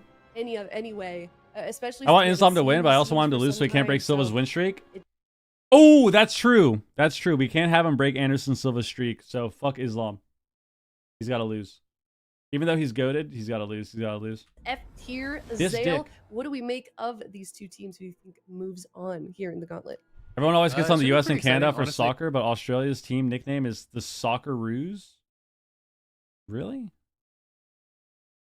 That's weird too. the cups, but Left 4 Dead is pretty flexible with their comps. Now they have Thugonomics, and there's a lot of players there with quite a lot of experience. So I feel like I'm kind of slightly favoring them. But F tier is one of these teams that I feel like just always plays the kind of cleave comps so well. I just feel like they're maybe a little bit less flexible, and I think sometimes in these Dagestan tournament situations undefeated. where you're kind of like prepping for one team, The that could be a bit of a Dagestanis, dude. disadvantage. It's fair. All Where does right. Azale live? Given I have no that, idea. What you just said. I what's think your he lives in exact prediction California. for this series. Actually, I'm no. going- Isn't Azale Canadian? Isn't he Canadian? I don't know. Same thing. I feel like so. This is my logic.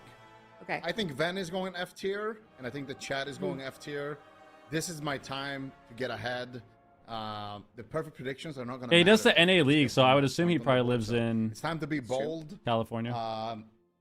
It's time to put some of my chat points on F tier because this is looking a little too close. right Santa now. Monica or I something, Literally probably. looks like you're looking off of a second monitor right now. Is that what you're doing? You're actually doing this right now?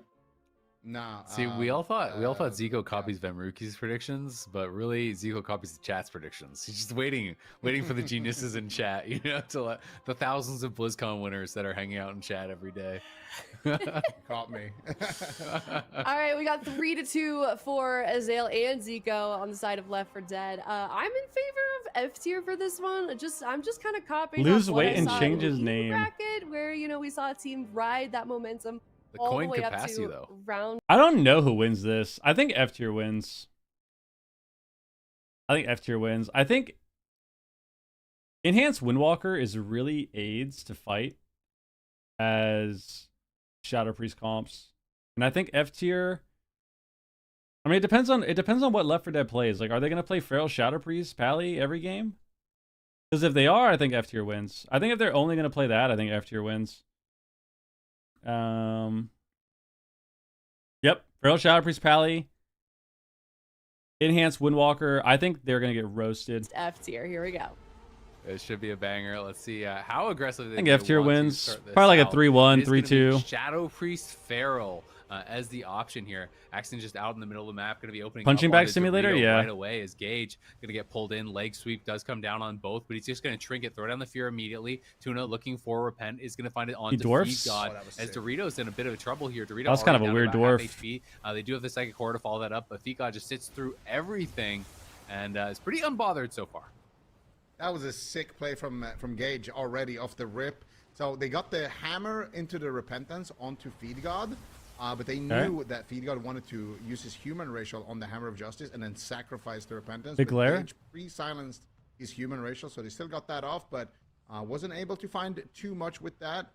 Didn't even get the fuse magic actually. But look at Tuna in the back line there, fishing once again for some crowd control. Not able to find it. Axton gets interrupted on the Cyclone as well. Gage trying to find the fear here onto Feed God. Feed God doing a great job though, kiting away from Gage here, but he dispels a VT, and that is going to secure the fear. They silence Saul to deny the Tremor Totem, and then they get the Repentance onto Feed God. Beautiful chain here from Left 4 Dead, but Gage is actually the one in trouble. Saul just trading out his wall in that position. I don't think Feed God can play the same way he played into the Priest. I don't think he could just run at the Pally because of Hodge rep. They're absolute experts at this. Just getting those Gets extended Hodge crowd repped again. control chains. Cheered. Fear, stun, repentance, Cap. and always covering whoever can deny Rips it. him. Yeah, absolutely. And full. you can see they're just looking for these multi-dots. Nice MD there. Grip into the MD by Gage. Gets Tuna out of that CC and is trying to keep them offensive. His feet Hodge? just spam dispelling all these dots, but does catch Like, a he needs to VT get here. the Hodge and then Solid run away. Trying Never to stay look for on some him. of these fakes. Is going to get sheared, though, on his VT, trying to re-dot. And the more of these VTs you can interrupt, is he's going to get kicked again. The further and further behind you can kind of fall on that Shadow Priest. Okay. Because Feed God has just been spam dispelling off. Can they these get dots Hodge as now? much as he possibly can. Now, I gotta finally, stop the he's gonna rep. get the re-dots In-cap? out there. There's an in-cap looking for the Song of Chi-Chi. Hodge Nice. God, that can't be followed up, but That was Tuna good. slept. Axton into the leg sweep, but looks sweep. like he is okay for now, down to about 30-40% HP. Tuna Okay. going to be getting out of the blind. Guy He's coming into out as Hodge, well. and now Crackle. Axton's in a lot of trouble here, as Tuna doesn't really have everything. You can see Axton's going to be able to survive, though. Does have the Barkskin back up and available once more. Doesn't really feel like Left 4 Dead, though, are able to get too much pressure just yet. Nice Saul shear. quickly was burst down about Spells. half HP, but going to get topped once again. Sentence proc? Yeah, and here comes another CC chain here. Axton leading the charge, gets a stun onto Feed God. Actually going after Feed God here, doing a nice little. Oh, that was swap real here, Ascendance. doing Oh, no decent Doom wins with pressure, that? And that's another way to play this composition. Just try to triple dot everyone and kind of overwhelm them, but at the same time, Gage Okay. sitting through some. That was real pressure, Ascendance, Tuna, but in that crowd control no chain, Doom wins, but they got a lot of trade pressure. out Got his dispersed. dispersion into a cap totem. Saul is not done here. Cap He's gonna again? go for a second cap totem into the fist as well. Big damage coming out here from F tier, and they might be surprising us here in game number 1, but a full repentance slips through there from Tuna onto Feed God, stun onto Salt, follow it up with a Hammer of Justice. Salt in big trouble, restun connects You kept as Saul? well. There's the full fear as well. Salt Well, trades tops out himself? Tremor Totem, That's the though, dwarf as well. and uses his dwarf racial, that Iron Dwarf, the Dark Iron Dwarf, doing some serious work in that position. And now Axton forced to be a little bit Okay, defensive. click on the Dark Ascension. Double sweep, Charge crackle. back into a double leg sweep. Here comes F tier. There's no dispersion onto Gage. Tuna has a lot of work, but he's going to respond with the sacrifice and should be able to pick his team up. Yeah, should be able to be okay for now. The Barksman now going to be expiring there for Axton as Tuna's pushing forward. Does get the Hodge. Oh, Saul might in have a to lot of trinket, trouble in trinket the late. name stun. Is going to get picked back up as the lay on hands was spent, as well as the trinket there from Feed God. Blind now over on a Tunas. They're getting the pressure rolling, but a great MD. Okay. Gage saw that coming. Is Triple. able to remove it very quickly. There's the big. You're gonna have fear disperse coming again. Down, on Full rep. all three, as he Half called rep, half out. rep. Gage trying to get the dots rolling as much as he possibly can. Feed God now Okay. into that repent. That is going to expire Hodge. pretty quickly. Tuna now going to be the one getting CC'd up. Song of Chi-Chi coming through is going to land onto Gage, but it's immediately broken Okay. as Axton's trying to get back involved once again. Both these two teams getting some good goes. Toss a It just wall. doesn't feel like they have that big pressure right now to look for a kill until they can find another CC chain. Saul just used his Astral Shift, and they got Feed God's Trinket, so the next CC chain is going to be deadly. Saul has the Tremor Totem. He's Okay. going to need to make He sure got he's a bit sacks. preemptive with that. He's trying to pre-kite the goal here around that corner.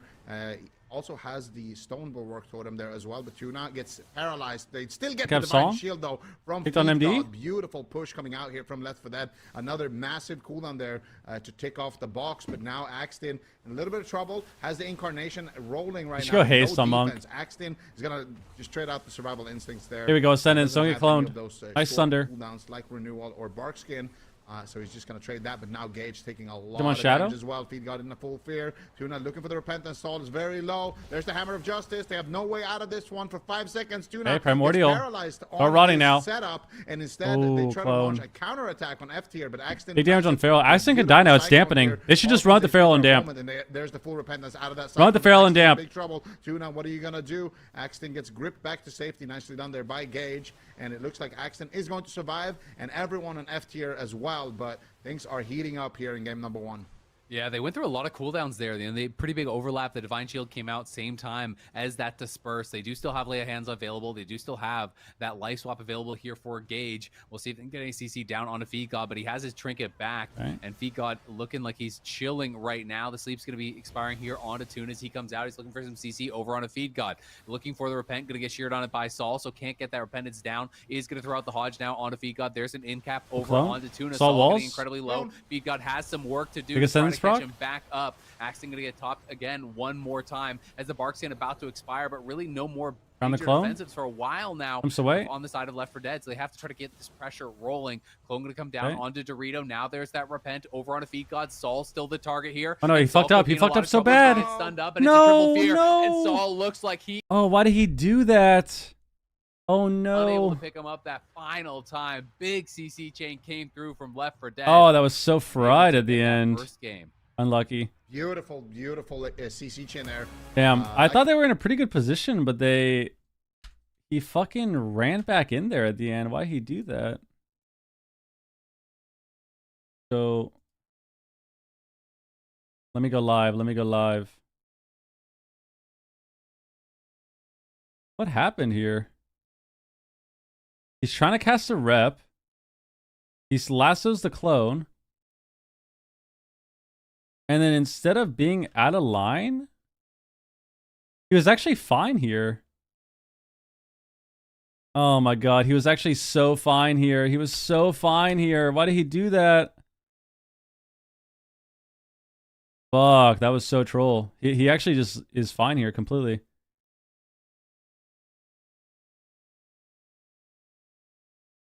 Damn, he could have lined the whole rep. He could have lined the whole rep, and he had Tremor for... Damn, yeah, he actually just lives here. He just lines, maybe gets like a lightning bolt too, because he has Maelstrom. He could have healed himself behind the pillar. He actually was completely fine here if he just didn't run back in line. Oh, that actually sucks so bad. That's kind of a blunder for sure. That's definitely a blunder. This was such a good lasso too. Like right here, this is actually perfect. This is so perfect for him to not die this go. Because even though they get the rep, the Pharaohs lasted the whole time. We're right at the pillar, and they just got the orb out. The priest won't be able to get a big rift here and get his damage off. Damn, that actually is fried. Yeah, I think he kind of trolled here for sure. I don't know why he ran back in. He literally ran back in and just died. Just like this was just pure suicide right here. Damn, that sucks. I mean, yeah, the monk had port, but the monk could have ported back to save him as well, like with a double sweep or something. But I think the big issue here is we just ran back in. Like, this is completely fine. Like, nothing here is bad. Like, just stay at the pillar in line. And then, yeah, unfortunately, we just kind of ran back in here. And, like, we literally just gave up our positioning and died for fun. That sucks. That sucks. That was actually, I think that was actually a good, they were in a good position there. I thought it was really nicely played. And, I mean, I'm sure you've played a lot of caster comps and stuff like that over the years. Mm-hmm. It can be so much easier when you're playing a comp that multiple people are eating interrupts. Because if you're just playing where it's like, you know, you're only... I think it's the only explanation. There is no explanation. They just choked, I think. I think that's the only one.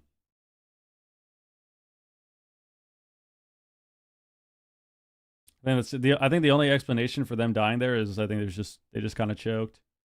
Because the Windwalker could have ported back to the pillar and saved the Shaman. If Saul stayed back there, he could port back and port if he needed to.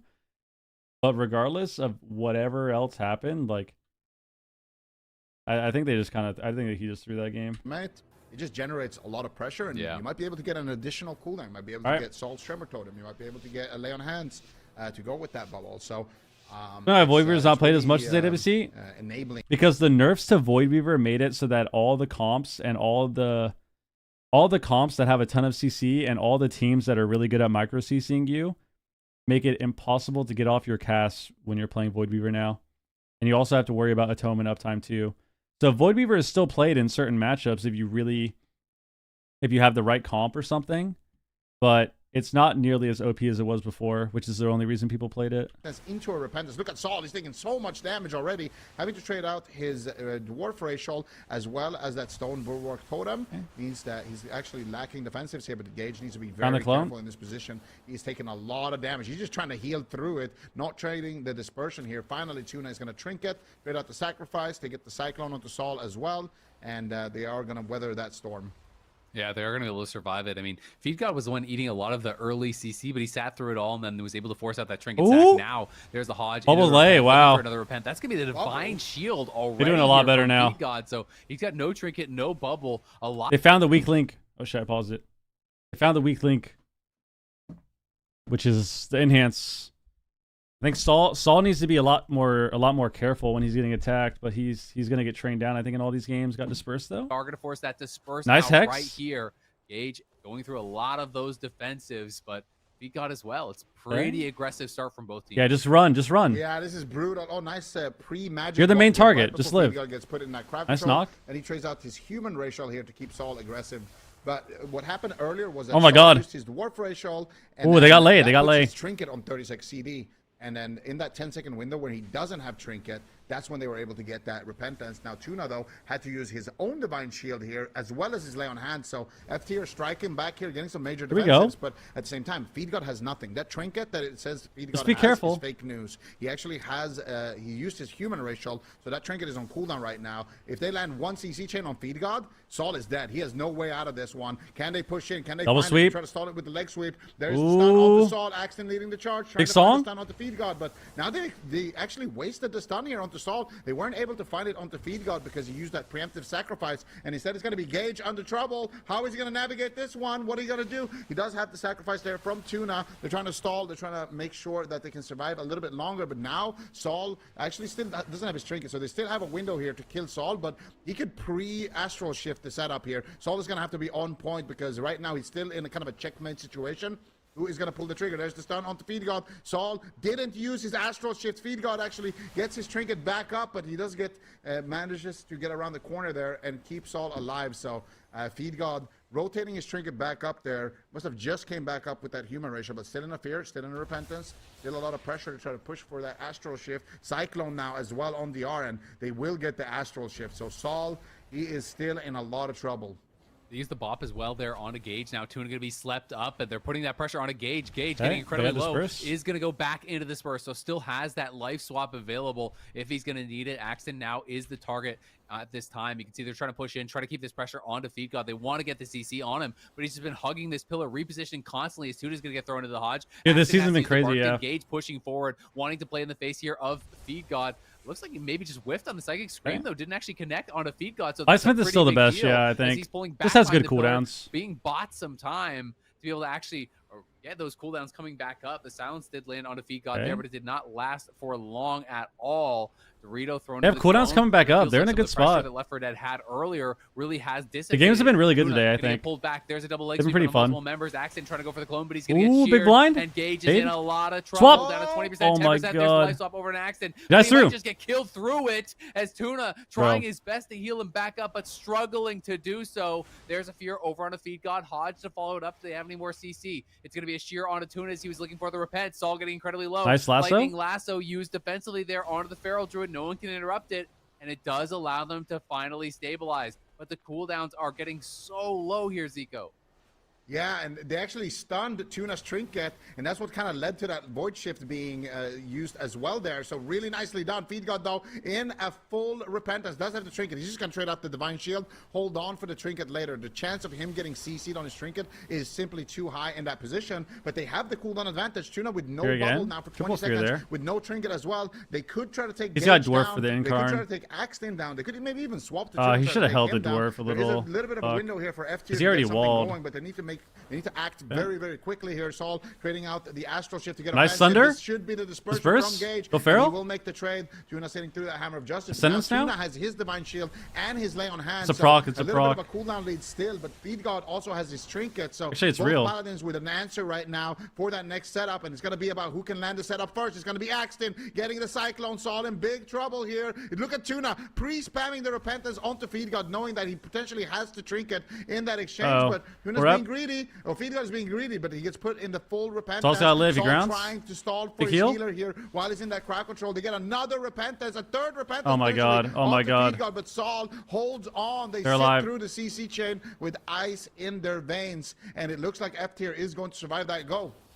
Yeah, and look at Tuna now. He's just trying to run away from Feed God because they're going for the CC. Throws the Hodge down onto Feed God. The Paralyzed came through, and there's the leg sweep. Fear now onto both members. It's a 1v3 for Saul. Saul's in a world of hurt here. Tuna looking for that repent is going to get interrupted, though, by Feed God. Now a Hodge of his own does come out here. Tuna just trying to kite it back, keep his team as aggressive as he possibly can. The Barkskin is back up and available for Axton, so he's not Oh my really God, he a had to great shrink it target. there. It's going to be all about Gage and Saul, it feels like. Nice shear on the Feed God glare. now finally getting out of that repent is going to be able to top Saul back off one more time. Gage, though, in a lot of trouble. 15 seconds until Saul. first. The sacrifice is ready for Tuna if he feels like he needs it, but he would love to hold on to that for a little bit longer. They're just I think waiting F tier for can that win. CC chain can come up on Feetgod, and there's Needs the to wall hardcore off on this. him. There's the meme on a Saul. No, the Saul's in bash. so No much trouble. way. The bash No to follow it up. way. I and that cursed is it. just I cursed it. I cursed it. I'm sorry. I'm so sorry. these setups from Left Oh, I 4 cursed Dead them are so just hard. Killer. I saw wall and bulwark come up 2 seconds, and it's like, oh my god, they can actually live this. Such a good game too with their All right, well- positioning, stalling for those cooldowns. The way Stall was kiting towards the end to actually survive there, but Left 4 Dead, they have so many ways to engage with their crowd control, and they know exactly how to punish. If Tuna or if Feedguard runs too far away from Saul, well, we're just going to fear him, and then Saul is not going to be in range of that Tremor Totem, and that's going to give us the opportunity to actually end the match.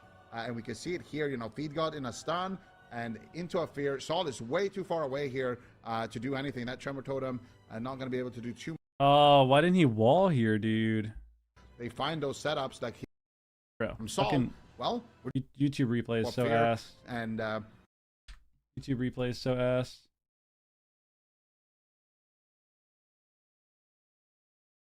I thought they actually had cooldowns though, right? I swear I'm not crazy. How did we die?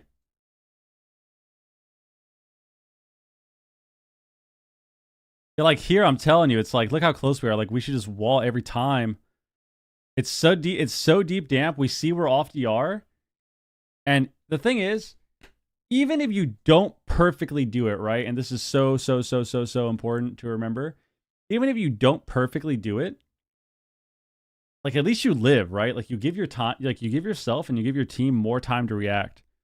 So even if right here, like when did he get out? When did he get out of the last stun? When was the last stun he got hit with?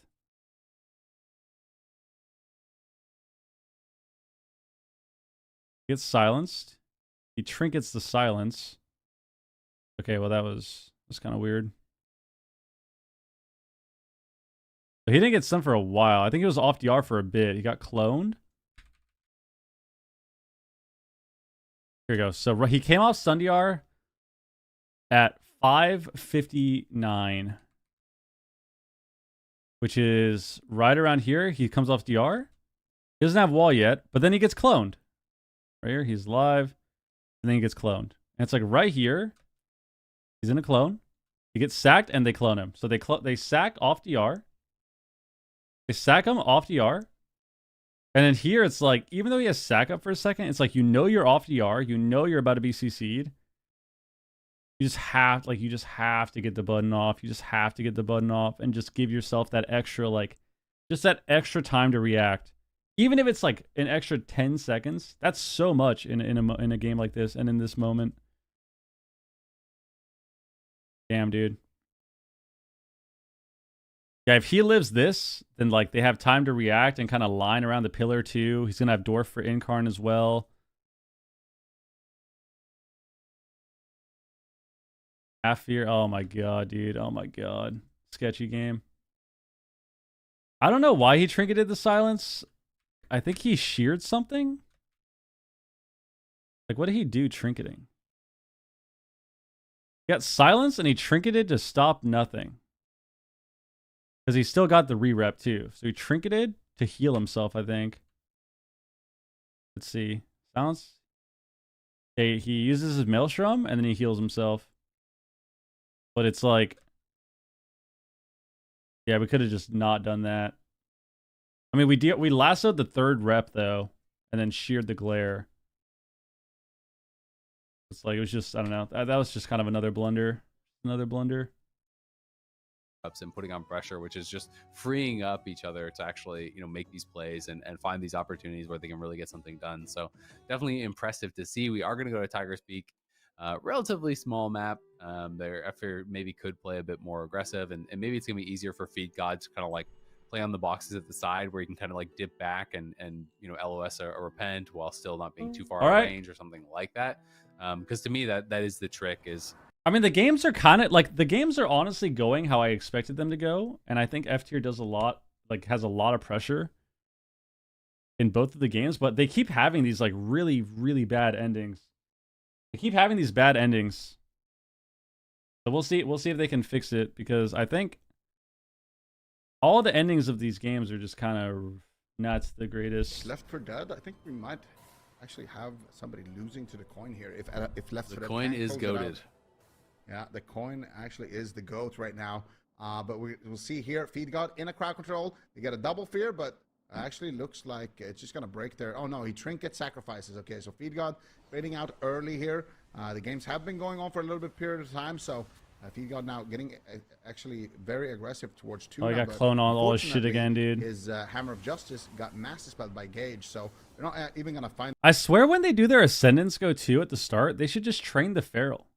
Like, instead of going the Priest, just go the Feral because he's spamming clones on you too. Trade here. It's still anybody's We game. keep getting cloned on our Ascendants. Assault, though. It looks like it's going to be Tuna, which is really not good. Forward here. They get the Psychic Horror disarm into the full fear, covering Saul here with the stun as well. Tuna's there for the backup, getting the Hammer of Justice right as the Tremor Totem drops, and Feed God has to bubble. Actually, no, he got out of the Hammer of Justice. I think it was on DR there. That's what it was. So he manages to get around the corner there, actually. That could have been his bubble if not. Yeah, absolutely. It was DR, so he got his own Hodge into blind combo to actually stop Tuna from getting much done. And Feedgod's done a really good job. He was playing around the box, now playing on that side on the pillar. He's LOS or interrupted Hodge? basically every single repent. Does he get repped this here? one is going to land now. Rep. That is where the problem Double stun? start. It's such a long CC. Bubble. Saul's getting Bubble incredibly lay. low. There is going to be the lay on hands coming out already to try to top Saul back off. And Feedgod is going to be in some trouble. I mean, that was his bubble. That was his LOH. Oh, that's a big crackle, though. Chain could be really tough for them to This deal is with second here. round of the And Gauntlet Tuna for does NA. still have that bubble, has his trinket available here, and is just playing in the face of Feed God, who has just been struggling with his position. Gage is just pulling him into these awkward spots where, you know, if Dorito and Saul chase, it means that Feed God doesn't have a great pillar right now. And Tuna now out in the middle of the map is going to get gripped away from that Song of GG. Nicely done there by Gage. Going to be able to avoid the sleep. And Tuna now trying to push in. Going to be looking for the CC on a Feed God. There's the Psychic Horror. Do they have anything to follow it up? Not just yet, but Saul getting incredibly low. And Feed God has a lot of work to do. There's the DR Hodge coming through. He's looking for the repent. Dorito going to be able to interrupt it, but the fear is there on him. Oh, got it. Saul still in trouble here. And Tuna can still look for those repents once he hasn't topped back off. Yeah, they just keep getting these cooldowns. They just keep getting cooldowns.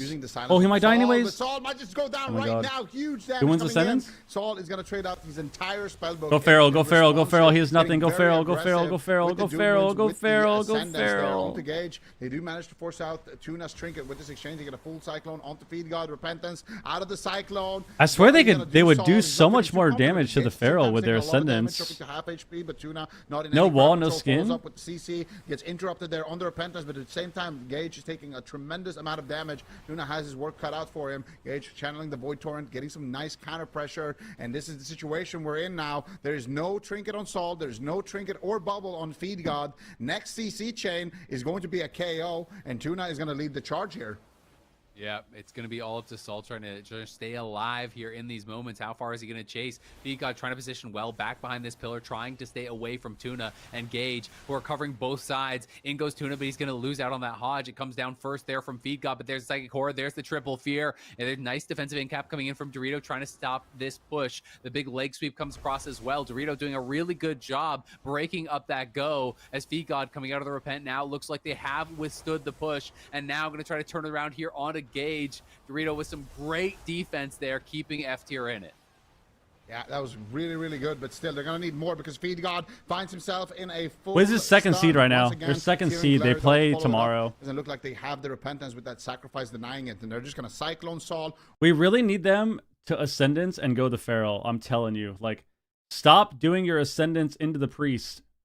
Do it on the Feral. Do it on the Feral. Ascendants on the Feral. Again on his trinket. Stone Bulwark Totem trades for Saul. They have the Psychic He heals Horror. himself. He's There's fine. The silence as well onto Feed God, but Saul with that Stone Bulwark Ascendants Totem in 10 has some play, seconds. is going to be able to survive yet again. He now also They has got his trinket dispersed. Astral Shift, so he has an answer. Last of the and Feral. They also get the dispersion from Gage, so they're showing some signs. Don't press it instantly. You have Doom wins in 5. You have Doom wins in 10 seconds. Don't you dare Ascendants right now. Don't you dare fucking do it. These goes that you can break up as Dorito is going to buy a lot of time for your team. You got the disperse, you got the bark skin. Now there's an opportunity to try to Feral, get go aggressive. Feral, yes. Still has to make sure he's not Yes. compromising his position. There you go. Now is going to be a major target. He's getting incredibly low. The sacrifice has to come out from Tuna as well. Tuna's There. low here. Look at too, that. from that sacrifice damage. Gage is low. And we didn't have so Doom much work wins. to do with Saul getting knocked down quite low. Also, Yeah, bubble. Feed Don't let God him gonna die. be the Hodge. There's the Don't let him He's gonna die. have the bubble, but they just He get died. the kill onto Axton. I love that they got him involved in this. It's Guys, I'm fucking telling you. I know. I'm telling you, man. I know. I don't know every single thing. I don't know literally everything.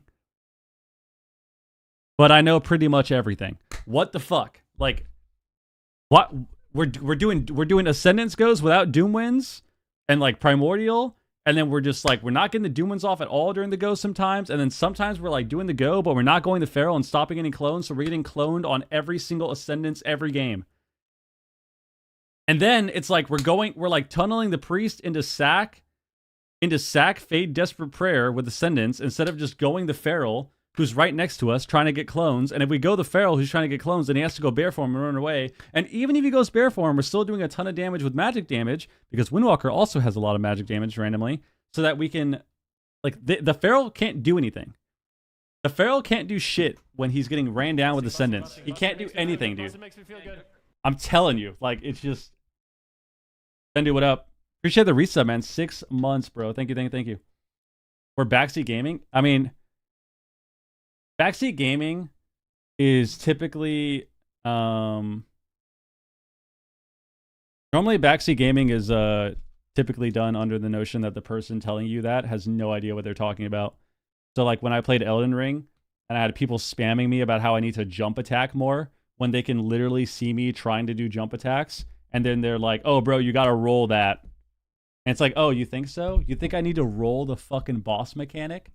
Do I need to roll the boss mechanic in Elden Ring?" Yes, I didn't know that. That is usually what Backseat Gaming is.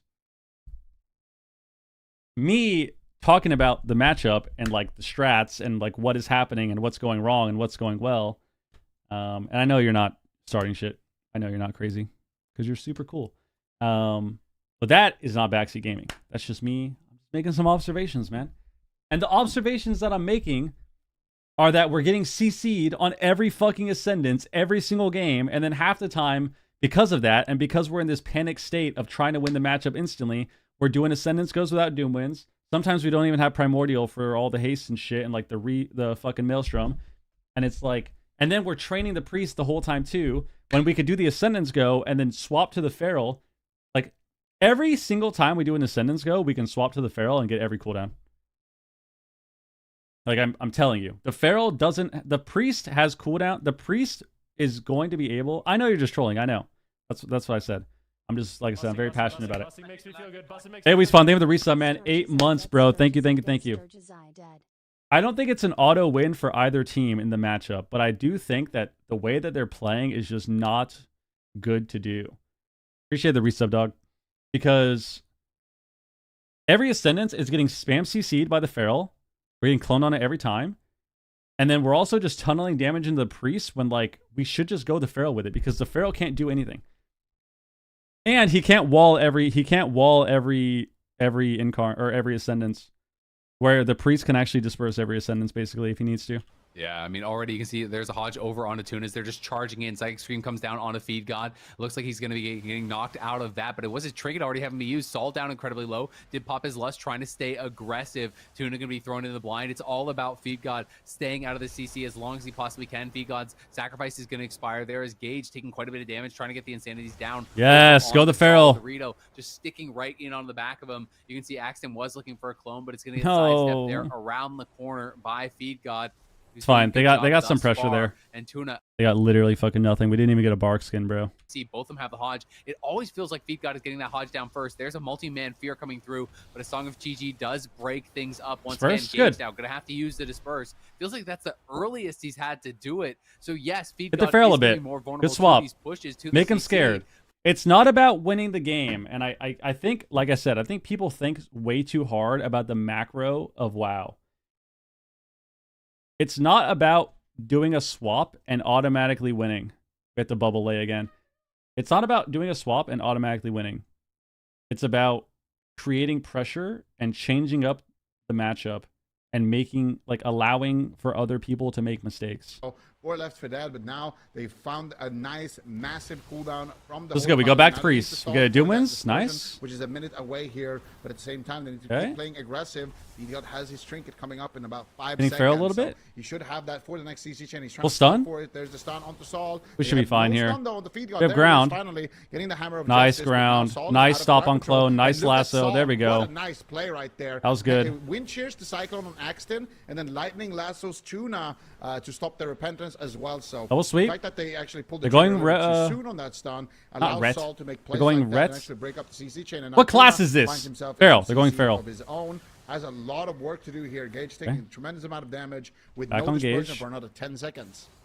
Yeah, notice first for a little Ascendance bit in more 10. time here. Please go We've got, feral. though, thrown into the Hodge. They have the follow-up. Tuna's CC. randomly There's the dying. fear What the across hell? Everyone, as Saul is stuck into that main, Okay. gonna get pounced Saul's out. dying? There Wall. is Ascendance. another CC coming over on a Why do we keep ascendancy without Doom wins and all of our cooldowns, dude? and is gonna be able to do. It's a proc. It's a proc. It's a proc. Here we go. Real one right here. Too much on this go here. We have Doom Now wins. The other team's turn. F tier trying to get something have rolling. Doom here wins. onto Gage. This There it F-Tier is. Gonna be traded Go out, feral. though, by Tuna. It's Axton now who is the target, but he does have Okay. the Dark Skin back up and Back on available. They're Priest. trying to keep him involved, trying to make this feral druid feel scared. We need to be a little bit cleaner with our ascendants and our swaps to the feral, but as long as we make him scared, he has a renewal there. That's big. Just hammering away on Big the back of cooldown. the Shadow Priest, trying to keep that momentum going. Now we need to be Tuna's scared. gonna go in looking I think for at this F, but does get moment- blinded out there by Feed God, but Gage is so far Ooh. away. It's Axton who's in trouble. Axton. He's into the leg sweep. Axton gets I think this is where it's okay to be scared too. Like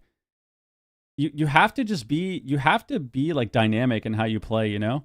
You can't just do one thing. Now, so It's like we're- Axton definitely could get swapped to, but Oh at my the same god. time, look at Saul. Freaking magic bop. Like we can't just only run at people, you know? We can't only run at people. We have to run at someone and then swap targets and then maybe play defensive for a little bit. Situation. Saul with no trinket, Feed God with no bubble. So, and like, no now we should be trinket. defensive. Feed God has the sacrifice. We though, should be so scared. if he can find Off a way this to clone, we should be get a scared. Sacrifice onto Saul right before he gets stunned. That could be the Nice, play here. good, yes, Tuna's trying to yes. bait it out Gust of here, wind. but Feed God is Play a not little biting safe. just You don't yet. have to run at them. See if they can actually find it in time here. We try to knock it in, get it. We have right Tremor. Before the CC chance. Actually, We had yeah, Fear. right before the CC lands. So We have Feed God Wall. making He's a huge sacked play here, also. but they're Good just gonna sack. swap the Feed God, stunning him Triple up there, sack. but Ooh, looks triple like Feed God sack, is gonna be Saul. able to survive, and he look at No, they got Axton now, dispersed. Big trouble, triple leg sweep coming out. Oh, we Doom wins nothing. No, we should have held it. Oh, 20 seconds. Okay. There. We have Because Ascendance, he's in the though. Game, but still, long time with no trinkets. Next no Ascendance bubble. is really He could scary. definitely still be a target, but at the same time, look at Gage. He's taking a tremendous amount of damage. Tuna still has the bubble, though. We have so he Wall. should be We able to walled keep him there. alive for And we now. have Bulwark. Yeah, Tuna did sit through a lot of CC, but really can got kill behind Feral. here. Now there's a stun over on a Feed God. Looks like they just want to make him the main They're going target. Feed God, though. Hodge there to follow that up as there's another Here's pounce that on bubble. the silence coming down. They're trying He's- to take he is- out he is Feed God. lay. He has I bubble think he's now. gonna be able to He's get fine. away and survive for now, but Gage might not Ascendance? be that lucky. Don't get cloned, as don't get Tuna has cloned. a lot of work to do. Tuna now stuck into this Hodge, trying to sit through here as Gage trying to survive. shear. Big fear again coming out there from Gage. He's No incredibly disperse. low. Does have Go that Feral. blade shift holding on to Feral it for now. walls. Go Big back double Priest. sacrifice coming through from Tuna, but the survival instinct's gonna have to be used by Axton. Also, Tuna really starts to feel Okay. like he is falling behind here. Oh, no. One more Trinket? CC out of Bulwark? him, and they could be the ones taking him down. There's a leg sweep Oh from my god. Burrito. Don't let him There's get cloned. PR. Don't let him Hodge get comes thinged. across onto Feed God. They're trying to look for some cross pressure here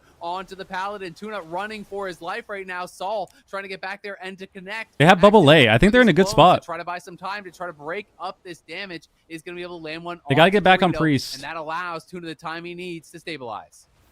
Yeah, but Tuna is not. Don't let in Feed God good get shape CC'd. right Don't let now. Feed God get Going CC'd. for those Paladin swaps on the Feed God is very risky. He has all his cooldowns Hey, we available. get stunned? Saul has basically all of his cooldowns We have available. Dwarf. We have Tuna now, Dwarf. What are they going to do here? Double fear Bash. connect to get the stun onto Saul, and they will get the trinket We're holding it. sacrifice there from It's Feed trinket God. sack, though. Gage, though, at the same time, has the dispersion. Might have to use it here in this position. Tuna is falling further and further behind on his healing. Oh, no, Gage ground- he still doesn't have ground. make the trade, though. Manages to survive for now, kiting around that pillar, but Dorito is heating up. He's going to have a lot of damage. They should run at this Leg feral sweep and is available. dampening. There it is, double leg sweep. Axton's going to trigger Big that song? immediately. Song of GG there, trying to They snipe should go Axton. feral. They do find it there on the Axton, but at the same time, full repentance. Doom from the wins? Feed God. Or not Gage Doom at wins, but, 50% HP. La- Going for the Lust? Dark Ascension, trying to get some counter pressure here. Feed God pushing in, finds the blinding light onto Tuna. Super Doesn't find the damp. hammer. Nice So there's in the stun cap. onto Feed God, Nice but they in look at the cap. paralyze onto Gage. Oh, get a Knowing rehodge, that though. Gage wants to stun Here. into a No full tremor. fear. Walls? balls. Not able to get it there without a gap in CC. We should go Feral. Is making If he disperses, go MVP Feral. plays, and here comes the pressure onto Gage. How is he going to respond? This surely should be the dispersion here. If Feedgod can connect with some kind of crowd control, doesn't look like they are going to be able to find it. But dampening is so high. I swear we should train the Feral. Train the Feral in dampening. He has nothing. Doritos basically solo forcing that cooldown. Train the Feral in Good plan. dampening. He has Can he nothing. actually push for it? Ascendance? Full hammer of justice onto It's a Tuna. proc. It's a Surely proc. Gage trades, They got and he disperse. will make the trade there. Saved by the Life also proc. This is Incarn.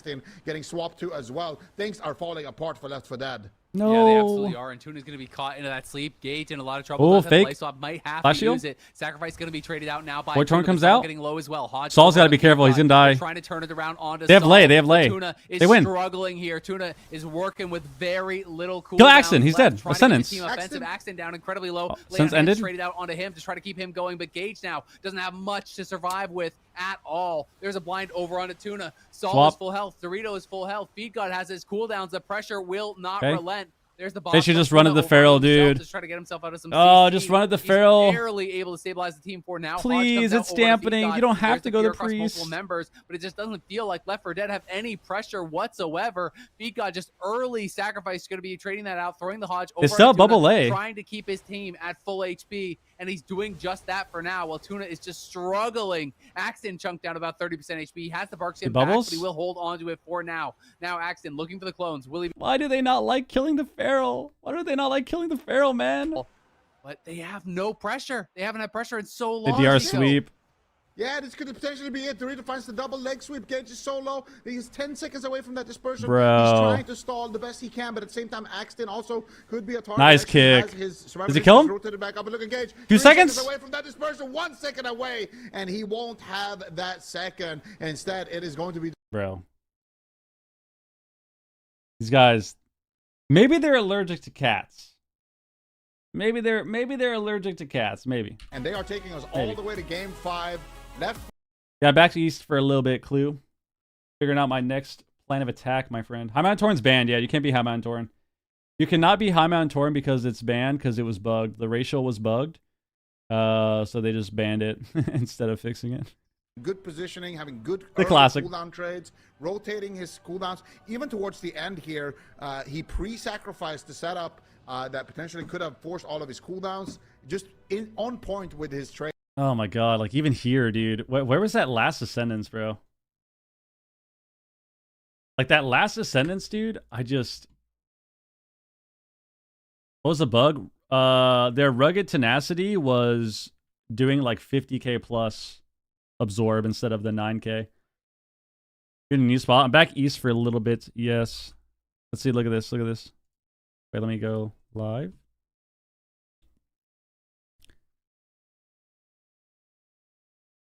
Where was it? Where was this last Ascendance? Like, even this is like, oh my god, dude. Even this. Like, we had Ascendance here? This is our last Ascendance. We have Ascendance here? We get Disperse? And then, like, we just keep hitting the Priest. Like, we're 33% dampening, Ascendance up, and we're just training the Priest. I swear, like, we could kill the Feral here, bro. Like, why are we not training the Feral? This guy can't do shit. He's got no wall. He already thinged here. He's trying to cast clones here, too.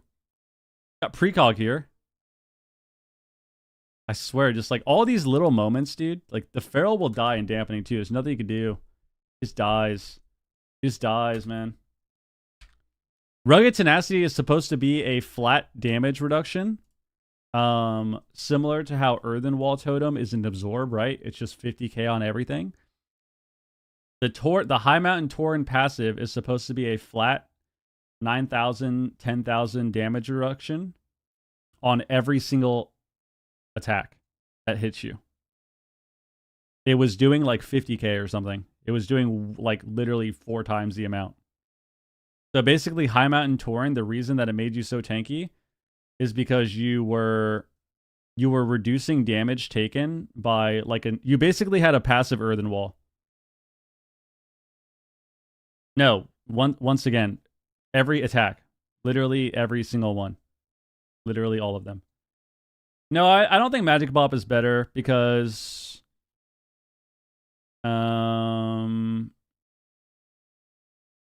you still die to physical damage, kinda. Like you still get RSK'd and stuff. It still cuts out a little bit of damage, but like you also like not bopping a stun sucks, you know? Like it's way better to use bop if you're gonna bop like a stun or something. Because you can use, like, you can definitely use Magic Bop, but you'd have to use it really high into a comp like this. You'd have to use it really high to make it good.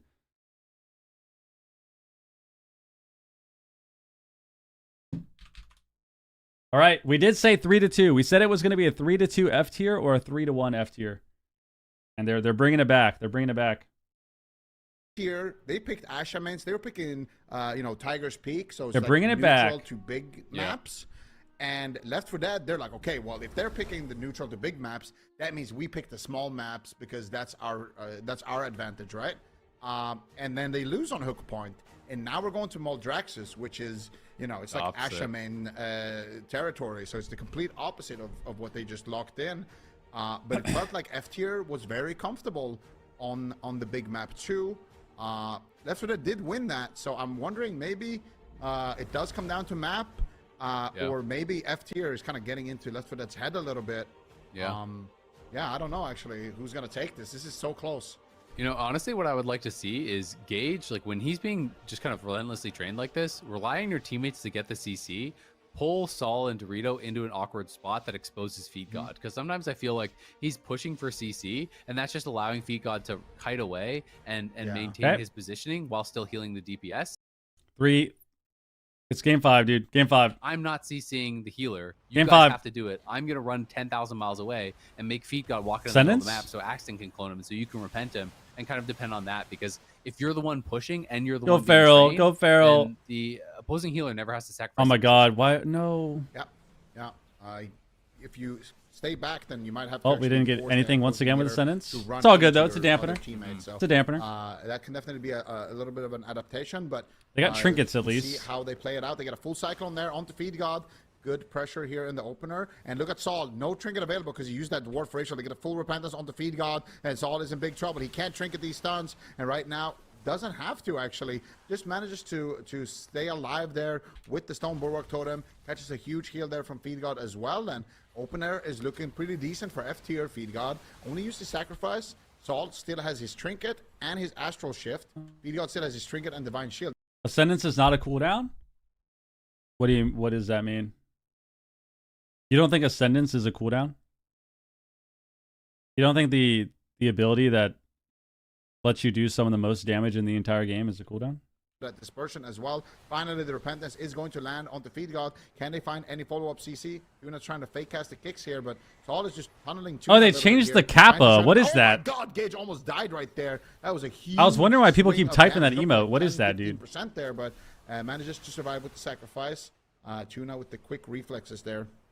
Yeah, got him chunked incredibly. Bro, I don't like that at all, dude. Tuna was trying to chase for that CC. You can see Dorito in the face of Tuna there was looking for the sleep. Going to get pummeled. Saul now down to about 20% HP. Feed God has some work to do. He's going to be able to pick him up, though. It's Call of Duty marketing? Yeah, I don't like that. Sacrifice I don't like that, bro. Feed God almost has his second blessing of sacrifice ready already, and he's going to be pushing in there. Tuna was looking for the repent, but he's going to get thrown. I don't like that at all. In trouble. Oh my god. To disperse right now. Disperse and he low? does an early dispersion. Ascendance coming up. Don't press it on cooldown. Please get your Doom wins. Around onto Axton if they want. He's gonna press it on cooldown. For him. Dorito again just harassing Lust. Tuna every time. He's trying to Primordial. Doom wins. PC, looking for the Searing Glare. Nice fake cast. It's giving a land. Axton gets the clone over onto someone, and in fact it got grounded. Feed God though into the Hodge. Repent. Why? He's come out. Now they need to get some pressure down. Everyone is CC'd. There's the fear on the Feed God out of it. Okay. Saul though is still so high on HP. He's just completely fine through this go. Doom wins now. Ascendance. Here we go. Yeah, that dark iron dwarf. Kind of so would have been nice to have there. Lust with it. Also boosting his stats here as he's getting aggressive onto Gage. He's got no dispersion for 50 seconds.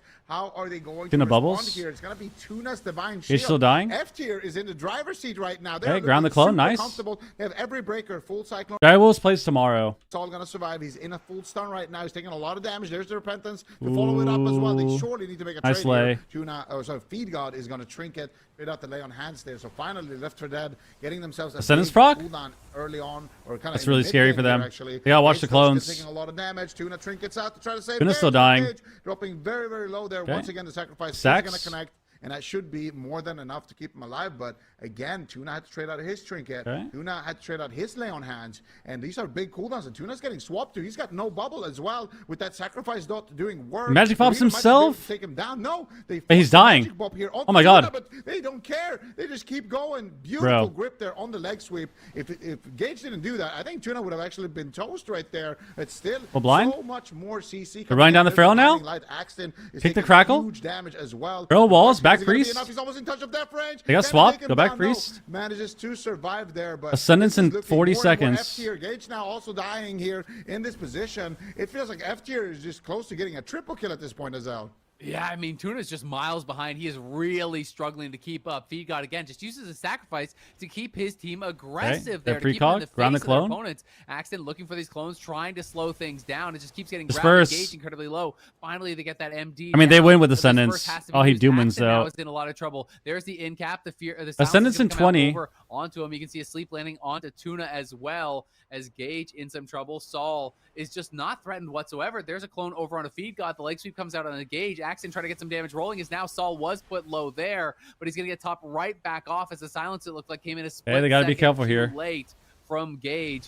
Tuna. They can magic trying pop to him cut high. it. Magic pop Feed him for God the is clones. chasing after him. There's the Hodge that did come down. It's going to be triggered Aw. immediately. You can see Feed God is trying to pick them back up. Gage is in trouble. Saul Okay. was low, but does get topped once again. Axton looking for the clones. Clone? Gage incredibly low, has no This life. is fine. He The already got a lot of sacrifice gonna be used, pressure. but that means Tuna is a viable target here as well. And even with that sacrifice, he's just struggling to keep his team going here. And it feels like Feed God is completely chilling. He's massively ahead on cooldowns and on mana. Axton now, he's going to be the target. He's popping that Barkston, but he's down incredibly low. Repent is going to be grabbed there by Tuna. They need to get something going, but they just can't find any pressure. Another Repent comes in. Is there any more CC? Saul still sitting pretty here. The silence is there. Nice. It's a mind game, true. Oh, mid game, I see. CC is just doing nothing. Saul's still just barely now below half HP after like 20 seconds of CC.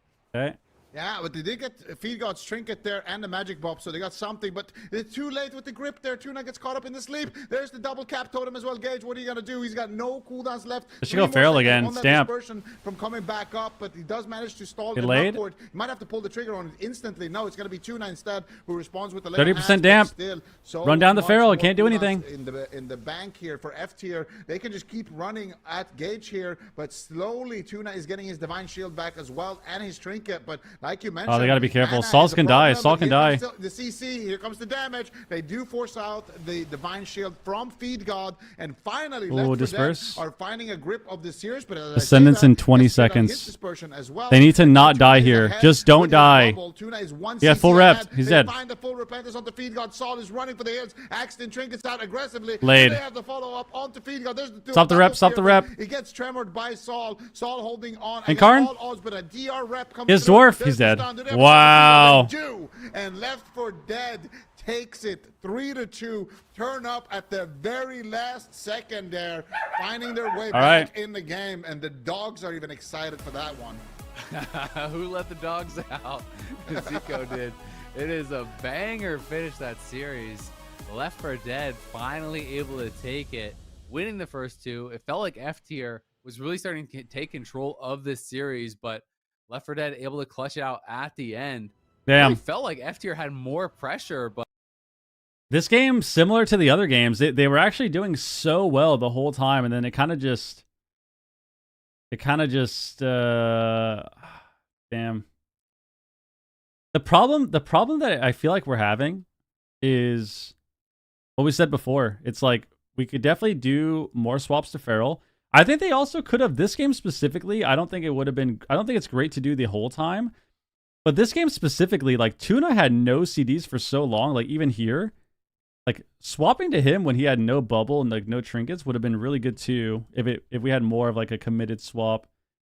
But aside from that, I think Train the Priest is still right. You just have to do more than just that, right? Like you have to try and do swaps to feral. Especially swaps to feral if you're like hexing random stuff. Like you could swap to the feral and like hex the priest or something for a global just to like kind of freak him out more. Ascendancing and getting out on the feral is good. We keep having these moments too where we like don't have all of our modifiers for ascendance, which kind of sucks. And then I think what we're noticing too is even at the end of this game, we have to know when it's time to run away. And I think what we saw in the hook point game, which they did pretty well on hook point, is anytime they were kind of in a moment with like no wall, they have no trinket, no stone bulwark, maybe they don't have stack, then they're running. Like they're just kind of resetting for a second. And even if it's like 10 seconds of just sitting behind a pillar, it changes everything. It changes so much. Like here. Like where are we now? Right here. We get Hodge. What happens here? I think we trade sack, right? We trade sack. We're going priest. They fear. Right? Like the sack is going to end here. And it's like right here, we should be scared. Like we should definitely be trying to think about how we're going to live here. If we're going to bubble sack or bubble lay, then we bubble lay. But we need to be thinking here like how we're going to live. But look what happens. Like we run out. We get stunned. We trinket the stun, knock him. And then we run back. And then we run forward. And we're just kind of like stuck here. It's like we're trinketing to stop CC. They get CC'd anyways. And then we're not lining. So now, instead of being in a good position here because we've already used trinket. And we can kind of play defensive a little bit. Now we're just running into the open and dying while we're getting CC'd. And then we're running back. So like look at our position here. We trinket knock. We turn around to shear the rep. And then we run forward again. And we have ground too. And we didn't get the ground on the clone. So like that sucks. We grounded a little late here. It happens. But then we're running at the priest.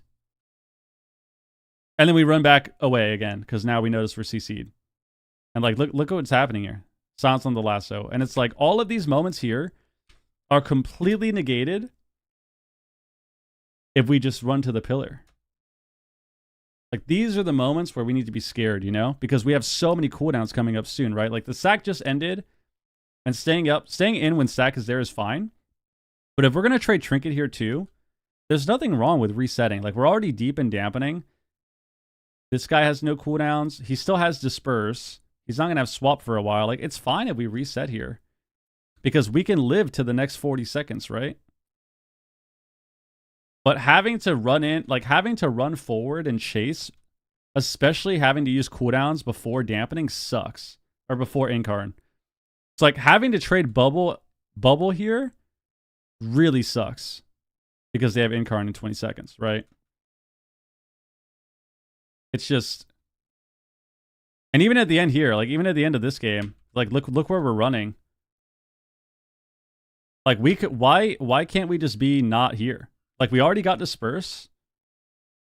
Why can't we be running together? And this goes for everyone, not just Saul, right? Like I think as a team, like we should all just be leaving here. Like we should just be running away here. But instead we get repped.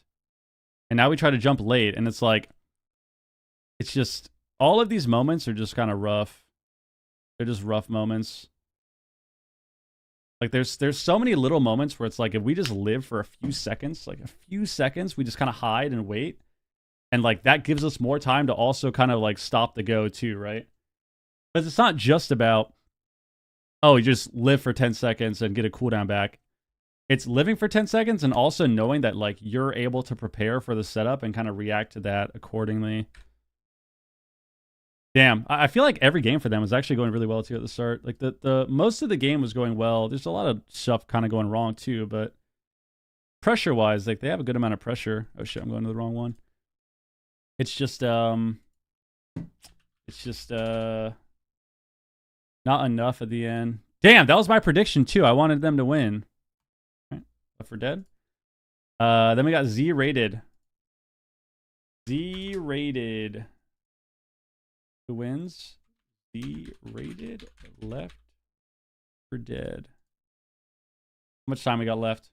6 minutes? 10-minute prediction. Damn, dude. I actually wanted them to win too. That was my prediction. I thought it was going to be a 3-1 or a 3-2 F tier. But sometimes you don't get the prediction right, man.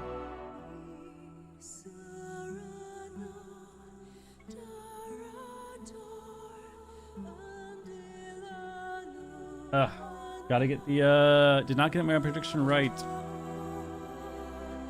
Just playing for Z-rated. JWaz and I don't remember, actually. I don't remember his whole team.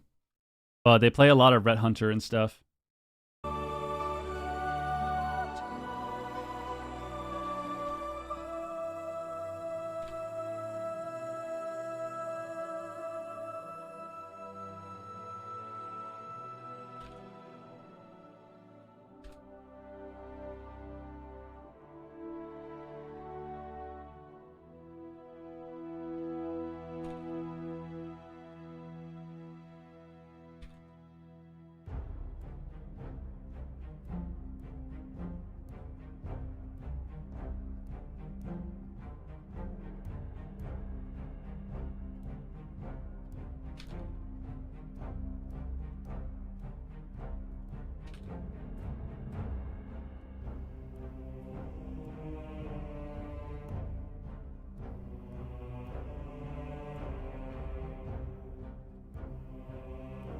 Goddamn. Goddamn. All right, well, got a prediction up. We'll be back, people. We have not seen any warrior yet. We've seen a lot of survival hunter, though. That's been kind of interesting.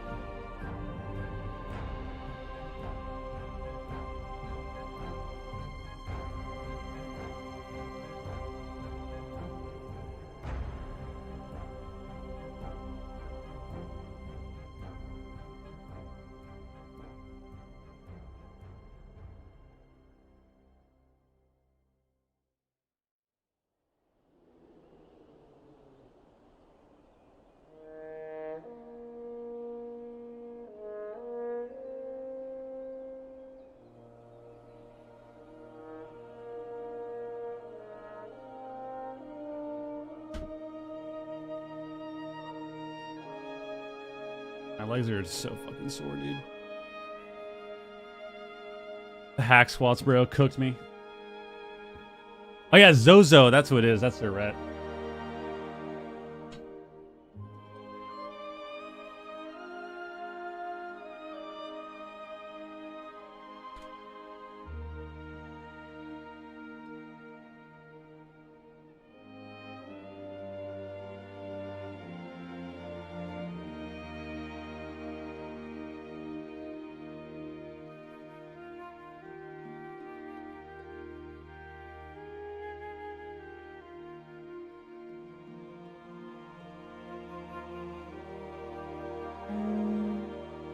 Are there more games over the weekend? Yes. The finals are this weekend.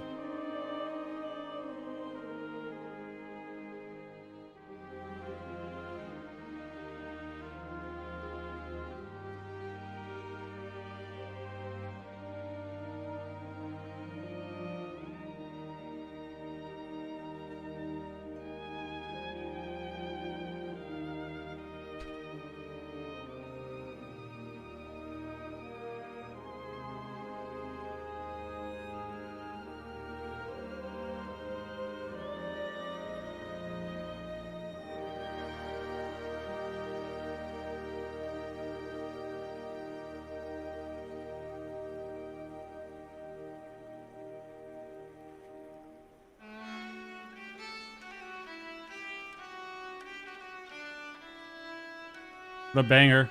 What a banger song.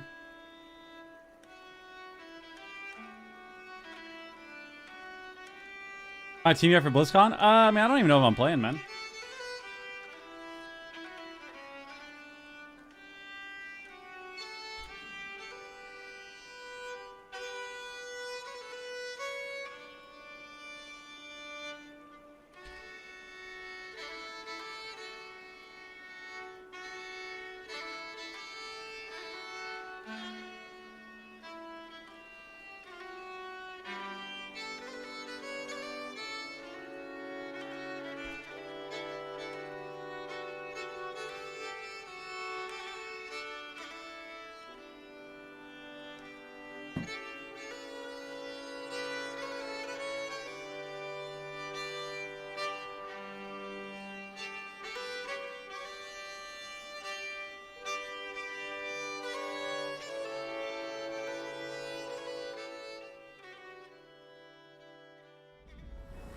Hello, everybody. Welcome back. It is the second to last round of the day. We are in round number 3 here of North America. Z-rated versus You Left Pika Jelly 4 Dead. Jamili. Left 4 Dead The hell? Does just Jai even beat play? F tier, and now they're on to face off against Z-rated. We've got some kind of the new. Here we go. school Third versus the series. Old school. Left 4 Dead has some of the Want to see longest to play standing tomorrow. players that we've seen compete in AWC. Z-rated. This is just the Gauntlet. So these are the teams that were not in the finals yet. The finals were the top 3 teams from the Cups.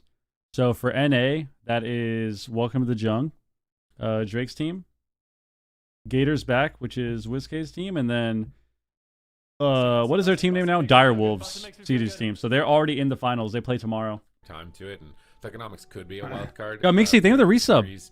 For the rest of the day if they need to. 53 They months. just seem Thank you, thank you, really thank you. Warmed up, really ready to And go. welcome back. Solid all around. No real major mistakes from them. Z-rated newcomers. They've had some flashy games in the cup stage, but I don't know. In the Gauntlet, I'm thinking this is when its pressure's at its highest. You're probably most likely going to choke. Oof. Okay. All right. Well, Super Tees, I feel like I can guess what your prediction is, but tell us. Left 4 Dead. Definitely leaning into it. I went with my heart last time on F tier, and they broke my heart. So Same, buddy. I'm not going with my heart anymore. Same. I'm cold. Do you think I'm losing or you're losing now? We were tied at the bottom, right next to the coin. We were technically not tied, okay? My score was calculated correctly. I had 3. Let the record show. So let the record Hey. show. Oh. I'm not at Why the is there bottom. Scottish music? You It's are wow, all dude. alone at the bottom. Okay, They're then. playing Laughing bangers, at man. you right now. Damn, Okay. no solidarity Enemy number on 1 this now. desk. You're on my list, Super Tees. Okay, well, we've got your prediction. We've got chats 51% versus 49 for Close. Z-rated D Machine. What about you? They got pre-skied? Prediction for the series. Well, last time we Just saw watch this Z-rated video. compete, we saw some interesting compositions come Boom. out from them. We saw some of the preservation evoker. Saw some aggressive play. We saw some Ret Paladin play. And I think they won the hearts and minds of quite a few people, me included. I voted for them. We did see them in Cup number 3 face Left 4 Dead and bring it to a Game 5, and Z-rated actually did win. We saw Left 4 Dead bring out the legendary Thugonomics on the Destro Warlock, as well as Gage on the Shadow Priest with Action on Feral Tuna on the Holy Paladin. So both of the main bread and butter compositions that Left 4 Dead has available to them came out in that series, and they still lost. So I'm going with my new faves. I'm going with Z-rated. I think they got what it takes. All right. I think that's fair. I am kind of on the side of you, Super Tees. I think that the experience playing under pressure like this is going to come into play quite a lot. But you never know. I would love to see. I feel like they're the underdog just because they're a newer team, but maybe that's not fair of me. I love seeing underdogs win, but Left 4 Dead is going to be my vote. I do think it's going to be a close matchup, though. But also don't take that with a grain of salt, because I'm at the bottom, according to Super Tees, in terms of the predictions. So don't listen to me, chat. But it looks like the coin, they are in favor of Z-rated. Let's take a look at the rest of the caster predictions as well. But like David said, they've only played each other once. It was Z-rated that ended up winning. They took it all the way The to YouTube Game plug. 5, so it was fairly close. Got the guide for But a reason, you really man. never know here in the AWC, in the Gauntlet especially. Looks like Azale's 3-2 in favor of Z-rated, and then everybody else In is favor of Left 4 Dead. Z-rated. So now we know, Super Tees, Z-rated, they are the underdog. What do you think it's going to take for them to win this series? Dude, the NA games are way longer. I mean, just leaning into their strengths, right? The Rep Paladin Demon Hunter composition has been one of their bread and butter setups. Anytime I've seen a team that kind of doubts what they've put the most amount of practice into, it usually doesn't work out for them. So I'm hoping they're leading in with like kind of their main composition pick and not too many curveballs. It's possible Void Weaver changes could have some impact for them for this series. I'm wondering if maybe it's enough for them to switch off of it entirely, or if they'll be utilizing it still even despite the nerfs that came into it. Knowing that they're fighting a Shadow Priest team, it can be really effective because there's not a lot of interrupts. Well, it's basically just the Feral Druid. So it can be decently effective in a matchup like this, but there's a lot on the line. These guys, they've been grinding all season, trying to get enough points. They managed to scramble together enough to make it into this gauntlet, and they're really fighting for this last shot to get into the top 4, get in there for the big prize money, that championship title for North America, the last opportunity in the War Within to say that you were the best team for the expansion. And this is really what it's all about here. And you can see how close it's getting. D-Machine, he's got a really good argument as well, given the history here in Cup number 3 for Z-rated. So we're split pretty much right down the middle. All right, we're going to see who's going to come out on top. Hello, characters and work in tourneys. You have a tournament round that you make characters on. Into the North American Gauntlet. There's only one step after this. You have a tournament round that you make the characters on. So, guys, by the way, we've been live for over 5 hours now. We are on the 3rd series of the NA Gauntlet. 1 series left after this. Left 4 Dead just beat F tier 3-2. Was a crazy series back and forth. So much. And now I want to give this guy some subs. We're waiting on this one. So this is the 3rd of the day. 3rd of the NA. 3rd of the day for NA. And yeah, it's exciting. Yo, Crispy, what the hell, bro? I gotta tab out. I gotta give you a little W, bro. Yo, thank you very much, man, guys. 10 gifted subs from Crispiest. Yo, thank you very, very much, man. What the hell? I appreciate that. It's been a fun day, dude. I love the watch parties, man. Weird. I would never expect that answer from you. We need Mariah out of her box. I know soon, man. Ret. Soon. Give me the ret. I mean, we saw soon. Yo, thank you very, very, very much, man. We saw Jawaz also come out on that. Yeah, there's no Hunter high man Z Torrent. It's rated as disabled, well. dude. Decent performance. They did win the blind Gone. pick with him, so we do, Jungle and Cupid, aka Ret Hunter, are 2 compositions that you can never really count out, especially in this matchup versus what Left 4 Dead is putting forward. I feel like whether it's the Deathstroke Warlock Feral Druid or the Shadow Priest Feral Druid, there's a decent shot, more so with Jungle in my opinion. But I really want to see the Ret Demon Hunter Preservation Evoker specifically. I love that composition watching it. I think it's just so absurdly aggressive. Preservation Evoker, they have a little bit less of a long range in their cast, so they have to kind of be in their face. Going up against Left 4 Dead, and we just saw Left 4 Dead was able to get so many Cyclones off, and as well as Repentances galore, as even I believe Searing Glares as well. So the more in their face, the more interrupts available to Z-rated, the better for a team like Left 4 Dead. Definitely so. Well, we're going to be finding out soon enough. We know how crucial a blind pick is in a composition or in a matchup such as this. So you can bet that they are working behind the scenes here as quickly as possible to make that decision to make sure they're making the right one. But here we are. Here are those comps. Right. You got what you wish for. What is this? Z-rated. The fuck is this? Here we go. This is a gauntlet match. Destro Feral Shaman, bro. We're playing FLS, dude. Tournament of the entire expansion, and the gates have opened. Wait, I didn't know Thug was even on their team. When did Thug join their team? What the hell? Yeah, this is 3rd for NA.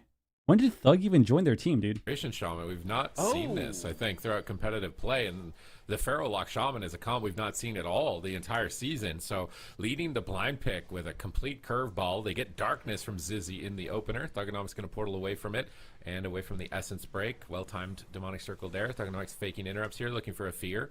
Spamming these out. Chaos Bolt connects onto Zozo, taking him down below half. Zagorn gets in position with the rescue and the time dilation to start to stagger the damage incoming, but a Cyclone sneaks in from Axon that forces Zagorn's Trinket. They fear up Zizzy, and those spam Chaos Bolts and the spam Cyclone. Thug was with a Brew and Aiden. Deadly in tandem. Nice sleepwalk off the Hammer of Justice, though, from Zagorn. Thugonomics is going to portal away. Zizzy is chasing him down. Zozo is there as well. More sleepwalks incoming. Into an imprison. Excellent crowd control chain. Thugonomics is getting dunked. He goes for the double damage. coil, but it looks like it was was immune by Zizzy's Vengeful Retreat. It was a clutch Vengeful Retreat. He stuns the Chaos Bolt. Zagorn's in a Cyclone, though. Big damage incoming if he gets this Chaos Bolt. He gets kicked by Zagorn, but a full Hex. That's why they locked in the Restoration Shaman.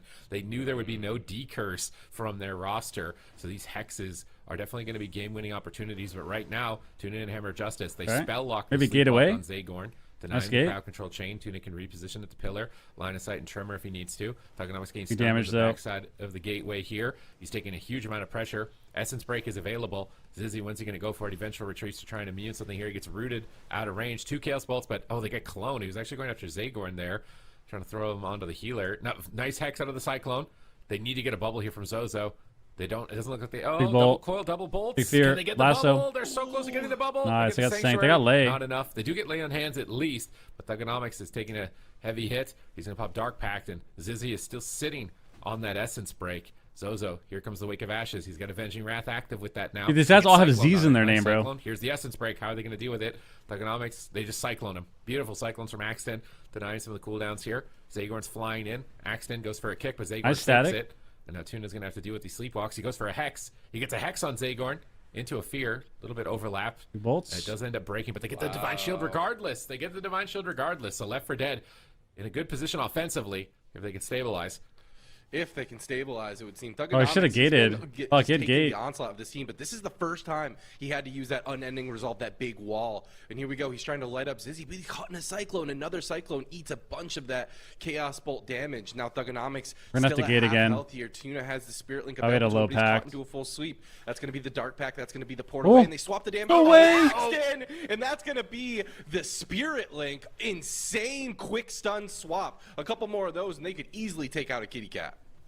Yeah, these Feral Druids are liabilities most of the time. A lot of teams are ignoring them, but as soon as they look at them, they almost This fall looks over. terrible, dude. Thugonomics is taking a huge Why hit. did they Stuns play are down. this? That's it, I think, for Thugonomics. He's about to die at any moment. He thunderstorms them away, buys time to get a Healthstone off, I think, there, and clutches out some Riptides with that Nature of Swiftness, and actually stays alive. That Thunderstorm from Tuna was vital to Thugonomics' survival right here, and Zozo has one last line of defense, his Spell Warding, which can immune all magic damage, but not all physical. So Axton will do full damage. He catches him behind the pillar. No way, Massive dude. catch here. Rewind from Huge Zagorn in rewind. the nick of time to pull Zozo back from the break. Stops Now the clone. Thugonomics on the back foot. Ports back behind the pillar. Tuna gets stunned up. They're swapping to Tuna Tuna. dies in the Big Hodge? Collapse on Tuna, and that is... Wow. Oh my God! He's Well, at Astral 1% Shift. health. Holds on to dear life. And now Zozo is cycloned at low health. Zagorn has Emerald Communion coming up in 3 seconds. If he gets cloned on it, it could be game over. Zozo, Chaos Bolt in the sky. Is he going to trade? He's got that Overfiend casting Chaos Bolt on him as well, but he manages to greet it out, holding We're strong. dead here. Thugonomics, big blast of damage with Healthstone? Fire Breath. He ports away from the Deep Breath. Nice port for Thugonomics. It's Zozo versus Thug right now. Full Big stun. stun. Catches him. Where's the Communion? He doesn't even On need the to trade. free- I can't on the believe Boku? he gets fully cloned. Chaos Bolts are crashing in, and it's coming down to the wire. Both teams are running slim on options. All right, coil into stun. He's got Commune. The Big Commune Inferno here. Stun, cross CC Magic Bomb Communion. 2. This is exactly what they needed, but the Emerald Communion is the final button, as well as Darkness will be committed to keep Z-rated in the offensive seat. Stuns followed up on the Thugonomics over and over and over again. If they can catch momentum one more time, it could be it. No Spirit Link, no walls available for Thugonomics. Axton just desperately trying to get the this is momentum bad. back in his favor, but Zozo's the one on the back foot, dipping lower, and Zozo's What again? mana is becoming He doesn't have a problem. Hellstones, dude. They need to kill Thugonomics, and they need to do it right now.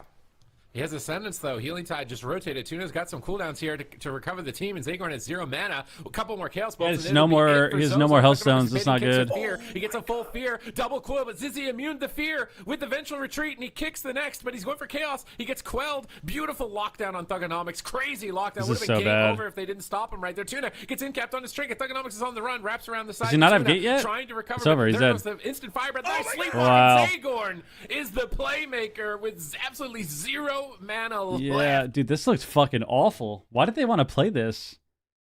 Maybe they thought they were going to Hunter? Maybe that's why. Maybe they thought they were going to Hunter and not Red DH.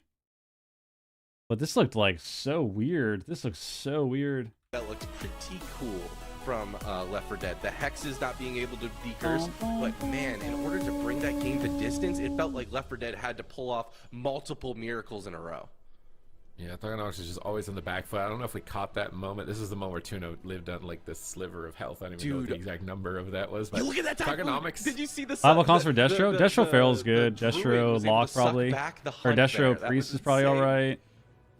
Destro Marks probably does a lot of messing damn. up Thugonomics there, if we watch the replay again, was Zizzy. He was just vengeful retreating the double coils. So when you run vengeful retreat and you run a PP talent for it, it makes you immune to crowd control. So if he sees Curse of Havoc, which is the cue that the Warlock is going to cast double Mortal Coil. Crazy they almost killed him here, dude. So after this moment here, watch Zizzy's Vengeful Retreat. It's the kind of the pink and Staring red at him. dude doing a backflip. And he backflips right there midair. I don't even know how he did it. Like, how did he even do it? He did it mid I-beam. I want to replay that frame. Like, what? He was literally casting I-beam, and I watched Vengeful Retreat go on cooldown. And then he's just time for the immediately, Thugbear. We might have to get Thugbear, so dude. he knew when he I-beamed that he would want to coil the I-beam because it's important to stop I-beam from fully channeling. Yeah. So Zizzy knows, Thugonomics knows that he wants to coil that, so he can't, or he cancel auras it, and Vengeful retreats it. The millisecond he's in the air, I'm pretty sure, or the vortex, the vortex on the hunt, and then right here, Vengeful retreat I-beam, Vengeful retreat I-beam in the air, so he couldn't get coiled. Wow. He knew he was going to get coiled there, so he just completely immune. If he's coiled right here, they lose. Yeah. I guarantee if Zizzy is coiled right there, they lose. He'll chaos bolt both of them and they have nothing. I mean, they looked at Tuna and almost I think this matchup looks scuffed, but I think they also need to gate more. Like they're not gating on cooldown, and I think he was playing long gate too, right? So I feel like if they're gonna do this, like they have to get the long gate. Let's see. Yeah, he's playing long gate and soul rip. But like we're not long gating on cooldown, which is what, every minute? Like it has to be literally on cooldown we gate across the map, make a new port, gate across the map, make a new port. And that just wasn't happening. Man, he is. Because I think it's hard to just stand on top of them. Like unless you can get away, you're gonna take so much damage from these classes. So many wasted bolts. Yeah, it sucks because they have to get clones out, so it's hard to get pressure with the double coil bolts too, because of clones sometimes. That's what that reminded me of there, where he's got like he could have used that to heal, but he's what like, year was that? Was that 2012 or something? What year was that? I don't want to think about how long ago it was, dude. Like the last bit of mana, choosing the offensive penance. It's those moments that kind of like make you a higher echelon player. Those moments where you are on your last bit. Well, if you ever got mana nerfed and you choose to go offensive, it's not nearly as good into basically the higher rating that you go, and depending on the matchup, it's just worse. It's like a lot worse than before. It's still pretty good sometimes. Like I think it still works with I'm playing Shadow Priest Pharaoh now with a Shaman. I mean, I think this is better than the Destro, to be honest. I think Destro would have only been fine if you could have a Void Weaver so you're all casting, but I think Shadow Priest Pharaoh would work better. Or Shadow Priest Shaman would work better. Basically all the nerfs they did to Void Weaver, the two main ones were the Atonement Refresh and the cast speed, right? Or three, because they nerfed Trinity too. Oh wait, no, those were the main two ones. Yeah, so the cast speed and the Trinity and the refresh on your Atonement, right? When you smite. And what that does is it makes it so you're just getting your casts off slower, which means that all of the micro CC that you're getting hit with, all of the random pseudo interrupts, whether you're getting knocked, whether you're getting triple DR stunned, whether you're getting like triple DR feared on a cast, all of these little things, right? Whether you're dealing with interrupts on top of that, you're a lot slower on getting your casts off, and you're also going to be hit with those a lot more before you can get a cast off. So what we've seen is people just haven't really been playing it as much in shuffle and in threes, because all of the comps that are good, and just in general, like all of these comps can kind of shut you down. Like they're just not letting the priest cast as much. Like you can't get as much pressure out with your smites. Frosty Fries, what up? And a lot more. I'm doing well. Crowd control as well. Hope you're here. doing well. Maybe we as see them well. actually attack Zagorn with this, like a double fear on DPS. He's just immediately dark ascending, and those void volleys got zero value. They're just staring at Gage like, "Yeah, buddy, do that. do nice dark ascension, dude. Like they didn't hit anything, and now they're gonna go in." So Gage, I think he was a bit premature with that, and pre-darkness from Zizzy also. He knocks him out of it with the thunderstorm. They catch Zizzy on a swap. And the Sanctuary comes through to break the fear, though. So they should be able to recover. Gage is looking for Mass Dispel. Oh, he fakes the kick, and Mass Dispel is a blinding light. Nice play from Gage with that defensive utility. But Hammer of Justice will connect. They sleepwalk to Feral. Gage is isolated. And I said he was tanky, but he's not looking too tanky right now as he pops Desperate Prayer. Greater Fade there. rebuffing the fortitude through the fire breath purge. Really good awareness from Gage. You have to protect that Resto Shaman's Earth Shield from being purged. So he's going to be using Power Word Fortitude to rebuff and protect it throughout this match. But he is taking a beatdown right now. Another sleepwalk from Zagorn. And I was saying Z-rated, they were like new blood. They might choke, but I don't know. I think they're making plays right now. Yeah, doing super well so far. Double fear, however. Gage trying to gain back control with the lasso onto Zozo as well. Zagorn is out of the CC finally. A nice static totem to get that Ret Paladin off. Oh, and they actually get silenced up on it to follow it up. But Zozo is just on top of defrosting. He's basically playing a caster on his Ret Paladin, getting the damage in that he needs to onto Gage, but staying on top of Tuna and just getting the cross CC that is needed, and even a couple of kicks here and there, making it harder and harder for Tuna to play the game that he wants to play. But a reposition of the Earthen Wall totem. Gage should be okay throughout all of this. But look at Zagorn just on top of Tuna. A fear defensively to follow it up. Any sort of CC that follow up onto Tuna, and this could just be easily a dispersion.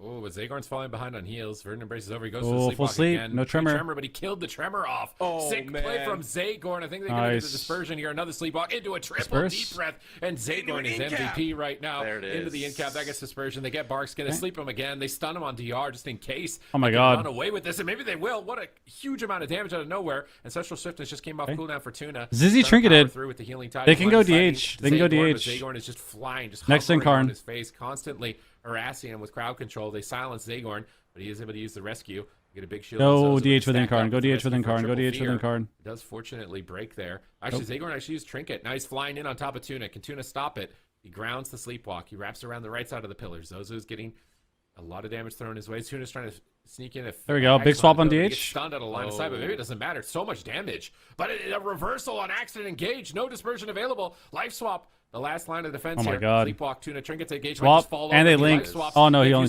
link. They've overlapped everything. Z-rated should be able to take this. He has swap still. Yeah, swapping it over Swap. Him into bear. Does it even matter? Huge heal will come in the nick of time to keep Axton alive, and Z-rated just seems like they could kill anyone. They're getting worked right now. Hunt in 20 seconds too. A nice triple fear to gain back control of this game. Kind of a preemptive cocoon. Emerald Communion will finally be committed from Z-rated, and they should be enough to get back into this. Full Hodge goes out onto Tuna. Gage is now being reconnected to as well. Stun on Full sleep. Stun onto him. Zagorn caught into a bash. If there's any follow-up CC, this could be the momentum they need onto Full Zozo. sleep. Zozo's got his bubble and lay on hands available to him. Z-rated's got buttons for days. If this onslaught continues, they're gonna go Zagorn. He's dead. Zagorn's dead. Oh my gosh, the lasso. Lay? That surely was it, but he stays alive throughout it all. That's the lay on hands.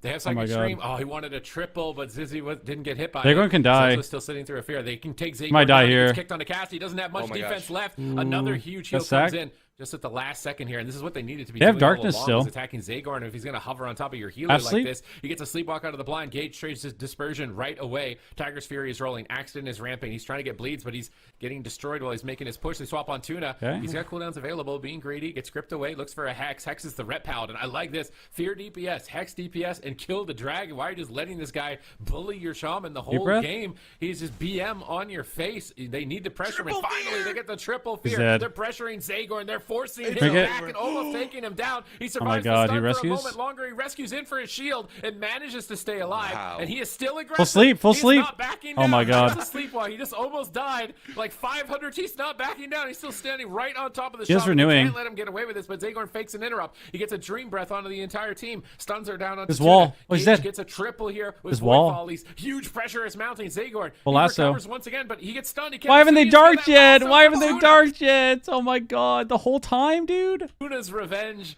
He just had to deal with this annoying dragon. Bro, they had dark his face like a fly, and he's trying to catch him with chopsticks. They had dark the whole time, dude. They had it the whole time. They didn't darkness, I don't think, a single time. Maybe they darkness the opener, but like, fuck. All right. That's crazy they don't get the dark there. CZ, but respect. Zozo doing everything he can while Zizzy doesn't give a fuck. Bro. Zagorn was fucking going crazy. Getting trained, getting sleepwalks on DR while being trained. And Zizzy just doesn't give a fuck about him, bro. Zizzy doesn't give a fuck about him, dude. Why don't we get the darkness, bro? Where's the darkness there, dude? We had so many times the dark. The last like 2 minutes of this game. Like, we live here. We rescue away. We run away. We sleep. Like, how do we just, like, even here, how do we not get the dark, dude? Oh my god. Oh my god. Should have just been, like, way faster. Should have been way faster. Fuck. That was so close. That was so close. That was insane. That was an insane game, actually. Yo, Chris, what up? Just purged instantly with the shaman and the priest, so it's kind of risky. But he was feared, and then he comes out. He gets rescued, and he thinks he's fine, and then he's feared by Vault. Zozo bubbles at the end there, so I feel like he was in CC at the very end, which is he's in a fear. Oh, he gets feared. Yeah, damn. He's like, do I really trade? That was my a crazy bubble ass right game now to get this bop out. The answer was yes. That was a crazy ass game. Too little, too late, and now Nice we are tied adaptation. 1-1. Hats off to Left 4 Dead. Because they were losing. They were letting Zagarn just do whatever he wanted. Just letting Zagarn just own Tuna the whole game was not going to work. They were. Hey, that we can't see so Palisac? Yeah. They punish him, and they take him. I appreciate you being here once again. We are on the third series of the NA Gauntlet. We have one ticket series left for after top this. four for North So America thank you very much for hanging out. Also, we got 35 subs on the day at least, so thank you. The entire season as they're running a single elimination gauntlet. At least 35. There is still one more team remaining in the gauntlet after Yep. this. Which Cats is and Dogs Cats after this. which have been a phenomenal roster with Jax on the Rogue and Shards on the Destruction Warlock. Also Boomkin. I'm smelling a hook point. Awaken on the Discipline Priest. So that I mean, I don't even know if they lost because because of the map, dude. Are battered, And what up? Bruised. It's been a throughout this great time. gauntlet, and they just have to keep going. They just have to keep going if they want that final spot. Left 4 Dead are immediately locking in the same composition. They see their advantages, they're learning, and they're adapting. I think they're just going to get better and better throughout this series. So now how does Z-Rated adapt? They actually went for a big map themselves. They realized actually that, like, oh wait, maybe we need the big map. This is interesting. Interesting how this has completely switched. Because Left 4 Dead picked the big map, you're thinking they want it. You know, the Shadow Priest needs space, but in reality, it's no. The Shadow Priest is actually the aggressor. He is the captain now. And Z-Rated, they've got some comp swaps possibly, so I do wonder if they have the any Hunter. types Yo, of Wicked, what up? adaptations. Nope. Okay, they're going to be going in again. Shit on bad. Yeah, they definitely picked a nice A Empyrean. little bit more versatility if it's possible. That's what I'm saying, man. I feel like we only get AWC a few weekends a year. It's so lame. It's so lame, dude. No one could stop it. I wish it was more consistent too. Like you knew when you were actually going to watch it. Strategies here, but if they can't, Left 4 Dead, they can take the swing match and have the advantage in game number 5. A very important game 3 here between these teams fighting for the final spot in North America. Z-Rated, a team that kind of everyone counted out. All right. Being newcomers on the block, but have shown us some serious performances. Get us in a game, not only man. in the cups, but most importantly in this gauntlet. Get us in a game. Been a big fan of them ever since they made their debut. A couple of players on that team, you know, have a little bit of tournament experience, but nothing like, you know, Thugonomics, for example. Get us in a game. Left 4 Dead. So definitely a team in my mind that is positioned more as the underdog, a team with a little bit less experience than Left 4 Dead. Left 4 Dead, we've seen this this Feral Priest, Holy Paladin / Restoration Shaman on Tuna time and time again in metas where those weren't even the best compositions, you know what I mean? And they still were able to make it work pretty decently well. So we know that this team is capable of going the distance, capable of making it to the grand finals. Here we go, game 3, 1-1. Going to be a heck of a team in order to get past. So with Empyrean Domain counter pick. I'm pretty happy about game number 2 because I did predict Z-Rated wins 3-1. And so to get a perfect prediction, don't get ahead of yourself, okay? They just needed don't get too ahead of yourself. I feel like you're gonna end up perfect. You're gonna eat your words here. You just commentator cursed them. I feel like they should do more shaman swaps. That was looking good.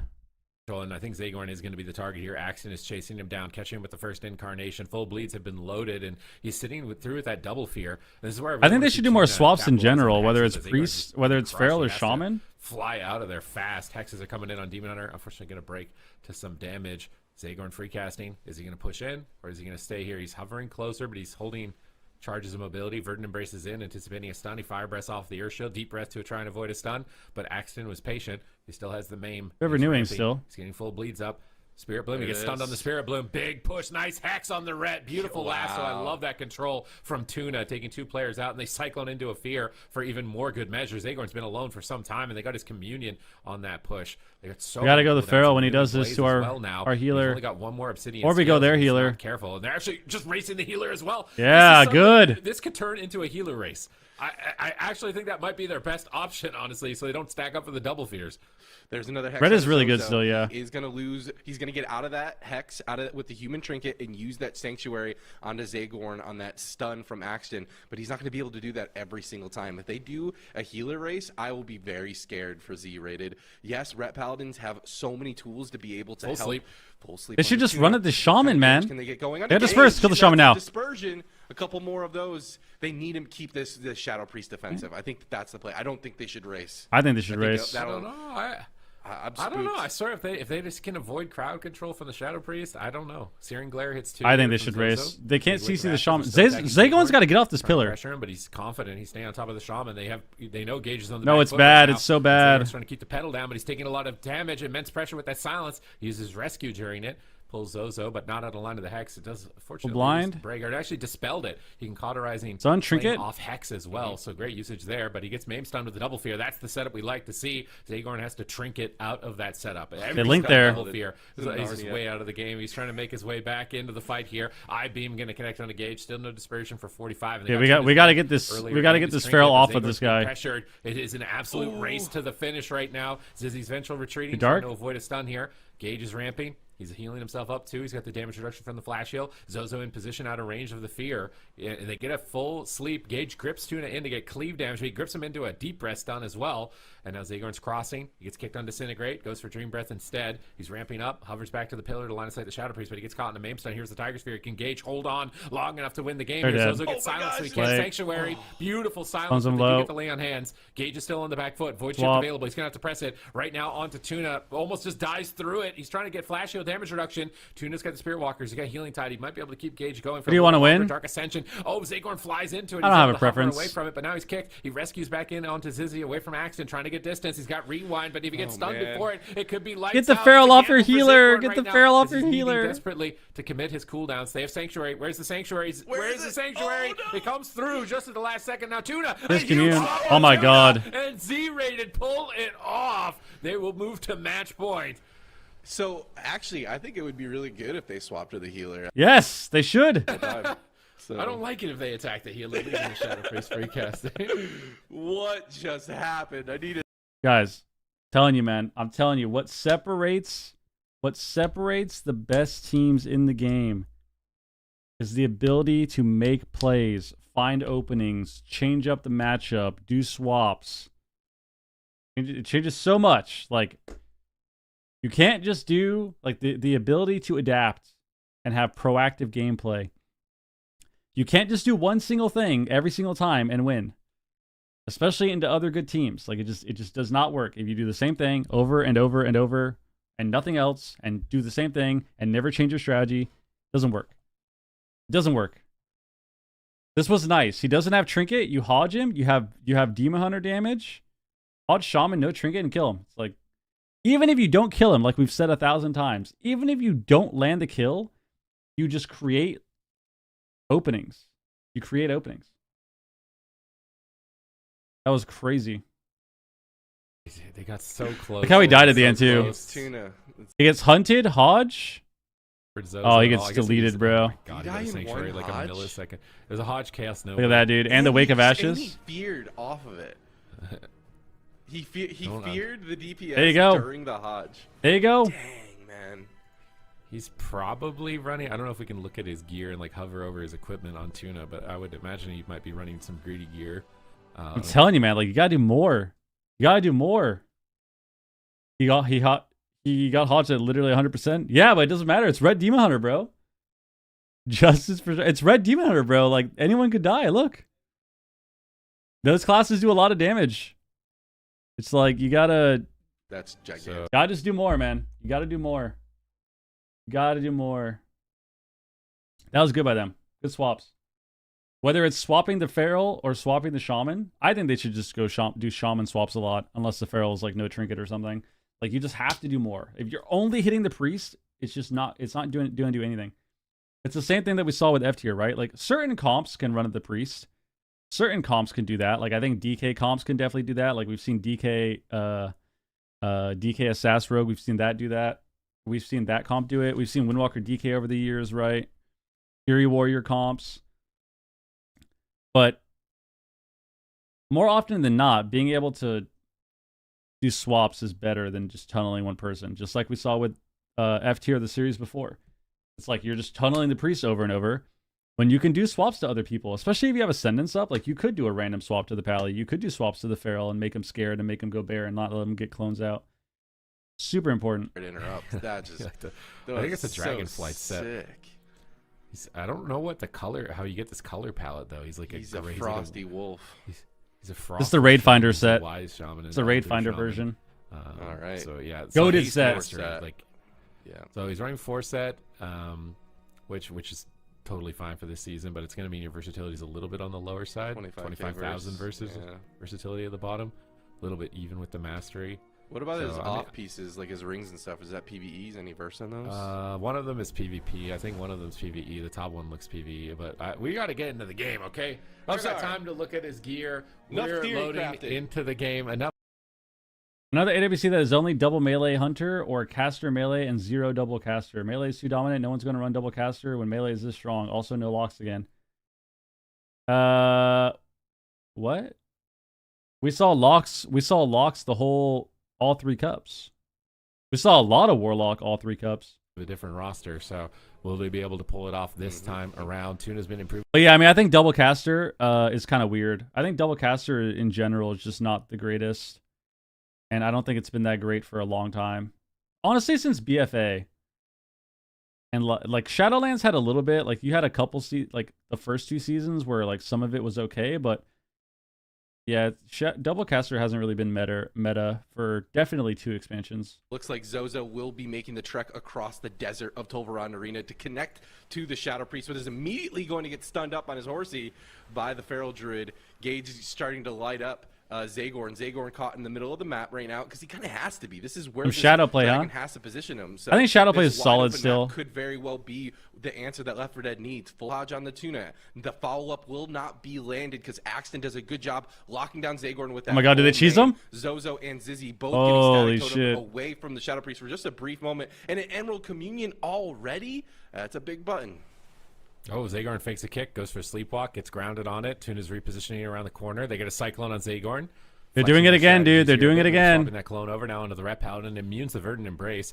Oh, Void Torrent. Is there a stop for that? He fakes it. Where are the swaps, bro? Double Fear stacked up for it. They're dogpiling on Zagorn, but he got to sleep at the same time. Who's going to fall first? He's in a full stun right now. He trinkets and rewinds. The last Go the Shaman so that the Feral has to start cloning to peel and can't just run at your healer. From Zozo, but he may have to Divine Shield if he's caught in a fear for this next attempt. And Axton's literally just training the Evoker, bro. And he's just training the Evoker. Tuna on that Restoration Shaman, denying them of the Oh swap. my and Zagorn god. equally fakes an interrupt. He rescues Zozo in. They're going all in on the Shaman here. They can play with confidence. They can take risks. They're up 1 in the series, and that just means the pressure is mounting more and more in their favor. Tuna's trying to go for a Hex. He's fishing for it. They should just run at the Shaman. Time stop from I'm Zagorn, telling you. anticipating the stun, but that's over now. Big deep breath? Deep press to immune the stun and hits Pops him? 2. Zagorn's on the run. Now he's going for a sleepwalk. Zagorn with excellent positioning, but he can't get the sleep. Tuna grounds it, wraps around the side. Zozo's charging in now. Hammer of Justice catching Tuna. They knock him away. There you go. They swap. He comes back in with the hunt. They don't have a follow-up stun. Tuna looks much more solid here, and Zozo's getting blasted. Lots of cleave damage from Gage. They've left him open for... Also, the perk of running at the Shaman is that the Feral is going to stack because the Evoker is going to run on top of the Shaman as well. So then the Feral is stacking, and now the Feral is getting cleaved. Down Tuna at the same time, wrapping in on top of him. Is Fire Breath available? They have to There we go. shield if they are going to close this game out. All right, Axton looking for clones, Wolf but here. he just keeps getting Trinket interrupted Dark? on. And Nice Zagorn doing a darkness. Good job being aggressive and defensive, but the 2 That way he stuns dies through, right? followed up. Is the darkness going to be enough? The Half Hodge Hodge? on the Tuna at half health here. Axton popping the Rewind, incarnation. maybe? He's got to peel for his Shaman, or surely he can go down. That's going to be the wall committed from Tuna. However, and No, Zagorn keep running at the is going to Shaman. It was stabilize going his so team well. as well, but It was going so well, dude. both of these teams are just pushing each other to the absolute limit here. This is match point for Left 4 Dead. Get back to the This is Shaman. a single elimination gauntlet. Get back If to they the Shaman. fall, so does their tournament lives. Axton forced into bear form for just a little bit there, but it seems like Tuna is just the main kill target for Z-Rated, Sid. Oh, full hammer. Nice Big cyclone wake. from Axton on Zizzy. He can't get any damage during that Hammer of Justice. Tuna can reposition here, but Zizzy's still tearing in now with the Essence Break. Will he solo Tuna? Getting He's can't get a lot of flashbacks? damage, but he's rooted. I love Nah. that root from Tuna, preventing the Demon Hunter from connecting. The kick Zagorn now. It always He's almost happens. out of mana. He's got Emerald Communion 15 seconds Okay. away from it. Will he buy the time that he needs? Searing Glare hits Kicks onto the Disintegrate? Feral Druid. Zozo's trying Ranges to the assist clone? catch Tuna Restun? again. No trinket available. He's got Link. Will he get to it in time? He's trying to be greedy. He survives fear? a triple fear. Actually, Zozo dodged the fear. Beautiful positioning from Zozo. Keep running at him, yes. Extreme Tuna's repositioning away Yes. from the crossing the map, looking for Nice healing waves. hodge. If he gets kicked, he gets stunned. Is Zozo going to solo him? There's no way. Nature Swiftness, Zizzy's coming in hot. All 3 players on top, but he gets gripped to the opposite side of the map. Now Zagorn has to use Emerald Communion immediately. Static Field is down to pull him away, but there's so much damage on Tuna. What do you mean no successful lock teams? What does that mean? Cats and Dogs, the team that is... They can catch a stun right now. Do they have the stun to win the game? The team that's 1 last second in away NA from Gauntlet Stricken. right He's got now, Stricken or available. Now first, Zozo on the literally back foot. only Zizzy played into lock. Cyclones. Very critical Echo's for team Axton. also Spam won pull with right now. He's got Warlock. Incarnation, 17 seconds There were a away. lot of Have teams that second played stream Warlock in the this silence. season They that can actually were doing absolutely really win well. this game in that window. They just need to buy time, but a triple deep breath from Zagorn as he flies during the in from cups. downtown, but he stacks up for a triple. He gets caught. But things change, man. Things change. Immediately with those emergency measures to break out the crowd control. Zagorn should be able to stay alive. Things but guess change. what? But it's just no double Incarnation's up. caster, There's though. no Sanctuary. It's no double caster, Zozo though. needs to get ready to use Blessing of Protection immediately on this Incarnation. Axton is just so eager right now to Oh, he pull didn't get trigger the and searing, take this to a actually. Game 5. That Incarnation's gonna be so deadly. There's the Hex. Oh, he's dead. And the lasso, the cross CC all over the place. Oh, the Can time he get stop. the bop off? Oh, the time stop saves him. Zagorn is just an Just bop him, absolute just bop him. lord. There's the Oh. bash into the cross CC fear. Zagorn, how are you alive right now? A great imprison onto Axton will slow We down should the go back damage just a Shaman. We little should go bit, back and Shaman. Zagorn continues to stay alive. All these swaps to the Shaman has got to make it so hard for this dragon to keep himself alive. Double stun? He gets kicked. Zagorn is in so much Big wake. trouble. There's the lay on Lay on hands. hands. Finally going to be used from Zozo. But he's still in so much trouble, and he can't get bopped. He's Damn, he actually died through Lay. I'll believe when Warlock wins AWC again. I mean, you can literally just go back to the cups. I think Warlock won the first 2 cups, right? Didn't they win the first 3 cups? What happened to them? We actually died through Lay. Where are you reading this? The YouTube chat. The YouTube chat. When did we die?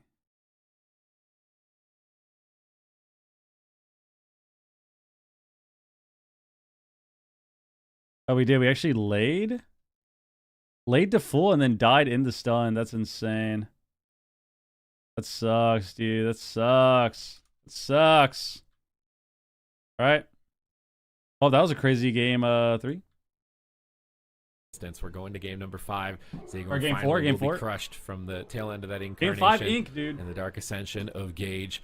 And Tuna survived swap after swap, had really good positioning, preventing them from connecting, dragging them into bad spots for his teammates to set up with life grip and the like. So great adaptations from Left 4 Dead. Tuna's leveled up as a player across the board because I feel like we had criticisms for him in previous AWC seasons where he's running the Druid, he's getting overwhelmed and getting dominated, and he has had to flex a lot for his team. Now he's playing the Paladin, now he's playing the Shaman, and it seems like the healer is like the most vital most of the time. Unless you get like this lucky season where your main healer is the best, just by far, sometimes that can happen, but most of the time as a healer, you need to be playing at least 2 or 3 healers if you're going to be able to keep up season to season in the AWC. So Tuna flexing here, not going down too easily. And we are going to game number 5, and this is where Z-Rated have to make the commitment. Are they still going to be playing nervous? Are they still locking in the big maps, or do they just say, you know what? Train the blue, we're going small map. Like, are they going to do it? Do they have the gall to do that in game number 5? Game 5, that would be... I mean, that sounds like it would work. And at the very least, they would look really cool doing it. I mean, I think that is underappreciated. The cool points. Winning the hearts and minds of Twitch chat is just as important as getting the W, in my opinion. They probably disagree with me, though. They probably want to get the championship Sunday. They probably want to get to the finals.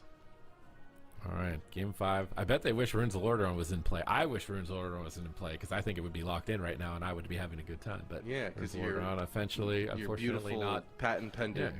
You know, my patented. I need to get that patented before somebody else does. They might, or it's like I can't let that happen. But okay, they're nervous. They're going to a big map. Enigma Crucible. Z-Rated do not want to lock in an all-in strategy. They want to keep their options flexible here for game number 5, an entire season of play between these rosters, and it comes down to this final moment. And no matter who makes it out alive here, they still have to face Cats and Dogs, which have been an absolute lethal team throughout North America. So this is not over by any means. This is going to be the ultimate test for these teams, and that's the best part about the Gauntlet, is that it's whoever can evolve the most, can overcome the most amount of adversity, who claims that final spot, and then they become like this unstoppable monster, possibly in the top 4 when they get to that point. So this is, I always love this part of the season play, the Gauntlet, the last ditch effort, and seeing what kind of tricks people are able to pull out in the final moment. Reminds me of like the Dragon Ball Super, where they're fighting the tournament power to keep their universe alive, and like what can they do? Yeah. How are their limits going to be pushed when everything is on the line? So last chance to get in there. Vegeta voting for Goku. Finals right are now, tomorrow. just all in on Goku. Echo plays I tomorrow. don't even know who's Goku right now, or who's who in this series in particular. I bet Echo is Jiren if they were in a series. If they were in the Gauntlet, Echo would be Jiren. So okay. Someone's got. I don't know who's going to be Goku though. At least in Europe, maybe Big Mix could be Goku. We'll have to wait and see. But regardless, gates are open. There's no going back. Everything on the line. An entire season of play. Game number 5. Gage is ramping with the Halo. Dark Ascension very early as well. Wants to make sure he gets that cast off before he gets stunned and kicked. And they're just starting on the Dragon first global, but he instant sanctuaried. He stunned him. He was going to get cross-stunned, and he stunned him the millisecond that it happened. Zozo is on point right now. Fire Breath hits 2. Sleepwalk on Tuna. Tremor was down. Beautiful read from Tuna, anticipating that. Now Zagorn is caught in the middle of the map. Gage is tearing in here with lots of damage following up that. Nice knock off the double fear. Gage gets positioned back into the earth. I swear they need to, like, commit to training the Shaman, or literally train the Feral and just stop letting him attack their healer. Like, they need to not let Axon just train their healer. Caught into a stun of his own as this Ret Demon Hunter finally connect onto him. Tuna caught into a full in prison. It was just enough to get Gage down to half health, but now that Tuna's out, Gage should be A-okay moving forward, and Zagorn's really the one who's just always so spooked. There's the time stop. He's going to be okay throughout this, but Axon, as soon as the time stop is over, puts him into a rake stun. Huge damage into a main follow-up, and an Emerald Communion is used. I just feel like they're not getting the buttons that they need in Left 4 Dead or in the driver's seat. All right, here comes the big attack on the Gage. He's healing up with flash heals, but there's the Essence Break. Cracking in with that Blade Dance. And now Zagorn hovering in, gets wind sheared. Zozo, Searing Glare, gets skull bashed. I love that Zozo's backing up Zagorn, though, with these casts, so he doesn't have to deal with every kick, but he's caught in a stun. Zozo's in a lasso. He can't use the Sanctuary, and Zagorn Trinket rewinds, but he walks into a triple fear. And that was the Medallion now burned out of the way. Medallion and Communion, major cooldowns for the Evoker's survival moving into the future. They stun Tuna. Are they going to swap to him? They're not playing with as much confidence as they were in that last game when they had some wiggle room with 1 point on the board. And if they don't have that confidence, I don't know if they'll be able to win. It's a lot of tankiness on that Shadow Priest to cut through. Zagorn manages to recover with the rescue, gets on top of Tuna, gets the sleepwalk, but it looks like he terminated it again. And now Zagorn, he's just going to fall over at any moment if he's not careful. Big heal comes in. You see the static field pulling Zozo away, but oh no, they stack up for a double stun. Zizzy punishes there. Nice punish from Zizzy, but he gets the double fear regardless. Engages Ramp. He's got power infusion. That's the incarnation.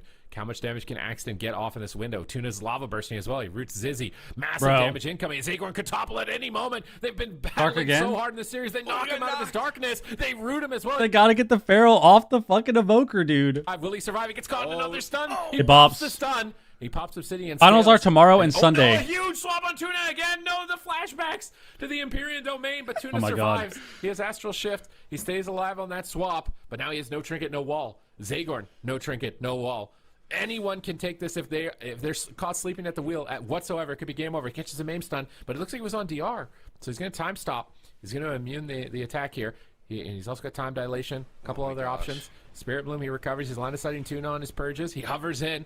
And Zagorn's going for the win right now at 50% health and basically no mana. He's going for the win. Zagorn's throwing everything that he can at Tuna to finish this match. Can they actually close it out on Tuna? They need to. They can't. Tuna recovers with the Nature Swiftness, and now Zagorn is on the back foot. He manages to recover with the rescue and a huge Virgin Embrace. He needs to just get away from the Feral, bro. Jumping back over to Zagorn. When you DC, you just... If the other team doesn't wait, you lose. He gets the Spirit Bloom off. Looking for Disintegrates for as well. Online tourneys. Because that mana not looking too hot as either. He Verdant Embraces in, but he could get triple feared. He immunes the fear. 20 seconds. He 20 seconds. Away from the static field. Axon is chasing him down. Incarnation is in 30 seconds.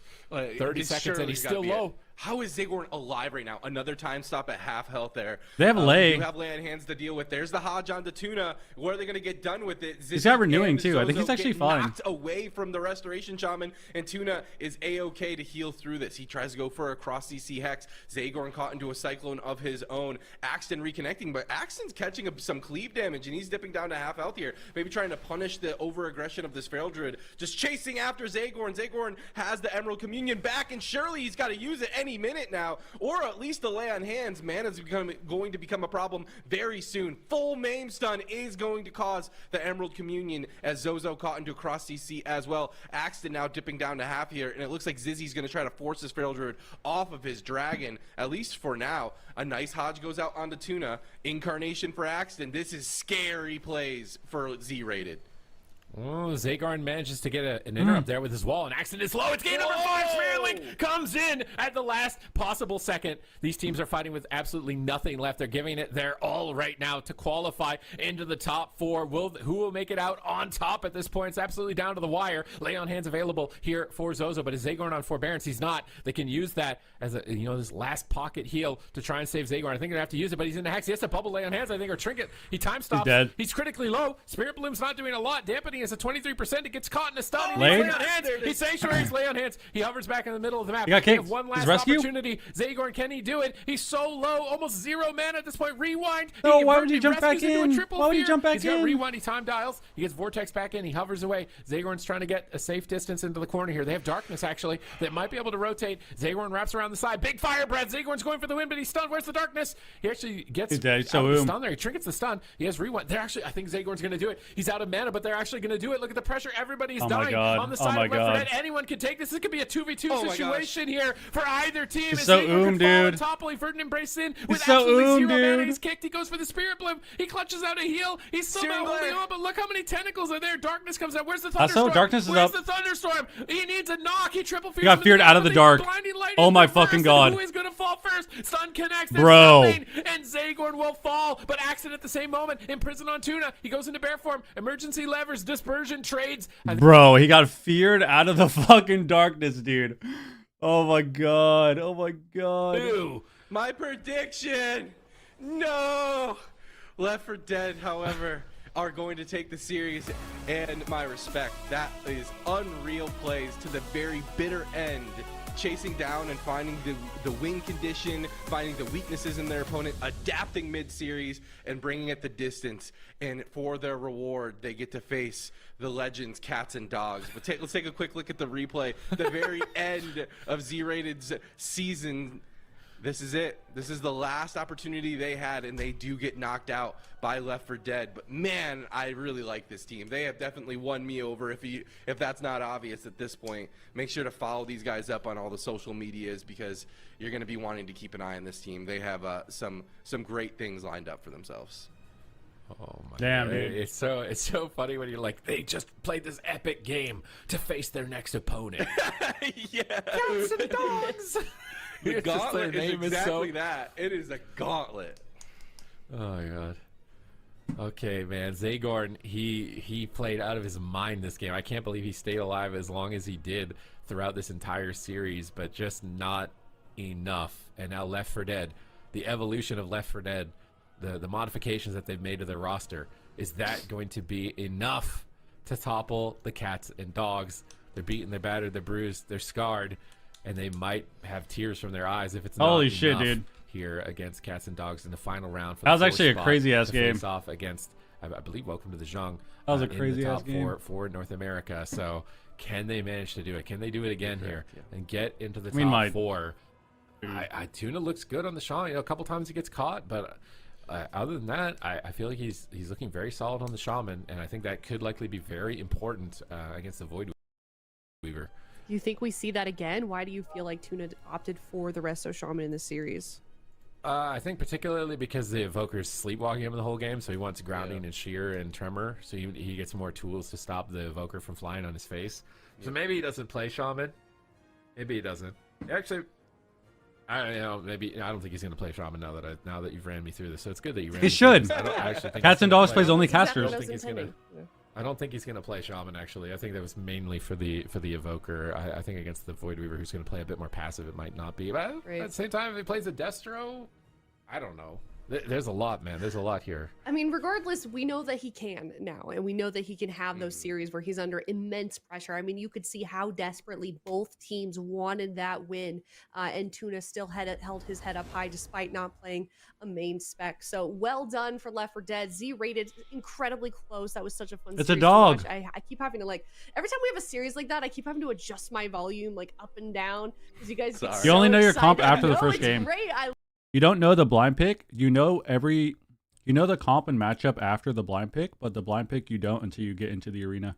We've had 2 in a row now that have gone to a game 5 and have been, extremely close. So I'm sure Left 4 Dead is having a bit of a rough time right now. A rough time in terms of, like, that's a lot. That's a lot for one team to have to do 2 games in a row like that, and now they have to do it 2 best of 5s, David, and now they have to go it again. Potentially, maybe going to another game 5 against Cats and Dogs, as we can see here on the Gauntlet. Yeah, Cats and Dogs too. This matchup against Left 4 Dead, we never actually got a chance to see. Unfortunately, in Cup number 1, their Left 4 Dead was not able to compete, and so Cats and Dogs just moved forward in the lower bracket. So a series that should have been never happened, and now we That was crazy. right here, right now, the final series of the Gauntlet to determine who makes it to who the wins? finals. Is Cats happening now. A series and that Dogs? I've been waiting for a minute. Left 4 Dead having all Dead. season to try to prepare. 10-minute prediction time. A team that we've seen take it to Dire Wolves. I mean, they were like the brick wall for That was a Dire Wolves to crazy get to ass top game, 3. dude. They kept knocking them out in the lower semis. That was actually over and crazy. Over and over again. So Holy a team shit. That absolutely Dude, poor- is capable. Very Poor similar Zagorn, bro. to Poor Dopa Zagorn in had to that get trained by regard, where, Axton you for could easily see them making top 3. But 5 now, arena Left 4 games. Dead, this is the real challenge. Just they get just pummeled went down by through a fail. 2 really long, 5 arena games. strenuous Actually 4, series. not the first But game. the question is, can they get Goddamn. past Cats and Dogs? So theoretically, you can get Giga. That's a good Blind question. counter. You could get counter comped on the blind pick sometimes. That does happen, That is yeah. a great question, and Blind we'll pick have is an usually really opportunity for important chat also because it's kind of like a for you to mind send game in your as well. predictions for the last game in the Gauntlet, the last game of the day as well. All right, last game of the Gauntlet, in the dude. meantime, we'll be heading to a break and working on our predictions ourselves. We've got Cats and Dogs versus Left 4 Dead. You don't want to miss this. Round number 4, the game that determines who moves on to face off against Welcome to the Jungle, the top 4 for North America. Stick around. We'll be right back. The light guides my steps and illuminates my path. The light flows through me, and by its grace am I made one with all that is sacred. The light guides my steps and illuminates my path. The light flows through me, and by its grace am I made one with all that is sacred. The light guides... Liadrin, it has begun. I need you with me on the wall. Mortimer, the void will envelop us soon. Only the light can save us now. No. The time for prayer has passed. The Sunwell will not fall. Not while I draw breath.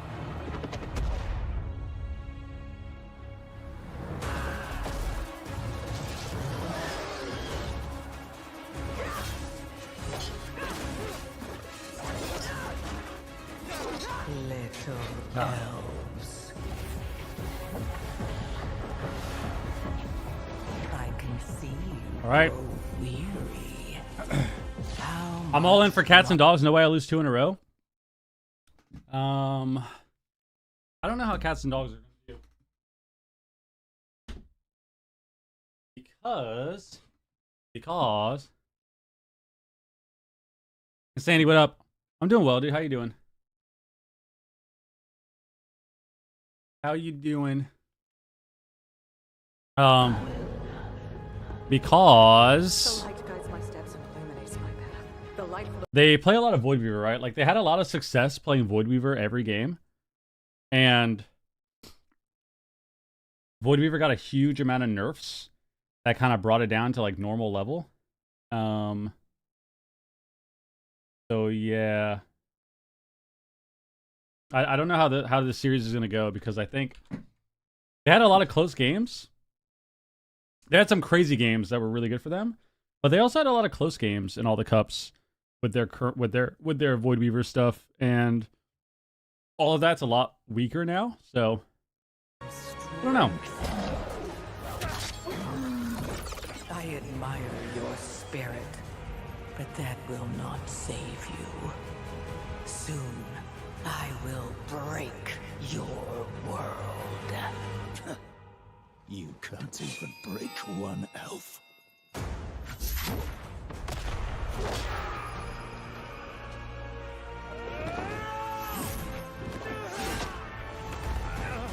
This darkness comes to devour everything. And when it is finished, there will be Nighttime no expansion. more light.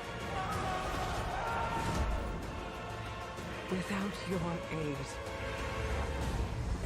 we will perish. I beg you, help us.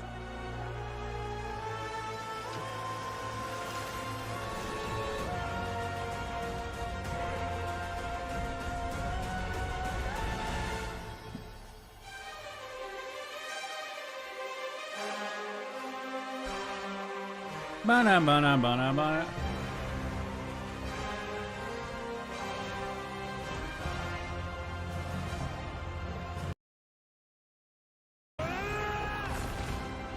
Yo, I'm sorry to hear that, man. You're gonna participate in an Iron Man challenge? Holy shit. I mean, that's definitely something to work towards. What the hell? Not while we draw breath. Definitely something to work towards. It's all about, yeah, just self-care, man. Self-care. Those cutscenes are always goated, yeah. I actually kind of like this cinematic.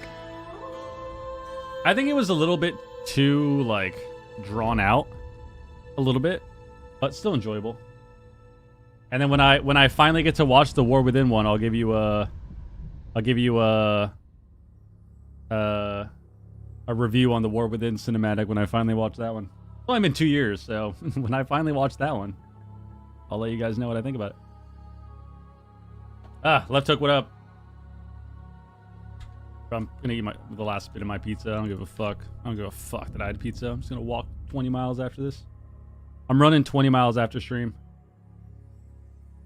Donovan, what up? What up, Donovan?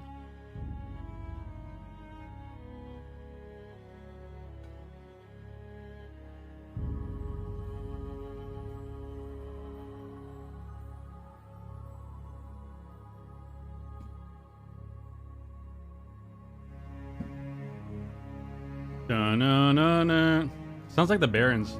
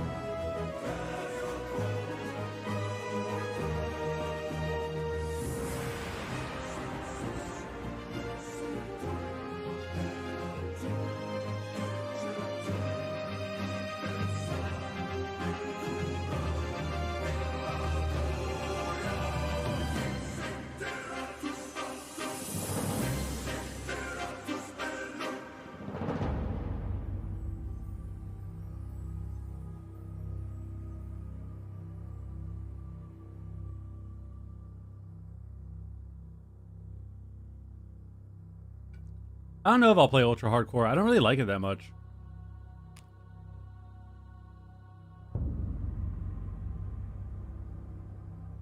Like, Hardcore was really fun with OnlyFans because there were so many people. But I don't know.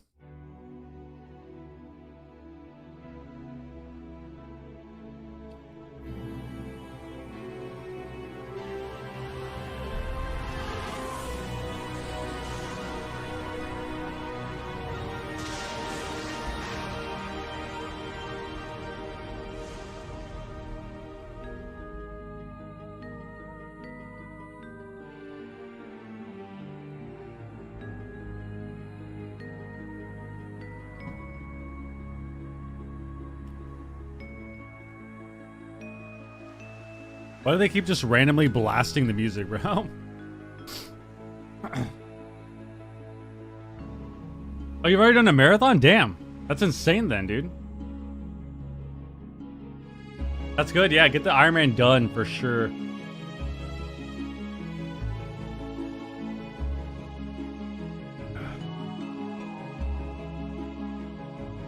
All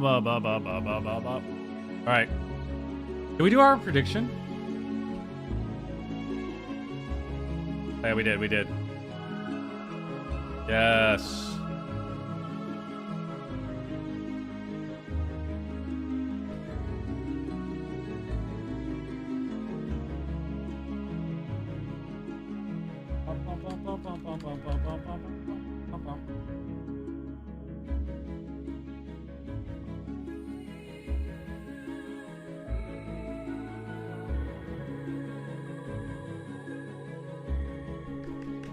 Last series of the day, people. Last series of the day. Last one. Last one. Left 4 Dead versus Cats and Dogs. Back. It is the last series of the day, last round of the day. Aya, I just said that. Aya. To face off against Welcome to the Jung in the top 4 for North America. It's either going to be Cats and Dogs or Left 4 Dead. Yep. Zale, you've seen this team. This is their third series in a row. What do you make of their kind of tear through the North American bracket here? They've honestly been playing really well. It's been really, really close though. A lot of their series. I thought they were probably going to lose the last one, honestly, but I'll win all 5 games. They're able to take it down, and now another big challenge. Cats and Dogs, I think, is a really tough team. And yeah, I'm honestly thinking we're just gonna have another close series. I don't know if chat agrees with you though, Zale. Look at that, 99% to 1%. These guys like Cats and Dogs that much? I think Left 4 Dead wins. I think the difficult part about this series, we've never seen them play in top 8. Cats and I don't Dogs think or Void Left Weaver is 4 as Dead, so strong, we're not but really if they do super win, sure I would be how pleasantly this might surprised. go, but we can take Yo. our best guess. King, thank you for the Make resub, man. those 21 months, bro. Thank you. Cats and Dogs, they've... I would love to play BlizzCon again, man, but we'll have to just see what goes on. Left 4 Dead's 2 in his team. That has been particularly challenging for them. But Left 4 Dead, I don't think they have the rogue aspect of that. And I don't know if the Feral Druid is as threatening. So I think Cats and Dogs don't have to worry about that too much. But obviously, Void Weaver nerf is directly targeting Cats and Dogs because that's been their focus for basically the entire season. So it's going to be a little bit flimsier, a little bit easier for them to shut down with kicks. So maybe that Feral Shadow Priest Shaman can operate like the Rogue Shadow Priest and overwhelm them. So that's kind of what I would like to see from Left 4 Dead. But at the same time, I don't know what to expect from Shards because he's played Affliction, he's played Destro, and he can play Boomkin from what I've seen so far. I think he might be able to even play more than that. He's been grinding up on the ladder for a long time. I know because he appeared on the Boomkin ladder and started taking my spots for the top in solo shuffle, and I was like, and then so he's been playing a lot of stuff. Jax can play Subtlety, and he's got a very unique play style of Subtlety, and I don't think we've seen a huge amount. Wasn't this a 3-player roster at some point? I don't recognize the name Enzo on the roster. I feel like they've almost always exclusively been playing the 3 Jax, Shards, and Awaken here. And Awaken's been playing the Priest mostly, and obviously as a Priest main, Priest meta has been really friendly for him. But if Tuna's Shaman is on point, I think it could be challenging. Is that back to WoW? He's just casting a little bit, man. I mean, it sounds like perhaps a good thing, though, that they do have that flexibility, especially heading into a series like this, because they didn't know who they were going to end up fighting, who was going to make it up through the rounds and actually compete against them in round number 4. Yeah, I mean, that is always the difficulty of the Gauntlet. I mean, the other side of that is, you know, you assume that they're all sitting in a call and chatting through how they want to play against each team and kind of figuring it out, you know, and you get to see all these teams kind of like fighting for their life. So if they have anything that they're holding back, they kind of have to show it in the Gauntlet a lot of times.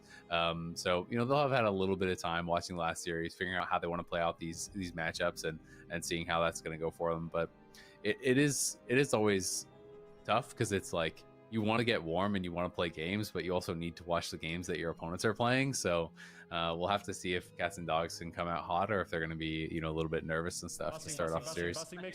Certainly will. Looks like chat is starting to be a little bit more split. We've got 45% in favor of Cats and Dogs now versus the 55% for Left 4 Dead. So given that, Azale, what is your prediction for this series?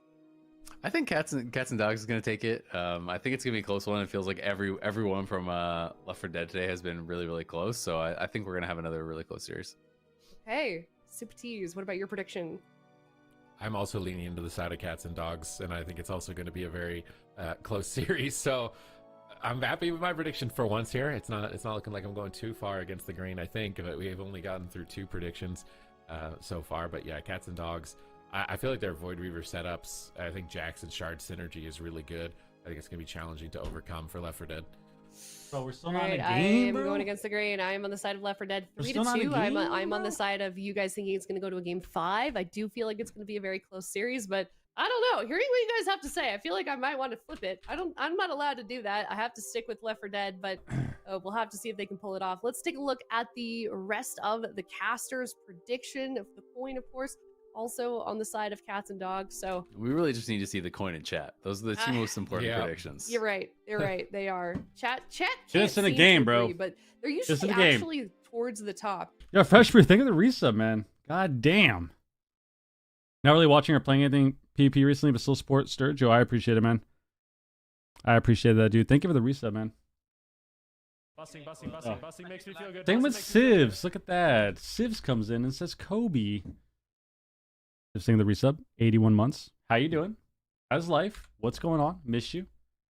Care about you? Check the market lately? Don't look at that shit. Don't look at that. Game's already in this tournament setting today, so it just kind of depends how they're approaching it, but I think they definitely shouldn't be nervous. They should be ready. And I think we are in for a very exciting series here. The God final damn. one of the North Here we go, last American game. Gauntlet here.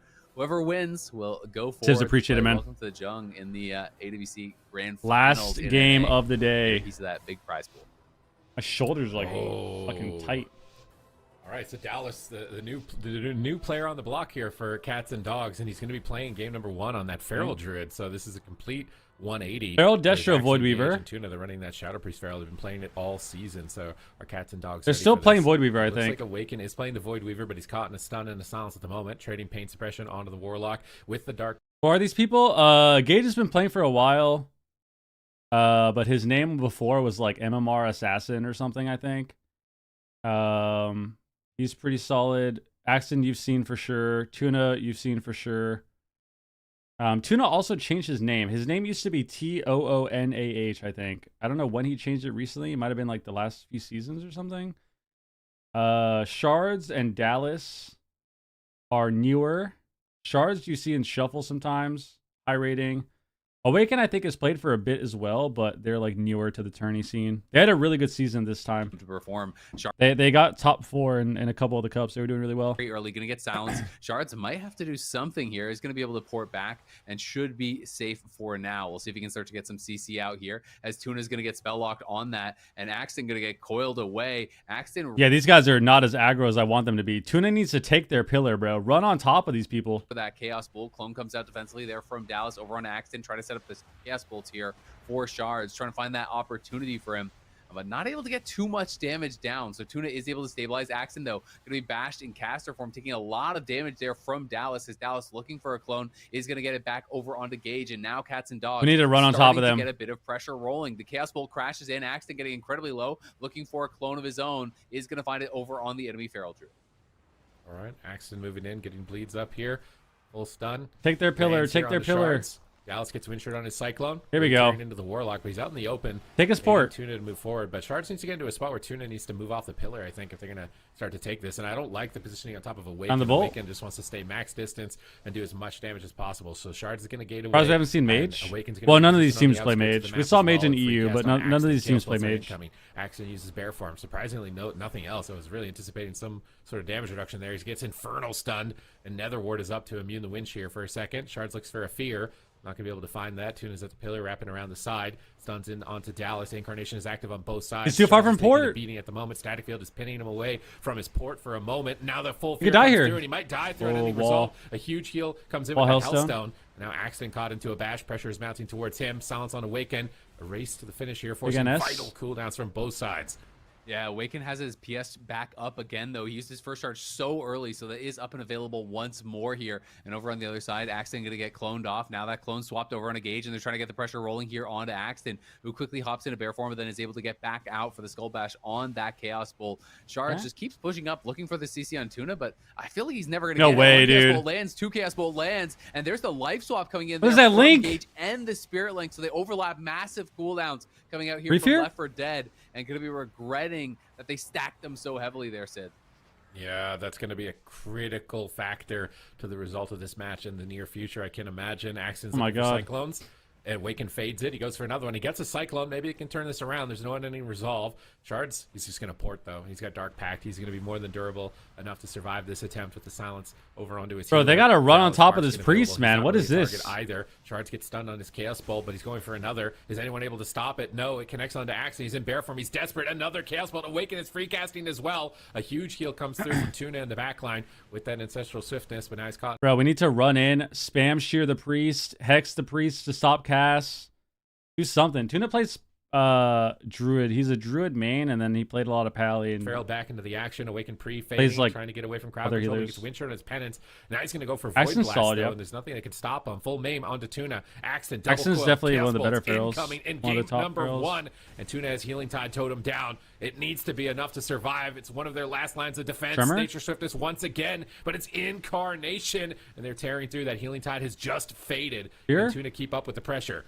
Double fears came out, though. Tuna gonna have to trigger that fear as there was a Psychic Scream over on a Shadow Priest as well. Great cross CC there from Awaken and Shards, getting that pressure rolling. So now Tuna doesn't really have much of anything remaining here. Axton starting to rot down incredibly low. Almost has his defensives coming back up here, looking for a clone. It's going to be faked. Nice fake from him as Dallas went for the Skull Bash. Couldn't quite find it. Awaken now has a lot of work to do. Does have that PS still up and available, but not feeling like he needs to use it just yet. Now has a second charge available as both of those have rotated back up. Axton going to use the Bark Skin and has that survival instincts. They're just like so afraid of pushing in. They have to just run on top of the priest. Here once again. This Tuna is not moving looking forward, good. Trying to get involved, seeing if he can shut down some of the CC, some of these casts that are coming. There we go. Got a out. fear. Has the grounding totem up and available, but not going to be able to find Big too swap. much with it. Awaken going to get feared off. Dallas getting this turned around on him. Dallas taking a ton of damage here over in bear form. The PS does have to be used by Awaken. They will be able to stabilize with it though, but it looks like Axton. I guess is it's a gonna good thing we remain whiffed that primary link. target here.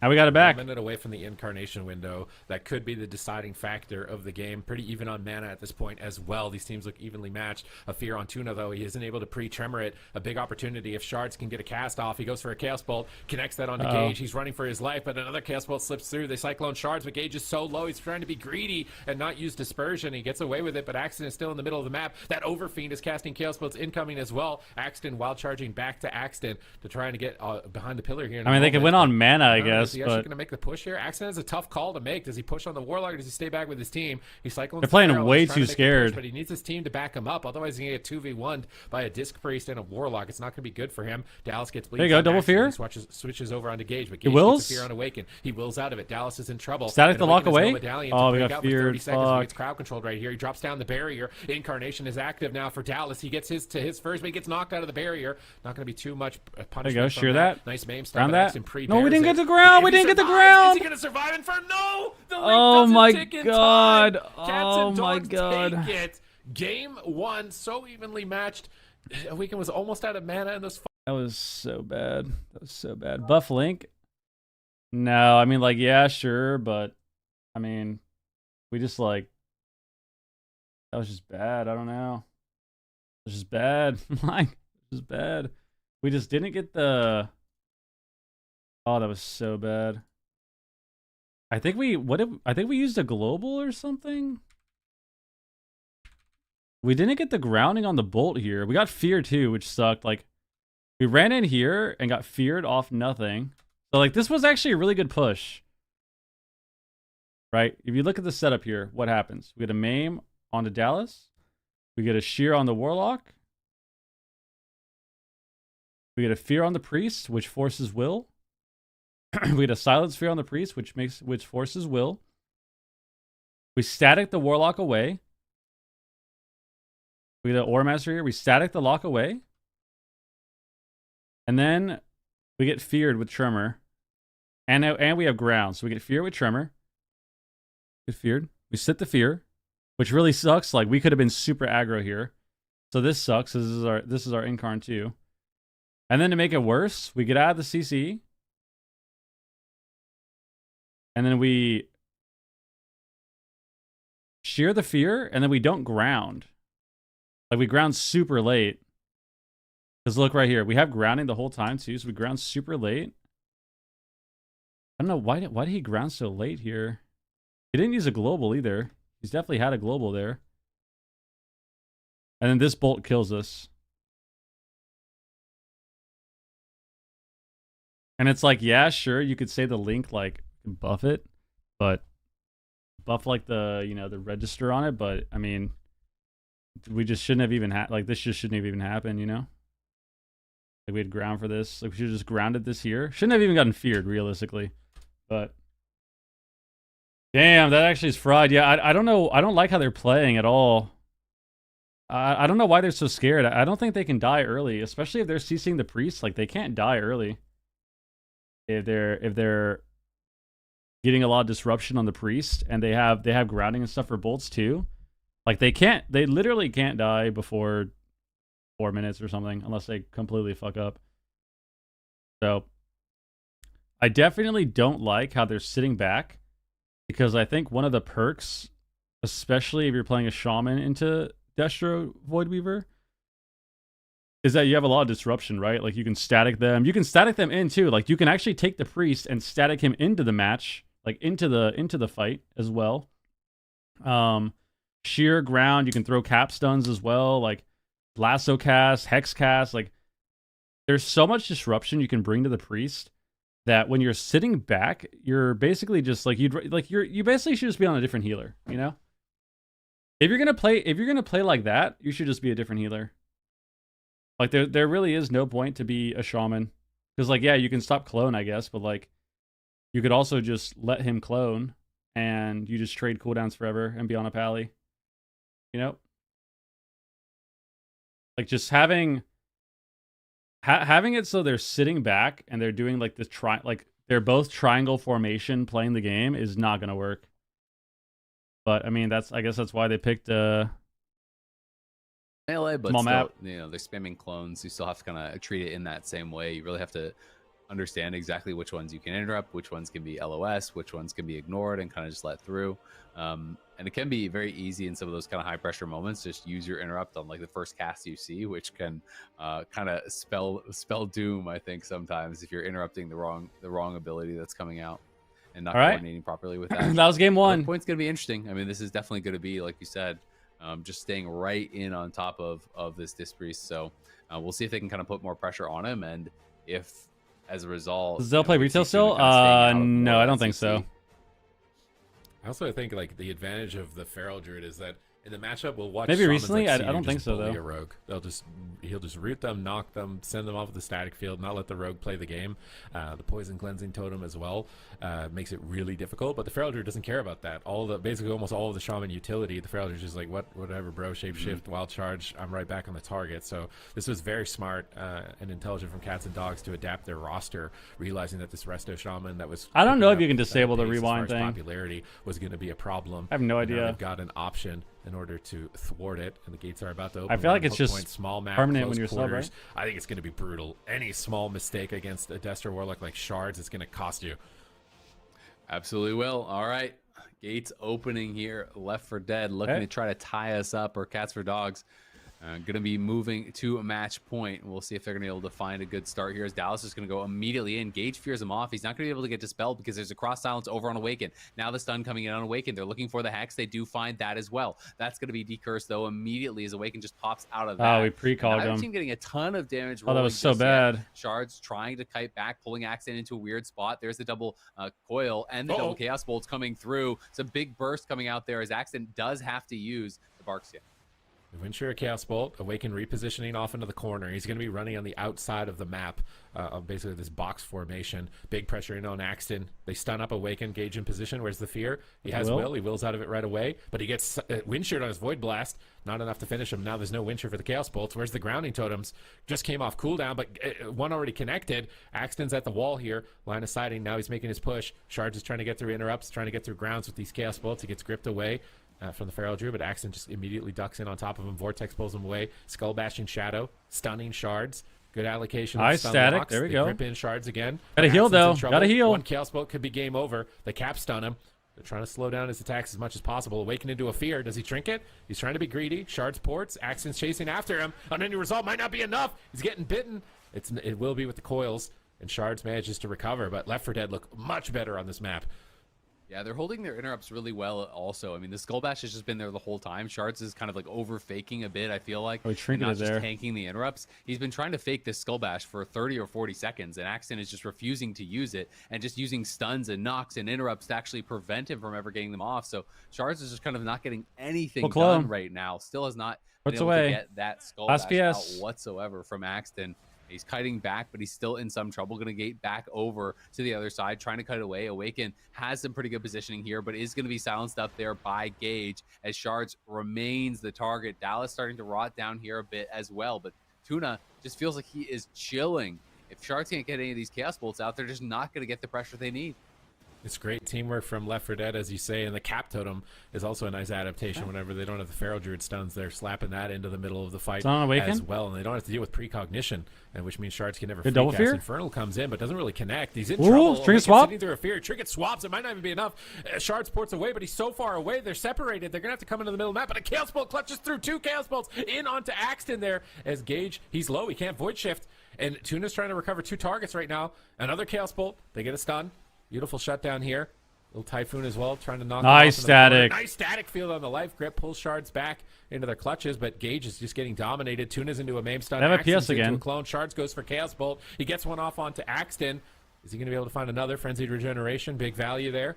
Awaken dispelling off some dots here, trying to get ahead of the damage from Gage. Maybe put him a bit behind. Void Torrent channeled. Port back behind the pillar. Nice lasso on Awaken. That's going to force a pain suppression. Dallas has cooldowns. He needs to not be greedy. He gets Cyclone. Shards in trouble. Does he have a Hellstone? It looks like he may. He's trying to be greedy with it at the moment, but his healer's in a Cyclone. Soulburn. Hellstone. Last Hellstone. To top. Not really. He's still rotting down, but no more control on Awaken. He's free casting in the back line. He should be able to pull Shards back up. Dallas fakes a kick. He's looking for Cyclones. They get through the grounding totem. Cyclone on Axton, but a double fear comes in. Shards ports away from it once again. Chaos Bolt off to the side, connects onto Axton, but Shards is still on the back foot in game number 2, and I think that's it with the in-cap roar. Void Shift not available. Nice. So low, and Left 4 Dead look good in game 2. Yeah, this one was. Yeah, I mean, definitely sketchy moments. Shutting down Shards, and I feel definitely like some sketchy moments with their positioning. I did. But not I mean, you just like have to the play like formation that at all here from Shards, where he's just constantly porting away. You just from have to. Awaken, You just have to play like that. He can't even LOS because he's porting to the other side of the map away from Awaken every single time. It's wild that they have all the player abilities for AWC, but won't have it for Midnight. What do you mean? Well, that's because we're watching the tournament, though. Bro, what are you saying? We're literally spectating it. Of course we're going to see the cooldowns. Of course we're going to see the cooldowns, man. We're spectators. On their kiting. Mariah's in a box, bro. She'll be back game, soon. I felt like Awaken was not really able to be CC'd heavily by Axton. This game, it was just completely free. Like, look at the positioning here. Where is Awaken supposed to stand where he can actually not get CC'd? There's just We need Tuna to start going fucking hard, man. We need him to like run up off the fear, thunderstorm, Awaken into a corner, static him into the corner, thunderstorm him there, just like root cap stun right off the fear, 80 yards away. That's what we need. Did you move? I'm back east for a bit as I figure out my next plane of attack, man. I might move to LA or something. I'm not sure. I haven't decided yet. If Tuna plays like Gage play the game, they're cooked. Well, it's just it's all the disruption, right? Like, Be their worst map. it's not about just, oh, if you thunderstorm once, you win the game. But like, if you I mean, I've said this before many times. If you thunderstorm a cast or like thunderstorm him into the corner, right? Yo, Scissor, thank you for the reset, man. 41 months, bro. Thank you very much, dude. If you like run up and thunderstorm the priest off the fear into the corner and then you root him there, right? And then he has to use a global there. Now he's like probably 2 globals slower to getting back to what he should be doing. And then that changes everything, right? That changes everything. That could force an extra cooldown. That could force the lock to port earlier than he needed to. That could force a swap. That could force like a double coil defensively. That could force a Hellstone. Like all of these things that could make him panic and like maybe start casting fears, and then that opens up more room for error, right? Because now you can get kicked on the fear and then you can't do anything else. It's a lot. Dexy, thank you for the resub, man. Scissor, my boy. God damn. Yo, thank you for the resub, dude. As well, the 9-month prime. So yeah, it all adds up, right? So if Tuna can do that as well, where he's like, even if he can grip Awaken in, so like there's multiple ways to use static, but even if he can grip Awaken in and then root them all and then drop a cap stun, even if it's like a DR stun on the priest, as long as it's not like 2 seconds from DR, drop a cap stun, get a DR on the priest. Now they're all triple stacked. Now they're all getting dotted. Maybe they get triple feared from Gage as well. Like all of this opens up so much. Like so many opportunities can happen from that, right? And it's just a lot of that. It's just a lot of like the disruption, dude. And putting them in a spot where they're going to get CC'd super easily. So what if Control Axon, run's much or not easier. Axon, if Tuna could start doing that a little bit, where he's like, you know, maybe shards ports across the map. He thunderstorms Awaken across the map, right? And then, like I said, thunderstorms him, and then can like static root him across the map. And even if he like casts a hex or like gets a DR, little things like that.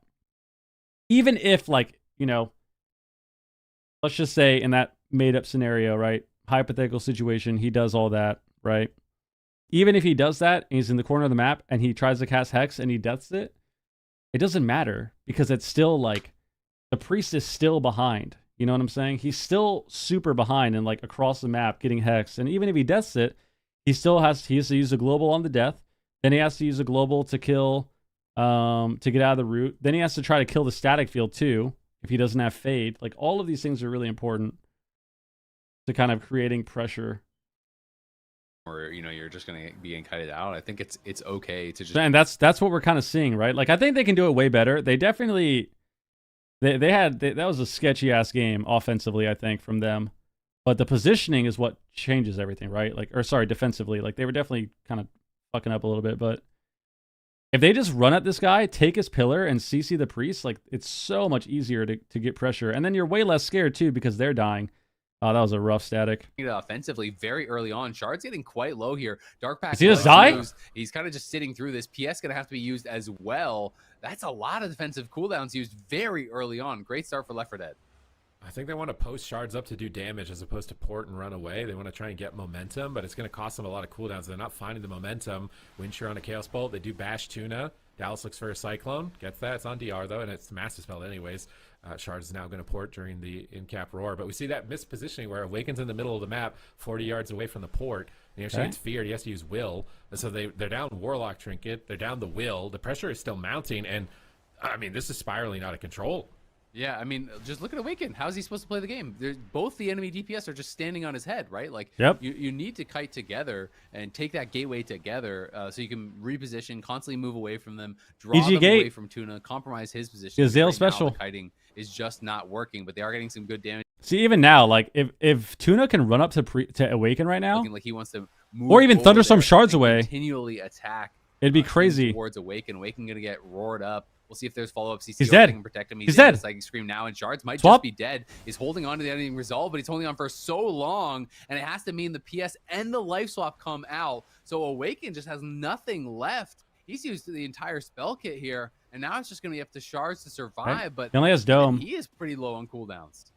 I wonder if the strat was like they just want to Awaken in the middle so that the Destralock can Chaos Bolt anyone that chases them for CC, and they're expecting to win on pressure, and that expectation is just not being met. They're actually losing on pressure, but he fakes a kick. Maybe he can sneak out. We need Tuna to go hard right now. Get a static fucking thunderstorm right now. They got death or it broke early there. They're going to stun him. Here he comes. Vortex. He's doing it. He's doing it. Look at him. That forces the yes, resolve yes. right before Incarnation comes off cooldown. There you go. You got wall. Look at that. You got wall. Save yourself right nice. before the biggest Good job. cooldown of the Feral Druid. He also has Feral Good job. Frenzy to pair up with it. He gets a Chaos Bolt off, but Axon knows that he can take this game right now. Now next static. I think he probably should have it soon. Use that right now. He hits 2. They maim stun the Shaman. Next static thunderstorm. You do the same. Can he get some Chaos Bolts? As long as you don't fucking die. Why are we dying? Pull this off. Here comes the Incarnation. We have Ascendance. Is tearing in. Tuna has recovered. We have a lot of cooldowns. Still no dispersion. And it looks like he will be able to hold do it again. on. Go Actually CC the priest. Awaken, stunning him from those Void Weaver heals, but Gage gets psyched. He's dead. He's dead. It's over. It's over. Lava bursts. So much damage from Tuna right now. These healers have been Oh, MVP no. throughout both regions' gauntlets, but not enough damage to finish. Oh, we got feared again. We're dead. Cyclone. They get it. Nice No silence. 8. They silence the Warlock. He can't go anywhere. He's Nice to get clone. Off, but he gets cycloned at low health. Gage is getting blasted. He's dead. Everybody is dying. Gage goes God. down. Oh my and God. Cats and dogs. They Bro, pull it off, but fuck. it was very dirty. Yeah. Fuck. Okay, so we're kind of just like, fuck, dude. I think we just don't have the games. Probably, we just don't have the games. We just don't have the games. Fuck. We get maybe we're warming up. We're warming up a little bit. It's okay. 'Cause we're having a lot of these moments of like, we're getting like Fear with Tremor up, back to back, and then like we're shearing the wrong thing, and then we miss the grounding on the bolt, and then like we're fucking like we have Ascendance for a while, but we're not pressing it, and then like we should be dispelling dots more too because the wither dot does so much damage. Like there's just fuck. Even here at the end, we had so many cooldowns. Oh, we had so many cooldowns, dude. Fuck, dude. We got stunned there. Damn. All right, 2-1 cats and dogs. I mean, it's definitely like I thought. I thought Left 4 Dead would win this series. Still think they have a good chance, but the matchups are going pretty much how I figured it would be with Void Weaver, where it's noticeably scarier for the Void Weaver team. You're not just permanently full health killing everyone anymore. But damn, dude. Yeah, this was just a really sloppy game. Really sloppy game. Do these teams just hate dampening? Well, Cats and Dogs wants to be the dampener. That they have a dampener comp. They triangle formation and the priest spams smite. Left 4 Dead, if they want to win this matchup, they need to be very aggressive. So it's more like Cats and Dogs can win in dampening and play for that, and Left 4 Dead can't. Like Left 4 Dead can't just sit back and do nothing, or they lose. Felines and canines. That's pretty good. God damn, dude. Of shards. He was pumping. Dallas was getting a lot of work done. Yeah, Dallas was farming. He's been on the bench for a lot of series, but when his team needs him, he is coming in clutch right now. And despite, the mishaps of the earlier part, He need to lock in? Yeah, I mean, I think they can definitely win. It's just, I mean, they're going to get the counter pick here, too. They're going to get the counter pick. They'll probably play, like,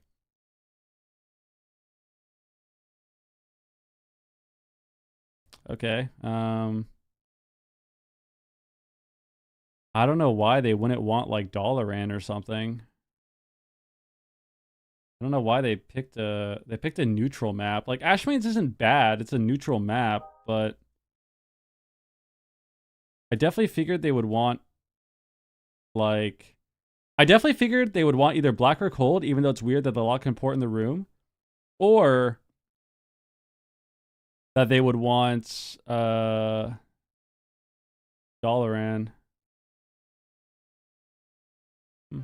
That can be pretty difficult positioning wise, but we'll see. I mean, it definitely could go either way. Really, really close. I don't think Dalaran's disabled, is it? Is Dalaran disabled? I thought only Ruins was disabled. Bro, I guess half the fucking maps in this game are disabled. Oh my god. Okay, well that's pretty fucking stupid. Like, can Blizzard get their shit together, dude? Like, why are all the maps in the game disabled? Match point. They've been battling a brutal slog through the gauntlet. They don't want it to end. Why? I think people were like falling through the map or something. Into the top 4. We see Awaken into a Maim stun. Axon is leading the charge immediately for his team. Awaken's going to use pain suppression prematurely, but it's really important as a Disc Priest to get that on cooldown, so you get the cooldown reduction. So powered shield. Instead of fixing them, let's just remove them. Let's just remove them from the game. Nice Infernal stun. Oh no, Gage. He pops the massive spell on the clone, but he gets kicked into a double. Bro, they're getting worked, man. Penitence in the sky right now. Awaken is raining terror down on Left 4 Dead. Yeah, got a lot of damage out there. Fear? Forcing some major cooldowns, and Axton's actually in a lot of trouble still, down about a half HP, has no Barks in, and Tuna is under some pressure. Nice life grip there from Awaken, trying to help Shards out with his positioning, pulling him back towards him, and now it feels like Awaken actually has some pretty good positioning, max range, away from those DPS. Silence was used in on him. Shards getting relatively low. Clone Fuck, our statics are so fried. There's the roar over onto Awaken, looking for that Cyclone. Can't find it. Skull Bash from Dallas interrupts Axton and stops that CC chain from happening. Awaken just trying his very best to stay max range right now. Now looking like he wants to try to move over to this pillar and get back towards Shards. Shards trying to push on Tuna, but not really able to find any CC just yet. Tuna doing a good job just hugging that pillar and pulling back, but Dallas, meanwhile, finds another clone. This guy's just on fire. All right, beautiful plays from Dallas here. MVP, he's been on the bench, but he's stepping in clutch. Oh, Shards gets low. How is he going to stabilize? 3 or He's looking 4 for Outlaw Cyclones. Rogues. Dallas is I dodging love fears. Outlaw He gets Rogue. cloned on himself here from Axton. Chaos Bolt's flying Okay. in on Gage. No dispersion. 19 seconds. Axton, Big Barcy bolts. available. No, Fury no, pushing. Gage oh, takes no a huge hit. disperse. Shards fakes a kick. That Overfiend is blasting. It's match point. No Bro. room for error. Spirit Link and Trinket come in. Desperation. Spirit Link, and they're still very far ahead, but they've got momentum. They stun. They fear. Is he going to Trinket swap here? He might have to do it. Dallas is lightning lasso. They're going to have to overlap, I think. He's in cap already. Trinket swaps, and that's an overlap.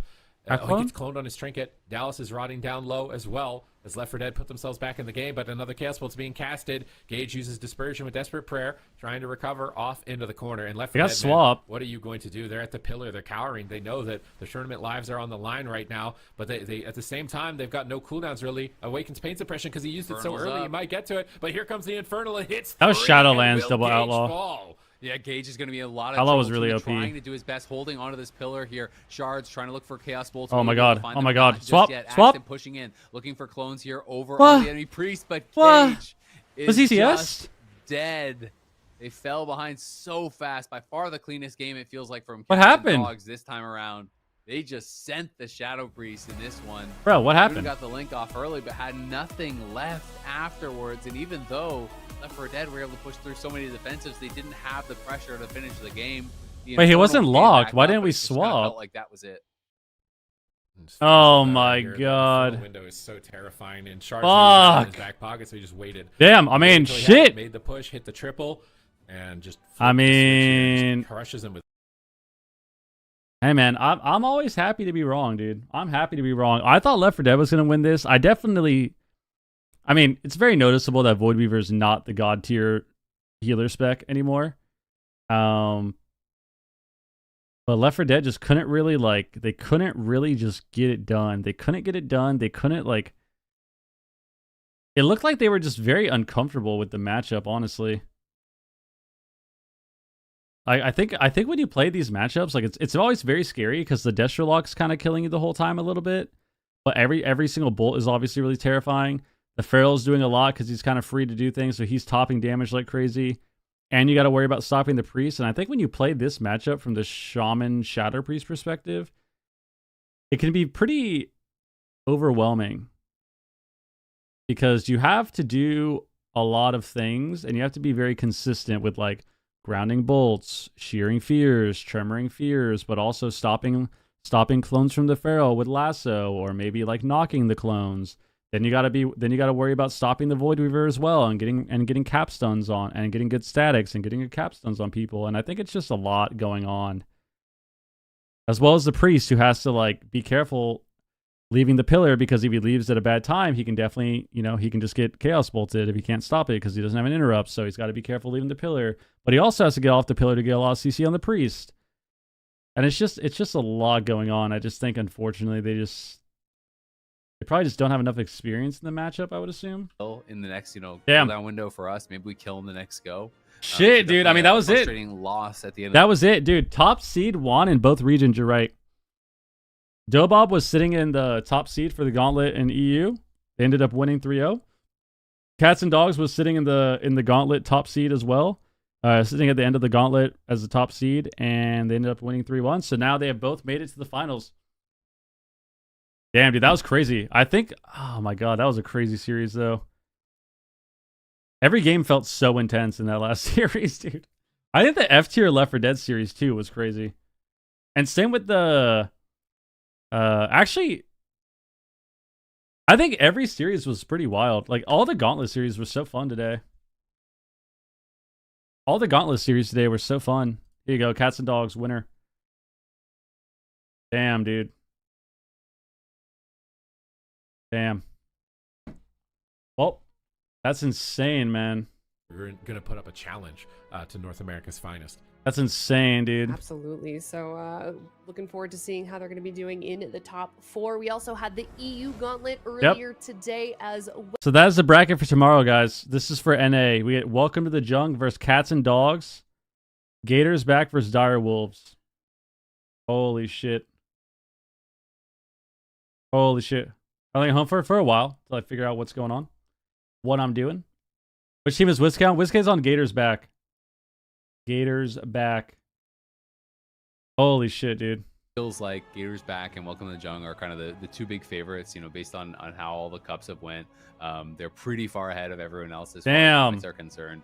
And so it's kind of like, today was sick. Today was a lot of fun. Upset? Obviously, Direwolves have a ridiculous amount of tournament experience. Sea-Doo, Mez, Trail have been playing together forever. Guys, I think it's time. AWCs, won a bunch of times. I think it's time, everybody. But Gators back have been really, really good. Who do I think is going to win tomorrow? I think for NA, it's between Welcome to the Jung and Gators back as the front runners. I think Direwolves has also like a good chance to be kind of sneaky with some random matchup that they just show up and ball out for. But I would say Gators back and Welcome to the Jung. I think I have a lot of faith in them getting to the finals, so we'll probably see a rematch from the first 3 cups. For EU, Big Mex team obviously has a chance. So Streamer Zone. Bill Bob obviously has a chance. Under Pressure, I think we'll do okay. I feel like it's just Echo for EU. I think Echo for EU, and then maybe I think Echo. I don't know. I feel like it's either Echo and everyone else has an equal shot. I think, you can if history does repeat itself, we'll see Echo have a really good shot, of course, and probably win. And outside of that, every other team probably similar chance, I would assume. But yeah, that was dude, that was so fun. I actually love the watch parties, dude. I fucking love them so much. They're so fun. They're so fun, dude. But that was it, guys. That was it. That was a good time. Guys, appreciate all the love again. All the love today. Once again, we're at 40 subs on the day is what we're ending at least 40 on the night. So thank you very much. That is a ton, and I appreciate it more than you'll ever know. And yeah, I think that's it. That was a fun day, though. I think actually every series was super cool. Every series was so fun to watch.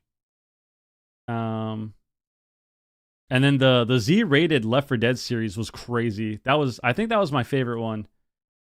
I think Z-rated Left 4 Dead was probably my favorite series today. If I had to pick one.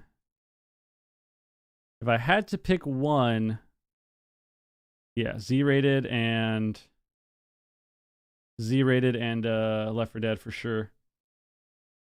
All right. Goddamn, guys, I think it's time. I'm gonna host Calvish.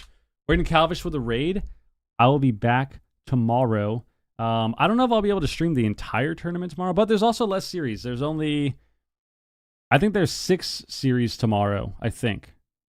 So I think I'll probably be able to get like 5 hours or so of the tournaments in. I don't know if I'll be able to stream the entire thing. We'll probably miss the last series, but I will be live tomorrow. And then of course I will get the entire day on Friday or on Saturday, on Sunday. On Sunday I'll get the entire day, so that'll be a lot of fun. And yeah. Good vibes for sure. Today was super fun. Appreciate everyone hanging out. Once again, check out events. There are NG Partner, our socials right there in the chat as well. And I will see you all tomorrow. I'll probably go live 10 p.m. I'll probably be live like 9:30 in the morning. 9:30 a.m. PST. Probably be live somewhere between 9:30 a.m. PST and like 9:45. We'll be live and we'll be ready.